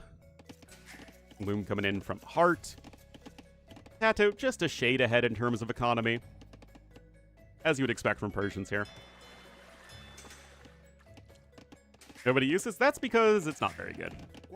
Although surprisingly much better against buildings than the galley line. Still not as good as fires, though. Alright, Tato clicks up. He's got one more bill. He's going to have one more fishing ship in a second. Slightly slower. I mean, very standard opening. I mean, good play from both sides.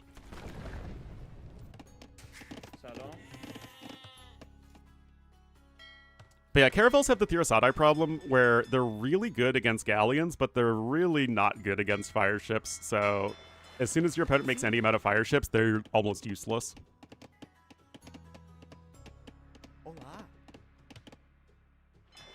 That said, we did see a game 1 with Thirasadai earlier, but again, I think that was just a poor reaction from Vinchester.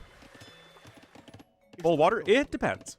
You can go for some land-based pressure. You can go for full-on water pressure. Especially with both players docking the same side, it certainly would lean more towards that. So you can think of it in like a Kawasan context. A Kawa context, if you will. Where it's like, if you both dock different pawns on Kawasan, then the game is generally a bit more land-focused, and if you both dock the same one, it becomes more water-focused.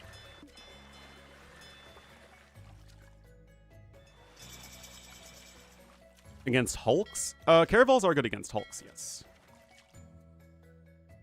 But so are galleys. But just 2 legs larger? Sure. Anyway, 9 to 7 fishing ships in favor of Persians, 23 to 22 villagers, so Tato is going to slowly get ahead in economy. And this is where Persians are at their best. We have 2 hulks being produced versus the fire galleys.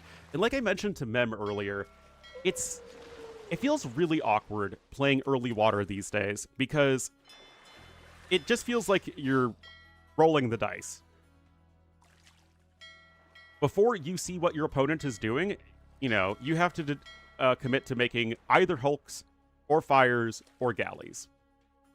And if you have the wrong matchup, which is Heart right here, then it just feels like, ugh, what am I even doing?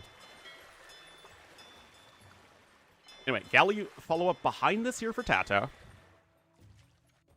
And both players are docking the west as well. So, as it stands for the time being, very, very even. Note that Tato has 20 vills on wood to 15 for Heart. Although we will get some extra wood with the forage bushes. Hello, Fuzzy Caillou. Meanwhile, naval numbers still slowly climbing. No advantage yet for either player unless Heart is a little out of position, who is focused on something else. Ah, that scout cavalry. How many benches? A number. The pyramids actually were built with 0. It's just they were steadily had blocks taken off or weathered away over time.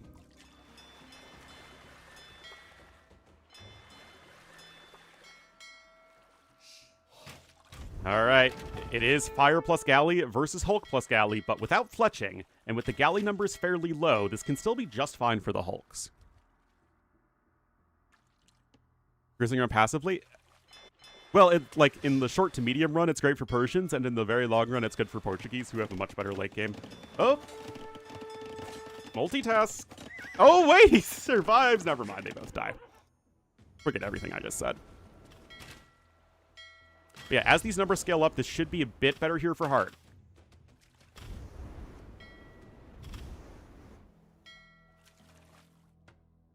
Both heavily emphasizing the galleys. Hart, though, with 19 villagers on food. Wait. What? Neither knows about the other! Lol. Couple tiles off.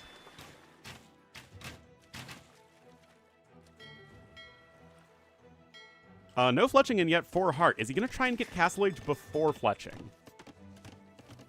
He doesn't have a second building, so I think you do get fletching right away. Yeah, you do. Okay.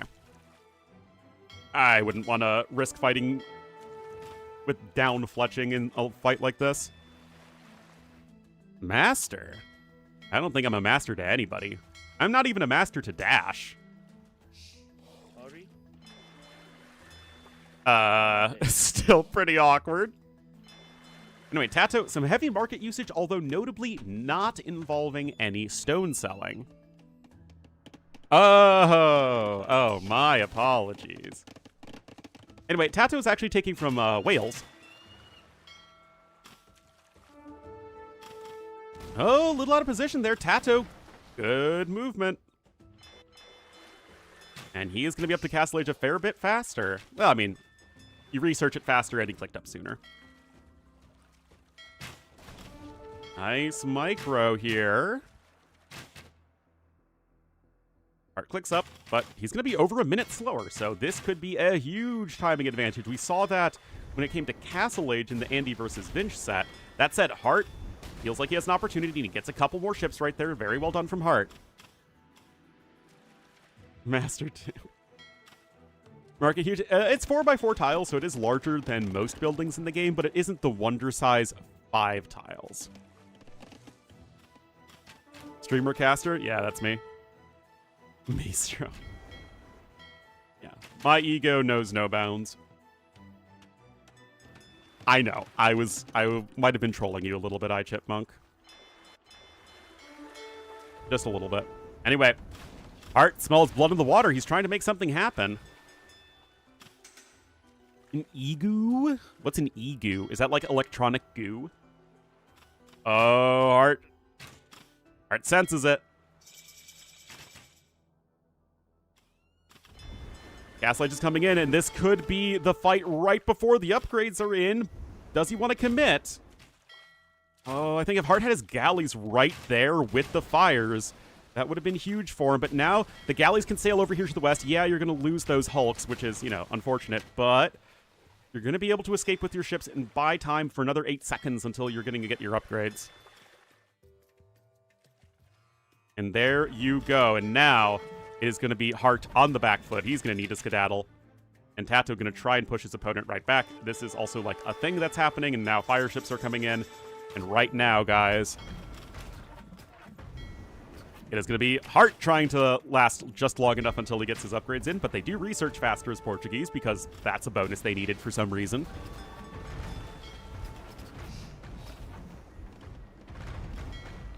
And Hart's fine.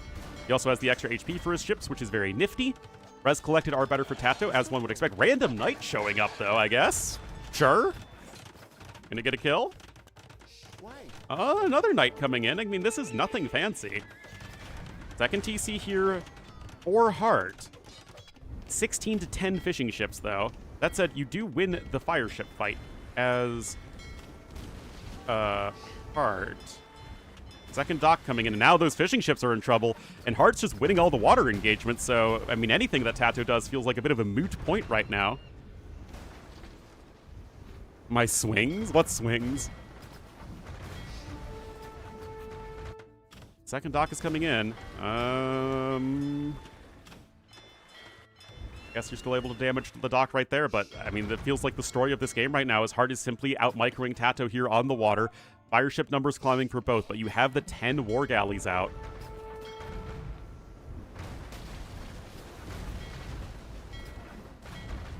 Golf swings? Oh, I don't know anything about golf.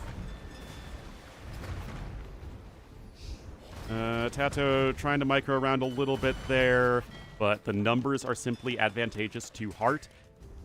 Second TC for Tato. Hart already has his. Tato is able to get Bowsaw, like a good Lithuanian villager. Oh, Frisbee golf? At least that's what we call it here in Illinois. I think they call it disc golf in other parts of America as well. I'm not great at it, but it's fun.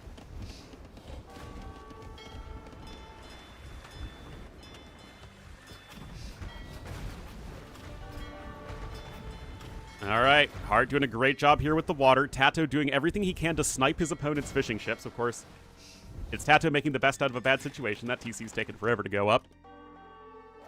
Claims to be white. Yeah, that's true. To be fair, I have relatives who are very, very into golf.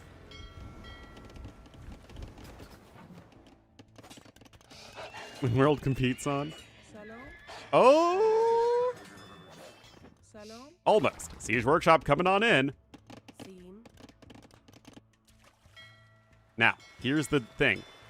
Tato is still making ships here, so Hart has to keep making ships. And although Hart is winning water, he's got 6 fishing ships here to almost 9. So it's not like it's actually manifesting into anything too useful quite yet. Third TC coming in for Hart, though. Several monks are out for Reddit as well. Tato has, of course, this western portion, no problem. And he will want to go over here to the stone eventually. And there's a barracks coming in. Light Cav are swooping in, but the monks can jump into the TC without any issue. Well done there.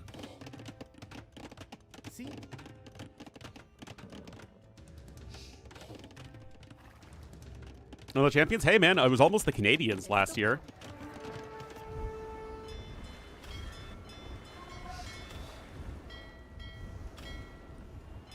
You never trust the Canadians.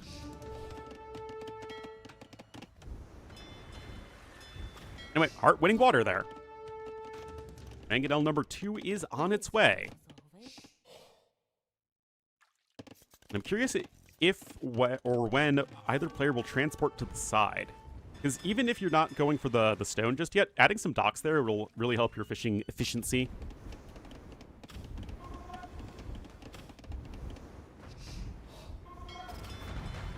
Anyway, yes, you are winning water now, and Tato ended up losing most of the rest of those fishing ships. It makes the villager numbers very even between the two players.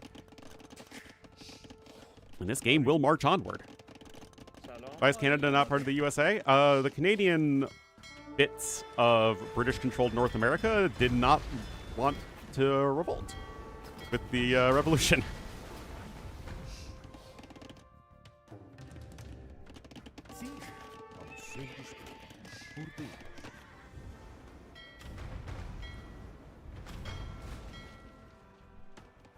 Needed a hat? Well, that's true. Hats are important.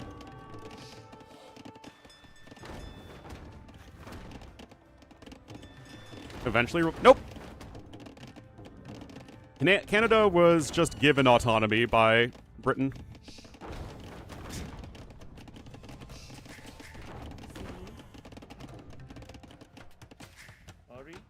Why? Because it had a sizable enough population that they didn't really need...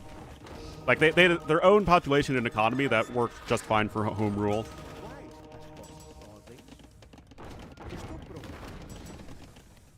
I'm afraid I don't know the history of Canada very well, though. Not really my expertise. But yeah, basically, Canada was able to fully function as an independent country, and Britain wasn't about to forcibly make them not.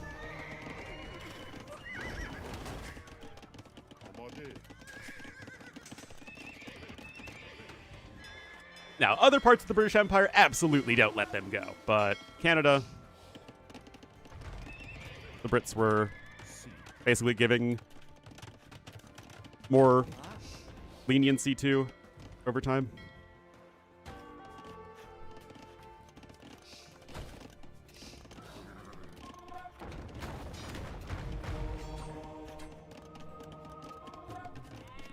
Canada, yeah, that's true. But yeah, Hart's eco is very safe right now. He also has a villager lead.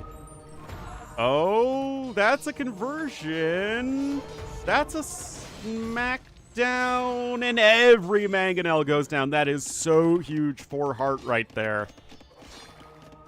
Another monk is coming in, and so far Tato just not really doing enough with this pressure. He's well ahead in resources, but he simply isn't able to compete in the micro with Heart. Encyclopedia is, I guess, all I do.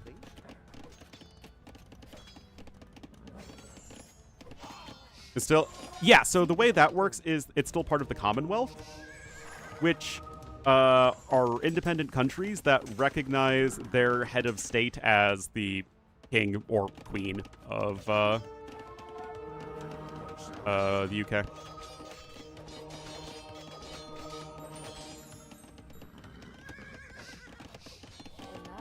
It's a symbolic thing mostly, but some countries don't like it because of the colonial heritage and or anti-monarchist views, which is why Barbados recently declared itself a republic and left the Commonwealth. Yeah, Tato's just really struggling in really all aspects of the micro this game. I mean, it's only 2 conversions per player, but despite the really good eco, it's looking kind of tricky here for Tato. Got some camels coming in. More RAM is being downloaded. And at the very least, Tato does control more of the isthmus.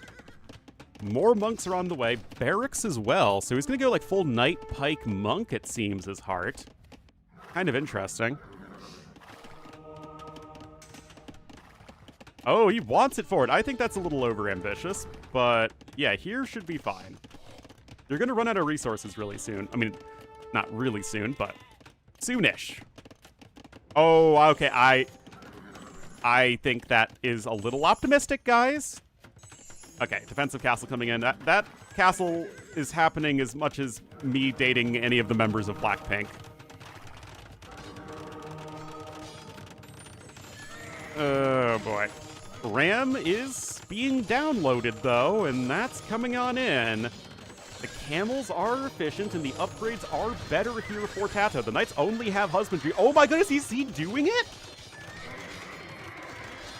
Am I going to date someone from Blackpink? Oh my goodness, guys. Oh, who am I going to get lucky with? Oh my goodness. What a decision. Oh my goodness. Wow.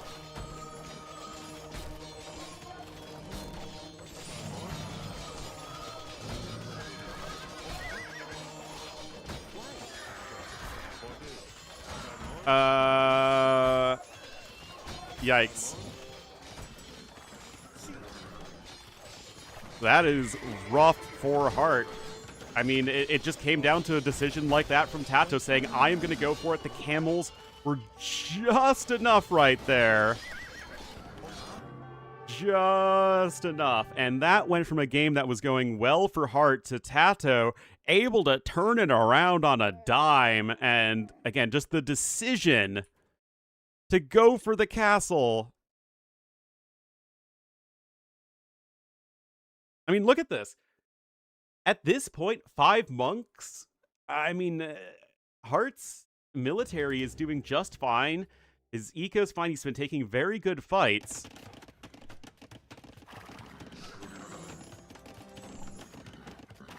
But Tato saying, no, I'm not going to place the safe castle. I'm going to go for the super aggressive castle. And then that quick wall wasn't in time. And then Tato just making the fight happen. Again, having those better upgrades also helps out a ton.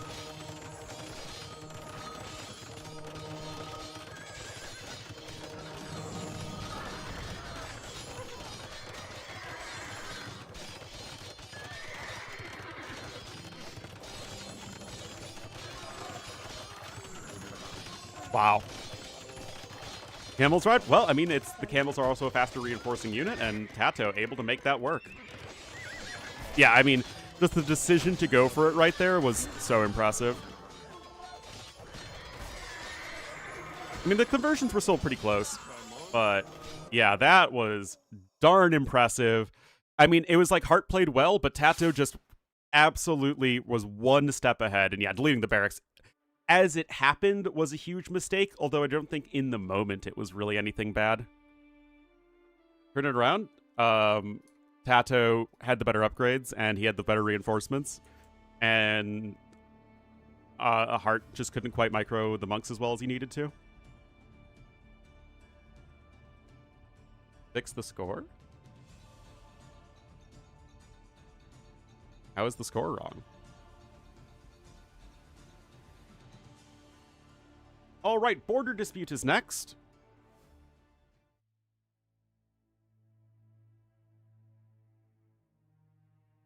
And let's see, guys, is Tato going to get a sweep?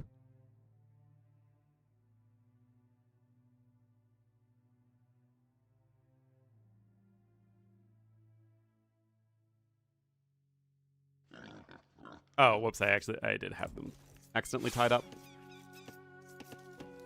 Anyway, we're here on, oh, it's a heart map. I mean, it's literally a heart map, guys. How can Heart possibly lose? I mean, we might as well just give him the point already, right? Anyway, Heart gonna be the Red Georgians to the south, and Tato the Blue Malay to the north. Did you say weekend?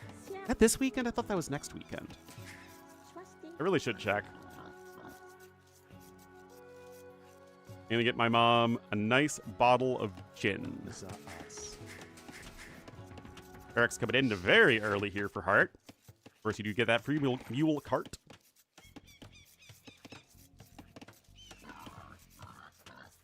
Tenth, all right. Gotta make the drive then. So as far as civs go, Georgians definitely very good on this map because you can go ahead and take the deer no problem. You can go for the early drush, and Georgians are just a great civ in general. Also, there's like a lot of hills that you can work around, so it's really hard to push Georgians. Deer? Oh, there you go. Malay, I mean, just Malay are always good, right? Vintage, no, he lost it to Andy. The mule on Rouge. I love that.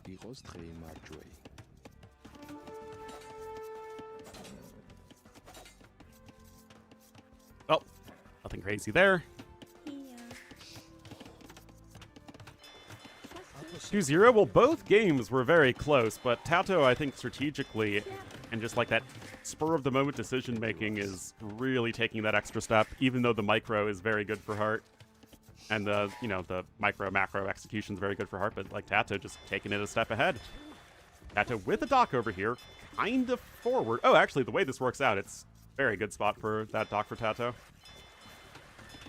And remember, guys, this is just the first day. I think it's 2 sets a day for the next 4 days. So the next set is Yo Barles and Viper Mihai, which should be fun. Fun.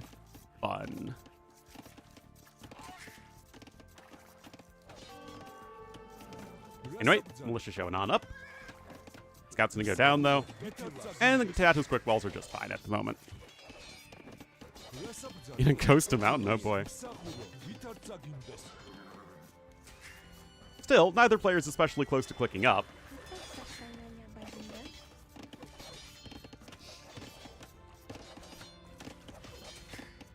Into fort walls, oh my goodness. Yeah, someone's gonna have to give up yellow in Viper versus Mihai. It's very sad. Got lamed? I don't think anyone's Boris got lamed. I think they both took 2. Anyway, Tato does find a way to click up, and of course, as the Malay, he'll get there nice and quick. That said, he will need to rebuild that house. At least some usage there for Heart, but honestly, Heart clicking up, not a bad time behind it.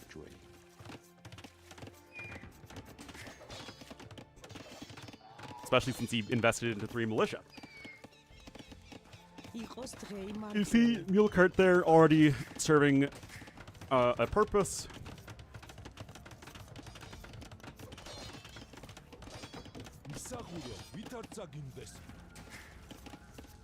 Feudal Age going to be in here in just a moment for Tato, but he's very, very slow in his swordsman production relative to when he's actually getting to Feudal Age.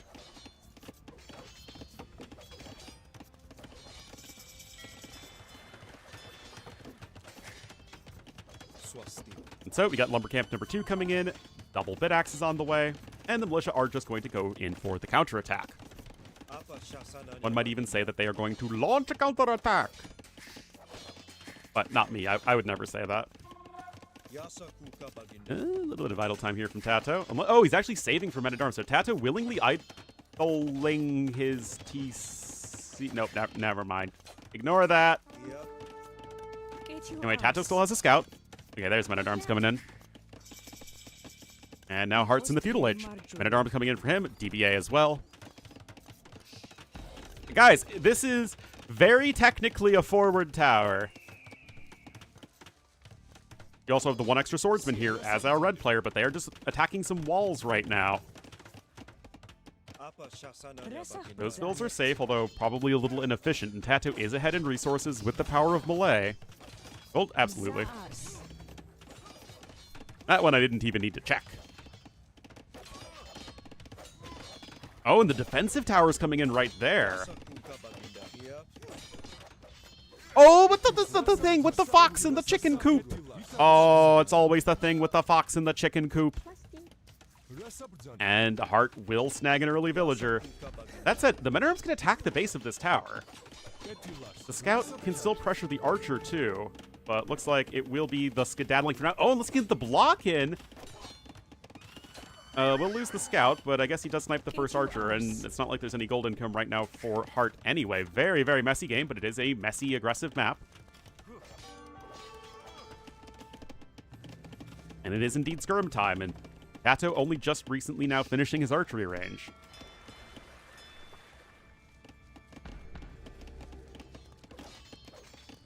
Yeah, I think this is without arson too. Yeah, no arson.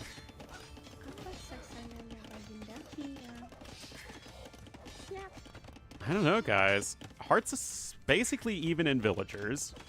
He's only 11 seconds idle time. He's still slightly behind in resources, and Tato has access to gold. But Heart just able to scooch on over there. He's all got a couple skirmishers out as well. I still feel like we have to favor Heart's position just by a little bit. Also, it's too many vills on gold for Tato. You don't need 7 vills on gold right now. You need like 4 for one range. Yeah, okay, Tato's sending some of the vills off of the gold to go for the farms. That's obviously not doing a whole lot. Heart does have a mule cart.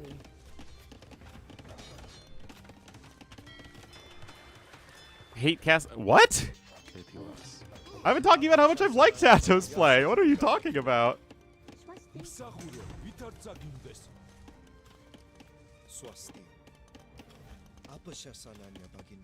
Arson's about to be in. You're gonna need to be careful here.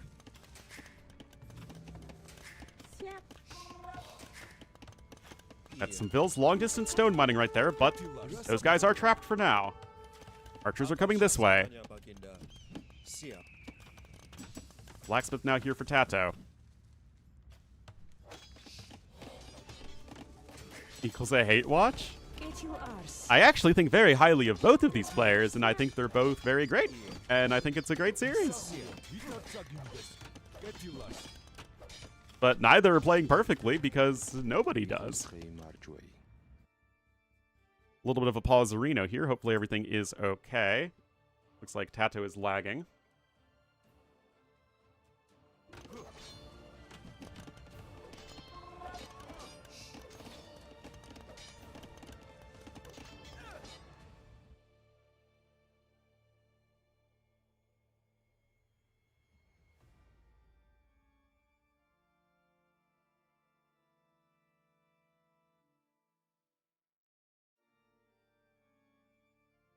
Never seen a player make a mistake? Yeah. Yep.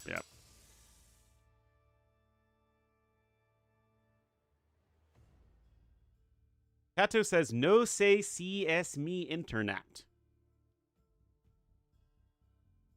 I don't know what that means.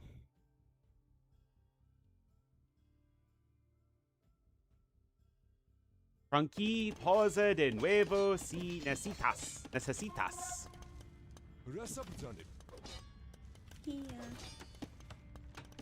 Internet. All right. Men-at-Arm gets the kill right there. But on the other side, the gold is being denied again by Tato, so another instance of this game being a complete mess. Again, if necessary. Aw. Look at you guys with your traduction, as the French say. Oh, we got some archers on the other side as well. No fletching in yet for Tato, although you can research the upgrade whenever. Defensive tower number 2 is in, or I don't know if this tower works both offensively and defensively. Yeah, once fletching is in, guys, and Tato just needs to click the button to do so, this could do a lot of work here at the back.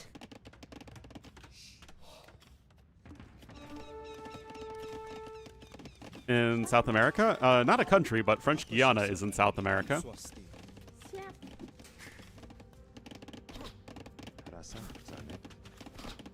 But it is just part of France.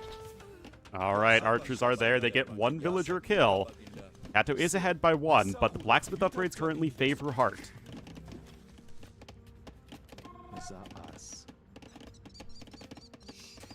Fun fact, there are 5 Guianas next to each other. Spanish Guiana, which was absorbed by Venezuela, was next to English Guiana, or British Guiana, which is the country of Guiana. Then there is Suriname, which was Dutch Guiana. And there is French Guiana, which is now French Guiana, part of France. The only one that's still with their colonial overlord. And then there was Portuguese Guiana, which became part of Brazil.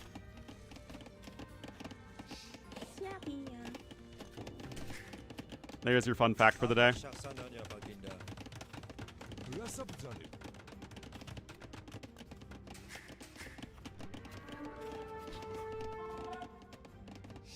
All right.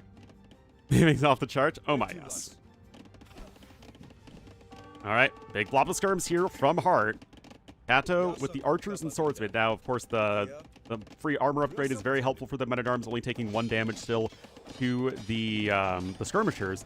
But Hart is also now grabbing wheelbarrow. And he's got a decent number of farms. He's got 14 farms to 7, so double the farms.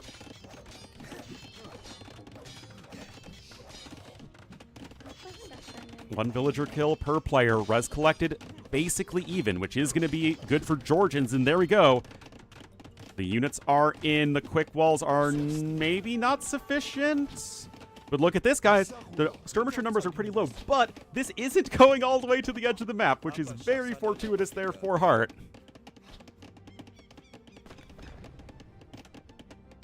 And he will still have his huge blob of skirmishers, which Tato's going to have a very tough time stopping. Now, Tato will still be able to click up to Castle Age pretty soon. And, of course, with the power of Malay, he will get there very quickly, especially with the market end. You can just utilize that. Maybe a castle drop in Karambits. Guyanese. So, the makeup of all of those regions is a combination between Native Americans, their colonial overlord, and then black slaves, and then Indian workers. So it's a big old mix. Anyway, guys, Castle Age is going to be clicked up at almost the same time for both Castle Age and Castle Age. You're going to get there a minute faster as Tato, but Tato has very little else going for him at the moment. Yep. Indian workers? Yeah, they're basically indentured servants. It wasn't slavery, but it was like one step up.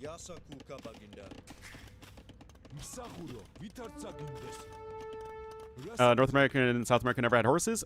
Funnily enough, they actually did, but they died out tens of thousands of years ago. They didn't overlap with human civilization.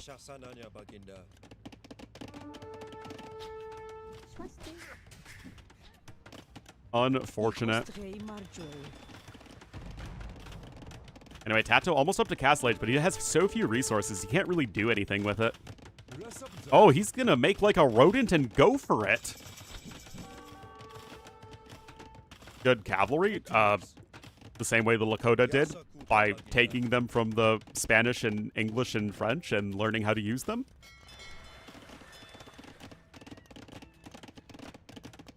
A gorse? I don't know what a gorse is. And yeah, again, that's a 19th century thing.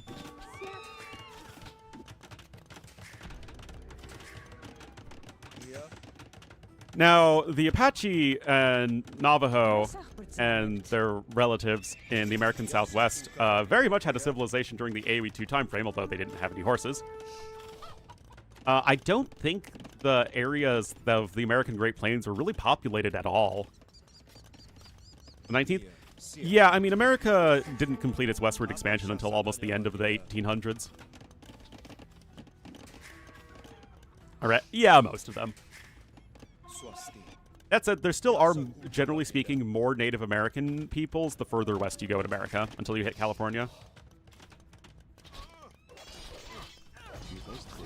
Oh.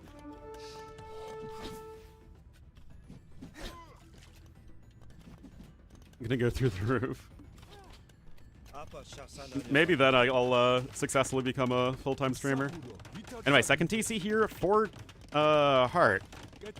That said, Kato's still doing a good job of trying to find an angle to get damage done, even when his own eco is a mess, when his army is of lower quality. So at the very least, Tato is really making the best out of what he has. The Spanish plundered? In parts of America, that is actually correct. Spain controlled Florida, and Spain controlled much of the American Southwest.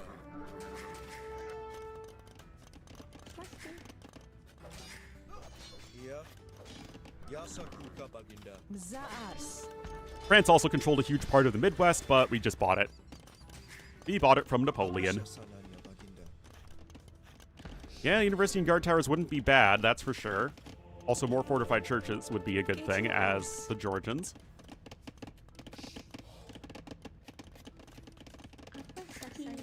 Was it during the Napoleonic Wars? It was, like, right around there. It was, like...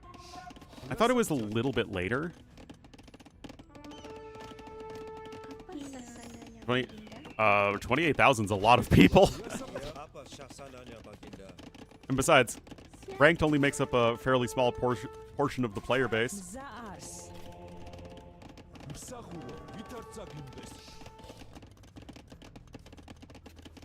Still, only 14 on food, though, for Tato is obviously not where he wants to be. Skirmishers are still running rampant, and the Heart eco is still a little bit better. Declared independence?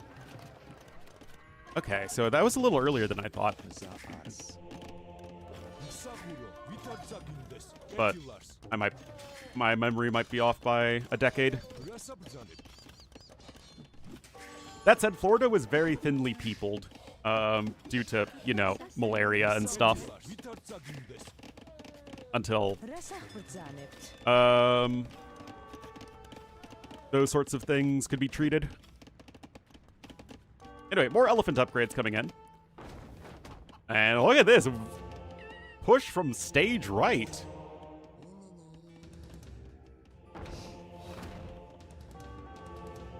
A few months ago? Well, that was when the DLC came out, right?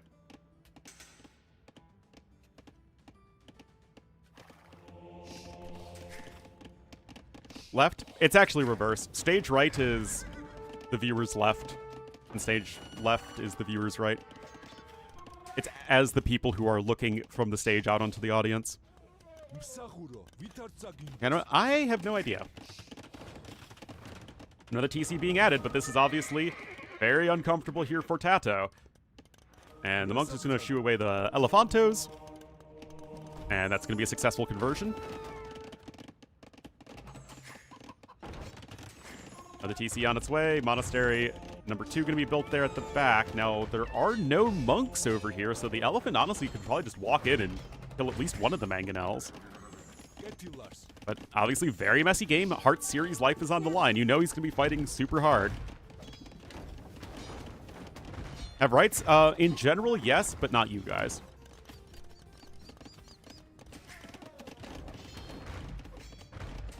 You guys have no rights in my mind.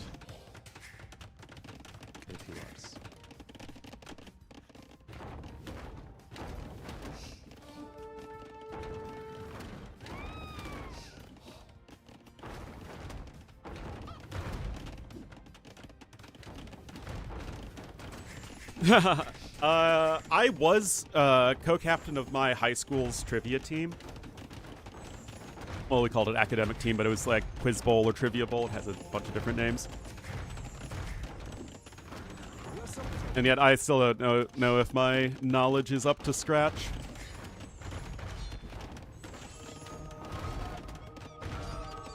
Rip that monk. No sanctity. With Ornlu blocks? That, I mean, that's how democracy works, so that checks out.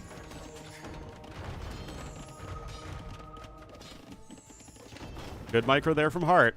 Osaw handcart coming in. I mean, he's really getting that Georgian eco set up so effectively.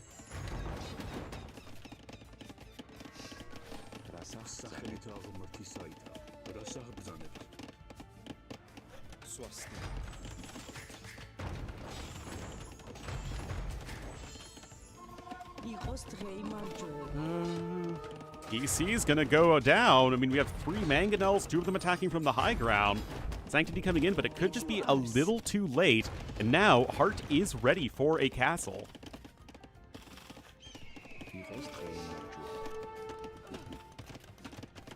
Hills are gonna start dying over there, and this is a very strong push from Hart that Tato just did not expect from this angle.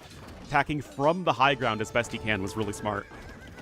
Yeah, it was smart from Hart. Eating a Pop-Tart. Another stable coming in. We're at 6 monks, though. Gonna grab the relic.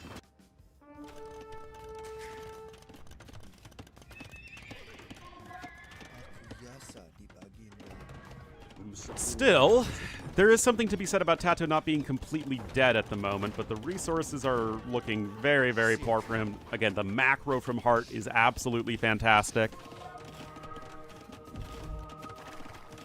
Your own risk? Yeah, no thank you. All right, castle actually in a very defensive location for Hart. He knows he has the lead. He just wants to play safe. I guess good conversion right there, but right now, guys, Hart looking like he's going to live to fight another day.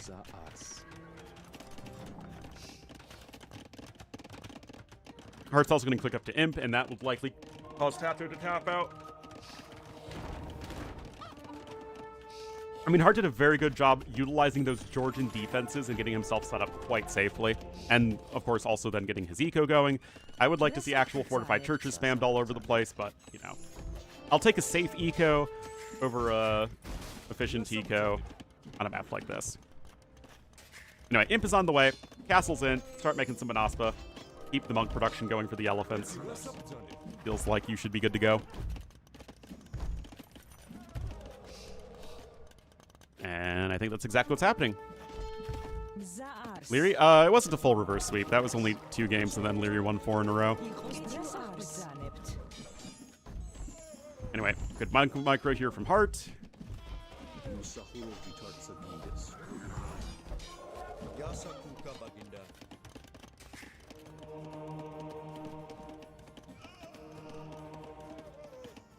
Converted elephants regenerate? You mean Dravidian ones with medical core? I don't know for sure, but they should. That sort of thing's usually intrinsic to the unit and not the civilization or the player.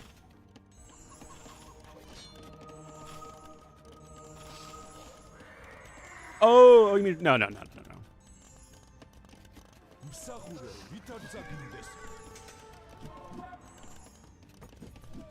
Nope.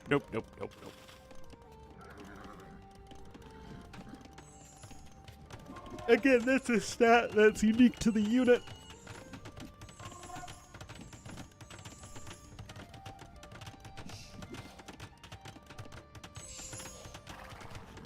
Got some cav upgrades coming in, more eco upgrades fleshed out. I mean, Tato only has double bit axe, guys. Again, his eco upgrade lack of getting is a bit problematic at times.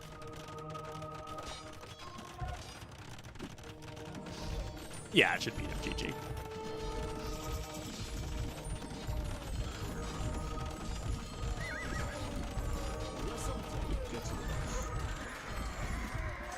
We now have more Georgian elephants than Malay ones, and Hart will get a very important win. So far ahead in food eco, especially. And it was a great push from the side. And again, it just felt like in general, Hart was doing a much better job of keeping that eco humming, despite all the craziness. Again, like, look at that difference in TC idle time. Relics? Yep. Those are the exceptions.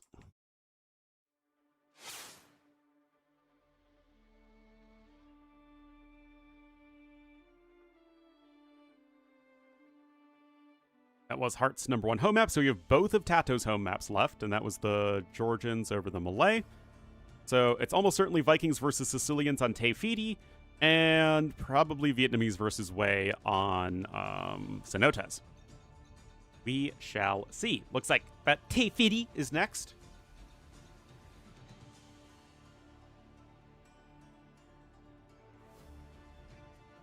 Chinese Civ, how many Chinese variants are there? I really don't like the Civ variant idea.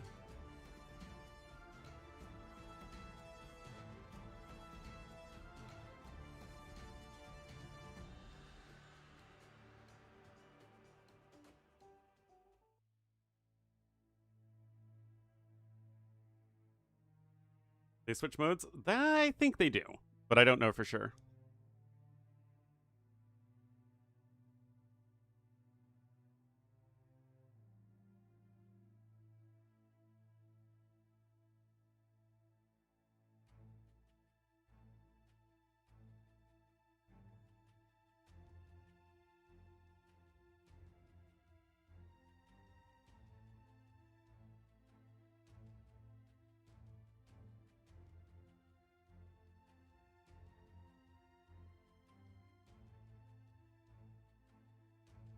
All right, 70-second wait, and we'll be getting into Te Fiti. Give me 1 sec. Voice lines? Yep, exactly. And it's very, very expensive to add a new Civ to AoE 4, like a completely new Civ.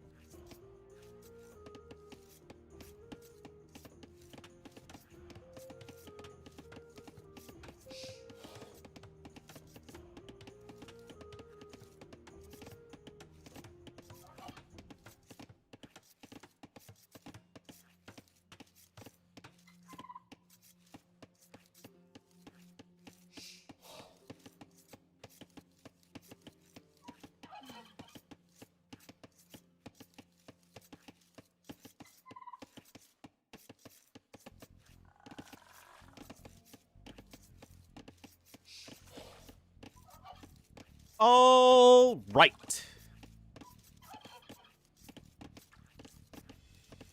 Yeah, sorry for ruining AoE again. You missed the first 2 minutes of this thrilling game of Te Fiti. Nah, it should be a good one, though. Tato going to be in the red as the Sicilians to the west, and to the east, in the blue, as the Vikings it will be Heart. So, the water powerhouse, the traditional water powerhouse, versus a little bit weird, janky Civ, but they still have a good water and good coastal defenses.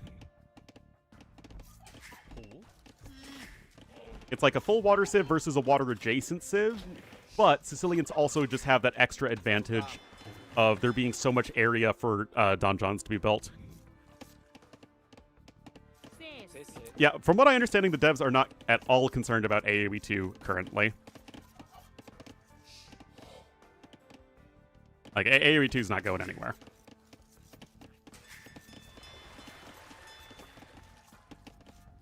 A little bit weird, though, with this tiny island, but whatever.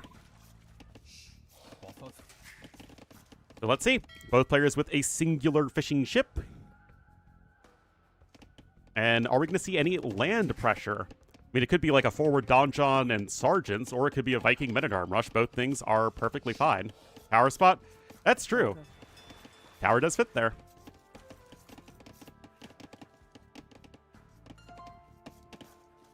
Consoles? Yeah, I had no idea why, and I was surprised that they keep making DLCs for it, but if it's selling well, then of course they're going to make DLCs for it. What a shocker. Anyway, Loom coming in for Tato, but it doesn't look like he has the food he needs yet.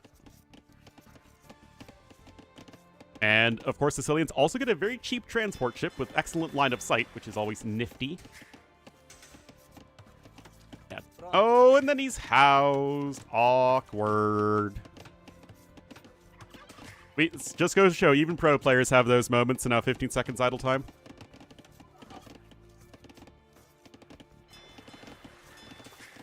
AoE 2? Well, the thing with AoE 2 is that DLCs are actually pretty cheap to make. I mean, I tried to cheap out way too much with Victors and Vanquished and Three Kingdoms, but even so, AoE 2 is a pretty easy game to make content for. People love AoE 2, man.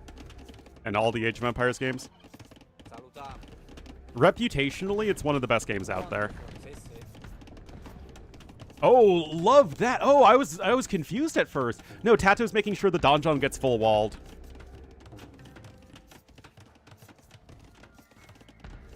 Oh, I love that. Yeah, now you can't come forward and punch it down.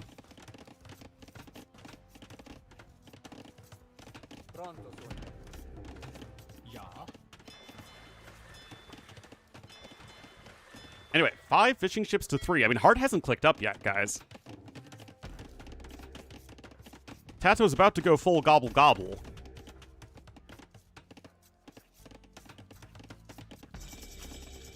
Alright, 1 sergeant is on the way. Now, since sergeants had their cost changed, you can actually make 2 sergeants with your starting resources. Well, 2 sergeants plus loom.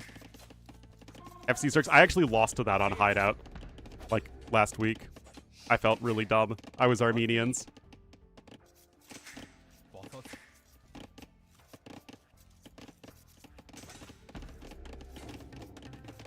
Double bit axe coming in.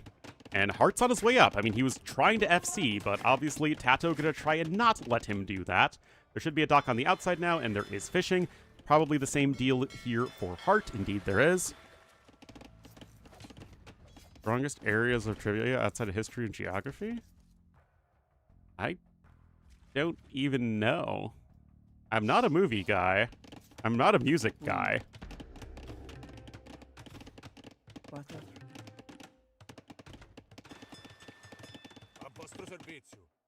I don't know. I feel like I don't know anything. Isn't this open?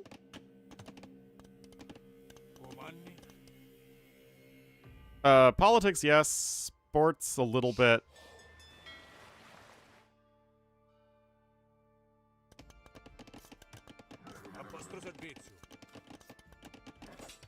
Literature a bit.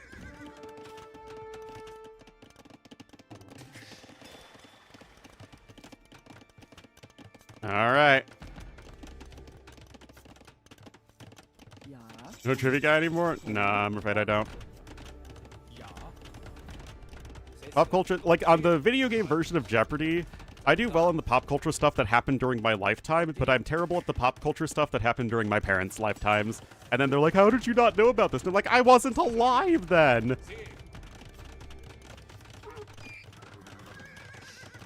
Anyway, tower is in.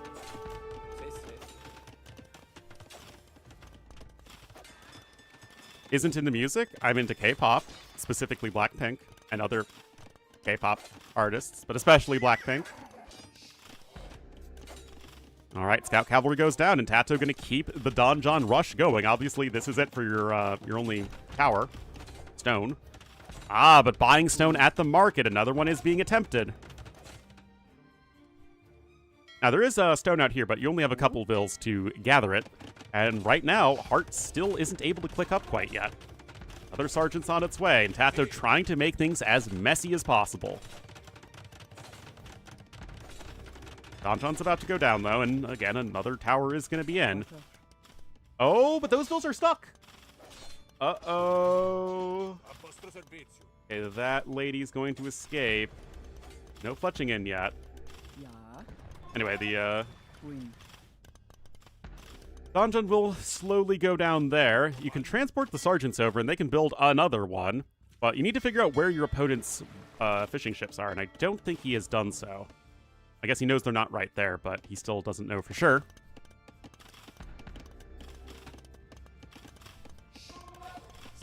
Tato's keeping up with the donjons. Did he grab fishing lines? Yes, he did, so very nicely done there. More pesque. What's he doing? I heard a Vil die somewhere. I guess the donjon got her? Oh, he's still donjon rushing the main base. Anyway, Hulks are going to be coming out.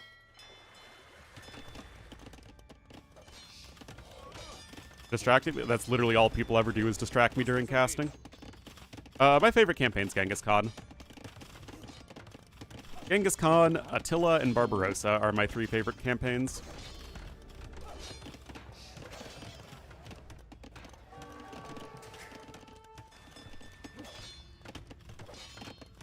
We enrich the content? Oh, for sure. Old? Yeah.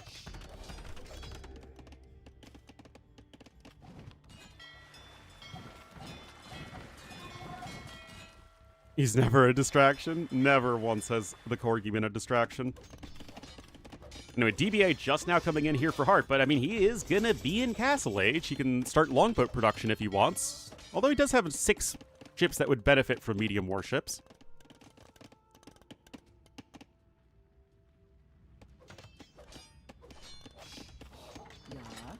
Hello, Snack Fan. Alright, medium warships is incoming. And there's a 3rd dead Vil. That said, the eco is obviously a lot better for Tato right now. Medium warships is going to be here soon, and how on earth are you going to be able to keep your fishing ships alive?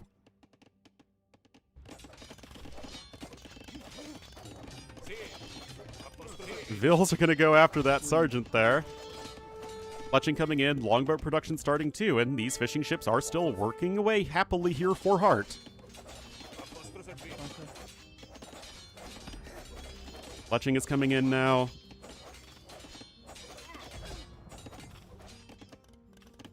And got El Cid. The first 3 missions are to cakewalks, being rushed by 3 enemies. Hills and archers trying to boom. Yeah, the 4th one's the hard one in El Cid. All the other scenarios are very easy.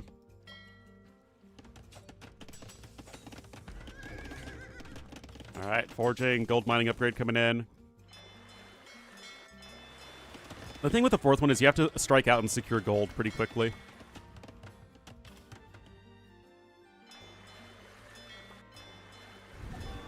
Oh, fishing ships. Gonna get torched.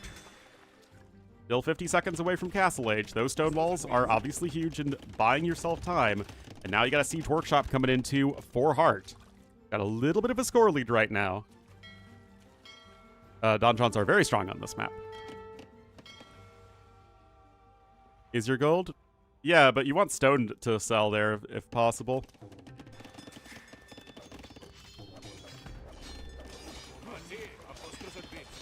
Well, obviously not going to be doing a whole lot there. Tato, what are you doing, homie? Loses all those units for free. Castle Age is now in here for Tato. Needs to grab medium warships as quickly as possible. Bodkin as well. Of course, that also helps out the donjons. Should take down that palisade so that you can go attack the incoming mangonels. I mean, you literally see the Siege Workshop right there as Tato.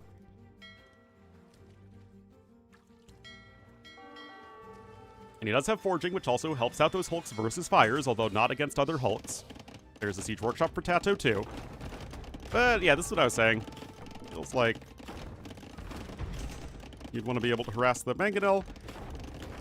That said, donjons are actually worse than guard towers here against mangonels, because donjons deal only 2 damage as opposed to the 3 of guard towers, and they only have the same HP, so they're more expensive for giving you the exact same HP.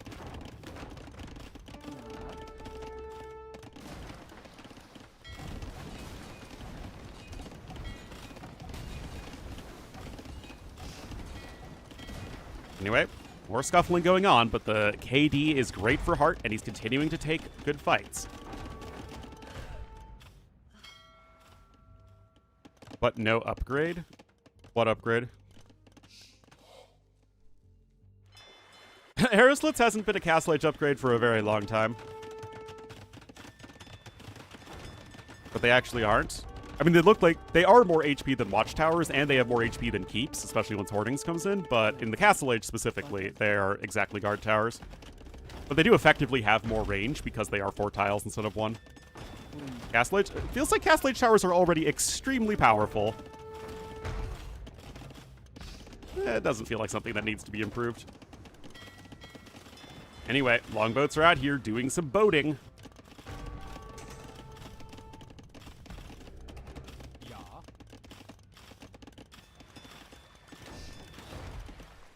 Now, here's the dealio. Oh, this could be big. Yeah, I gotta pay attention there as Hart. We'll lose some fishing ships. Okay, there he goes. Recognizes it. But, I mean, you're not challenging those longboats anytime soon. Both players on 1 TC, 13 to 9 fishing ships, 42 vills apiece. Even more busted. That sounds both fun and interactive. That's how I like my AoE too. Clinkers are now getting constructed for Tato. Really important to get that movement speed versus those longboats. But yeah, those donjons are going to get cleaned up slowly but steadily. Tato's selling some stone. He is out of stone. He really doesn't have that much of a presence here on the outside either. And it's just 3 fire ships to 5 hulks and 11 longboats. It's just not enough here. Donjons? Yes, they can. And right now, guys, Hart is doing very, very well.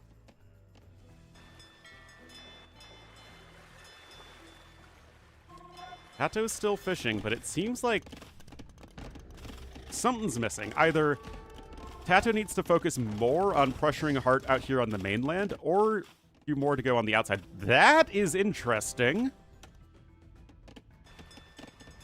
Where's Hart been mining stone? Oh, wait, never mind. You do have a little bit of stone at your base. Okay, yeah. Well, that castle is gonna clear out those donjons. Hart's actually housed here. Awkward. Tato is picking up several relics. Ballistics coming in now for Tato as well. Berserks should do pretty well versus Sergeants, though, I think. I honestly haven't really played around with it, especially since both units have gotten a lot of changes. Another Vill goes down there. Tato still 2-1 in the Villager KD ratio. And Hart still hasn't found all these remaining fishing ships from Tato. Man, I really do love this map. Super creative. Very tough to play, though. Anyway, some Berserks are on the way. And those fishing ships are going to die very fast if you're not paying attention there, Hart. Uh-oh. That's going to be 3 more dead fishing ships. Oh, it survives. Oh, it gets 1 splat right there. Where is the Gobble Gobble monk? The 10,000-year-old monk. Okay, Mangonel there just gets 1 more vill for the road, and now we're up to 15 villagers killed by Tato. He is really getting that big lead in terms of resources. That said, he's got no stone income, and I really, really need to see Tato send more villagers to the outside. Start getting those donjons out there, start getting that extra stone income. Yeah, but Sergeants have very low base attack. Like, Berserks have 1-1 armor, but 12 attack. Sergeants have 4 melee armor, but 8 attacks, so Berserks still come out ahead by 2. And they're faster. They're down 10 HP, though, although they also have regen, so, maybe.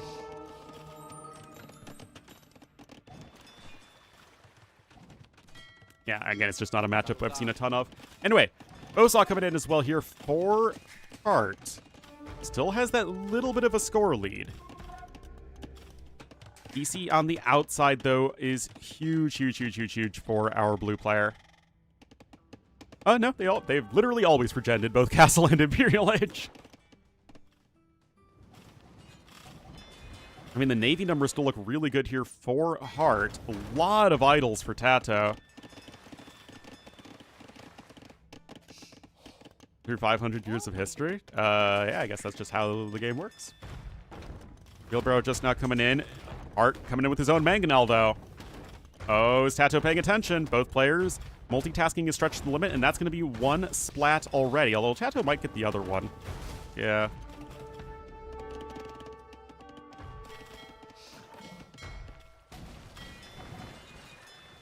Both players now have an absolute mess of an economy, but still, Hart's mining stone. And it feels like although Tato is really far ahead in resources, everything except a tiny bit of gold collected, it feels like he's struggling more. And of course, Tato doesn't have the discount that Hart does, so he literally needs fewer resources. But Hart still has the better army, and he's been taking the far more efficient fights. But yeah, okay, there's the TC on the outside. It does come up nice and fast with the Sicilians. Berserker King, hate to break it to you. Alright, I mean, that's another big splat. I mean, Tato has been very consistent about killing his opponent's eco, even if he hasn't really been able to take the best fights. Oh my god, that hurts. That hurts my soul. Neither player close to Imperial Age. A very interesting game here. 24-6 villagers killed. Now, you'd think that Tato would be able to start fighting back here on the water. It's just he never is literally able to take anything close to a decent fight against the Navy of Hart. He does have 3 relics, which is also helpful, though. Well, with all of that stone income, which Hart should have the lead of, at least in just a moment, he will be able to drop a castle in the very near future. Yeah, but he doesn't even have Bowsaw yet. Oh! Oh, the big sandwich! The big sandwich! Oh my goodness, guys. This is so good for Hart. He has the numbers. He is trying to make that work. Careening is huge versus longboats, though, because remember, they have low base attacks spread out across a lot of different attacks. Doc's trying to help out here, but once again, Hart senses blood in the water, and Tato still doesn't have the stone for any more donjons. Hart can't afford his own castle. It is ballistics for Tato, so he does have that going for him. And perhaps the ship numbers are getting to be where they need to. Man, what a great first day of games. Oh, might get the kill. And then Tato. Nope, too much time. Oh, he survives on 3 HP. And now another donjon coming. Oh, my goodness. Oh, what on Doubt's Green Earth is happening here? I think that's smoke on the water. All right. Oh, my goodness. It's happening again! Oh no, Hart a little too bold with that castle. He didn't need to do it. He could have played to the outside. And that castle has to be canceled, but now that is another 15 to 20 dead villagers. That sure does. Oh my goodness, that was so unnecessary from Hart. I mean, it was beautifully punished by Tato, but Hart really gave Tato an opportunity he shouldn't have been given there. And Tato is playing this well. 48 to 76 villagers now. Yes, you are ahead in fishing ships as Hart. Yes, he does have a TC on the outside at the very least as well. And yet, it's going to be so much easier to scale Tato's navy. And Tato still has control of the land with the DJs. And now Tato going to start taking better and better engagements. This is exactly what he needs to take the first round in his group stage. No careening upgrade either to get that extra pierce armor for your ships. Like I said, it makes a huge difference versus the longboats. Yeah, it looks like you might want to mix like a couple Hulks back in. And I mean, you could argue that they are forced errors because Tato is also fighting on the water, so really it's just about that multitasking. But yeah, the Mangonel's absolutely getting so much value. 15 kills on that Mangonel, 13 of which are villagers. Siphon's coming in here for Tato. It's still going to be nice there for those fire ships. And you almost have enough stone for another castle, but I don't know, guys. It feels like Hart just doesn't actually have the bodies to gather those resources he needs. As Tato's 7,000 resources ahead, despite the resources destroyed still favoring Hart by a pretty sizable margin. Tato's eco might simply be getting too good. Imp still feels kind of far away. You only have 16 on food. You still want to keep those villager numbers pumping out.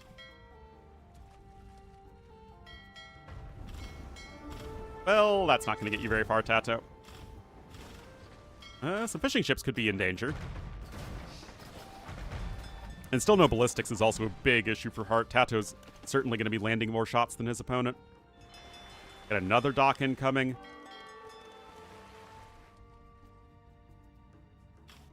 And okay, what is the plan? Because eventually it feels like Tato is just going to outmass Hart, and then Hart's just stuck. More donjon tower action.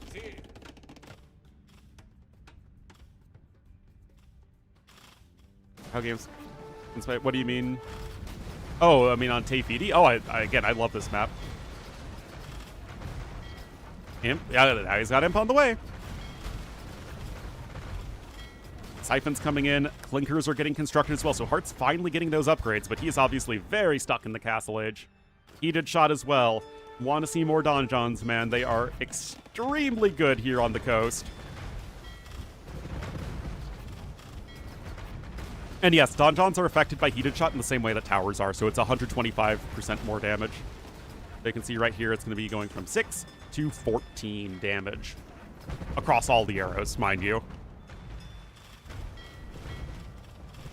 Ballistics is now coming in, but Tato is able to get those upgrades so much sooner. Masonry coming in. You guys know how much I love Masonry, especially on water maps. And guys, Tato is working towards that first victory. Well, first set victory. He's obviously won 2 games already today. This Masonry, I mean, especially with ships, it just so drastically reduces the amount of damage you take. And also gives you 10% more HP. Stone mining upgrade coming in. 105 villagers for eco units right now for Tato. Those fire ships are getting torched, and this honestly might just be an imp GG. Ornlu bits, I seriously doubt they do that.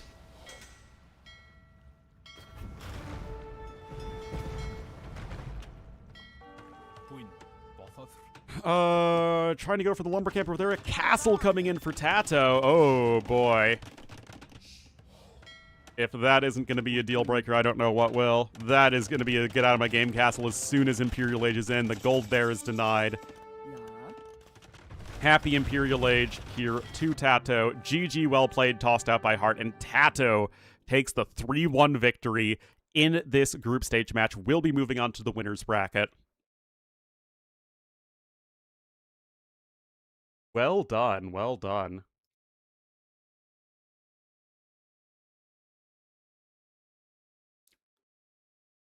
I mean, it just made things too messy.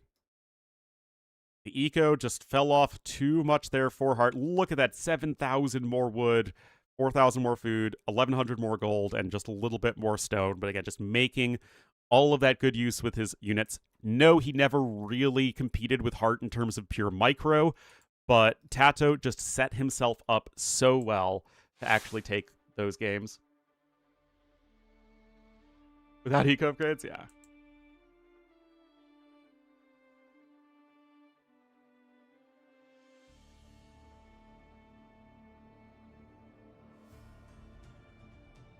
Alrighty, feel like everyone I know is going to be getting off here in a second. So that's going to be it for me today, guys. Thank you all so much for watching, and I will see you tomorrow, same time. It is going to be Yo Barrels and Viper Mihai. So thank you so much for watching, everybody, and I will see you tomorrow.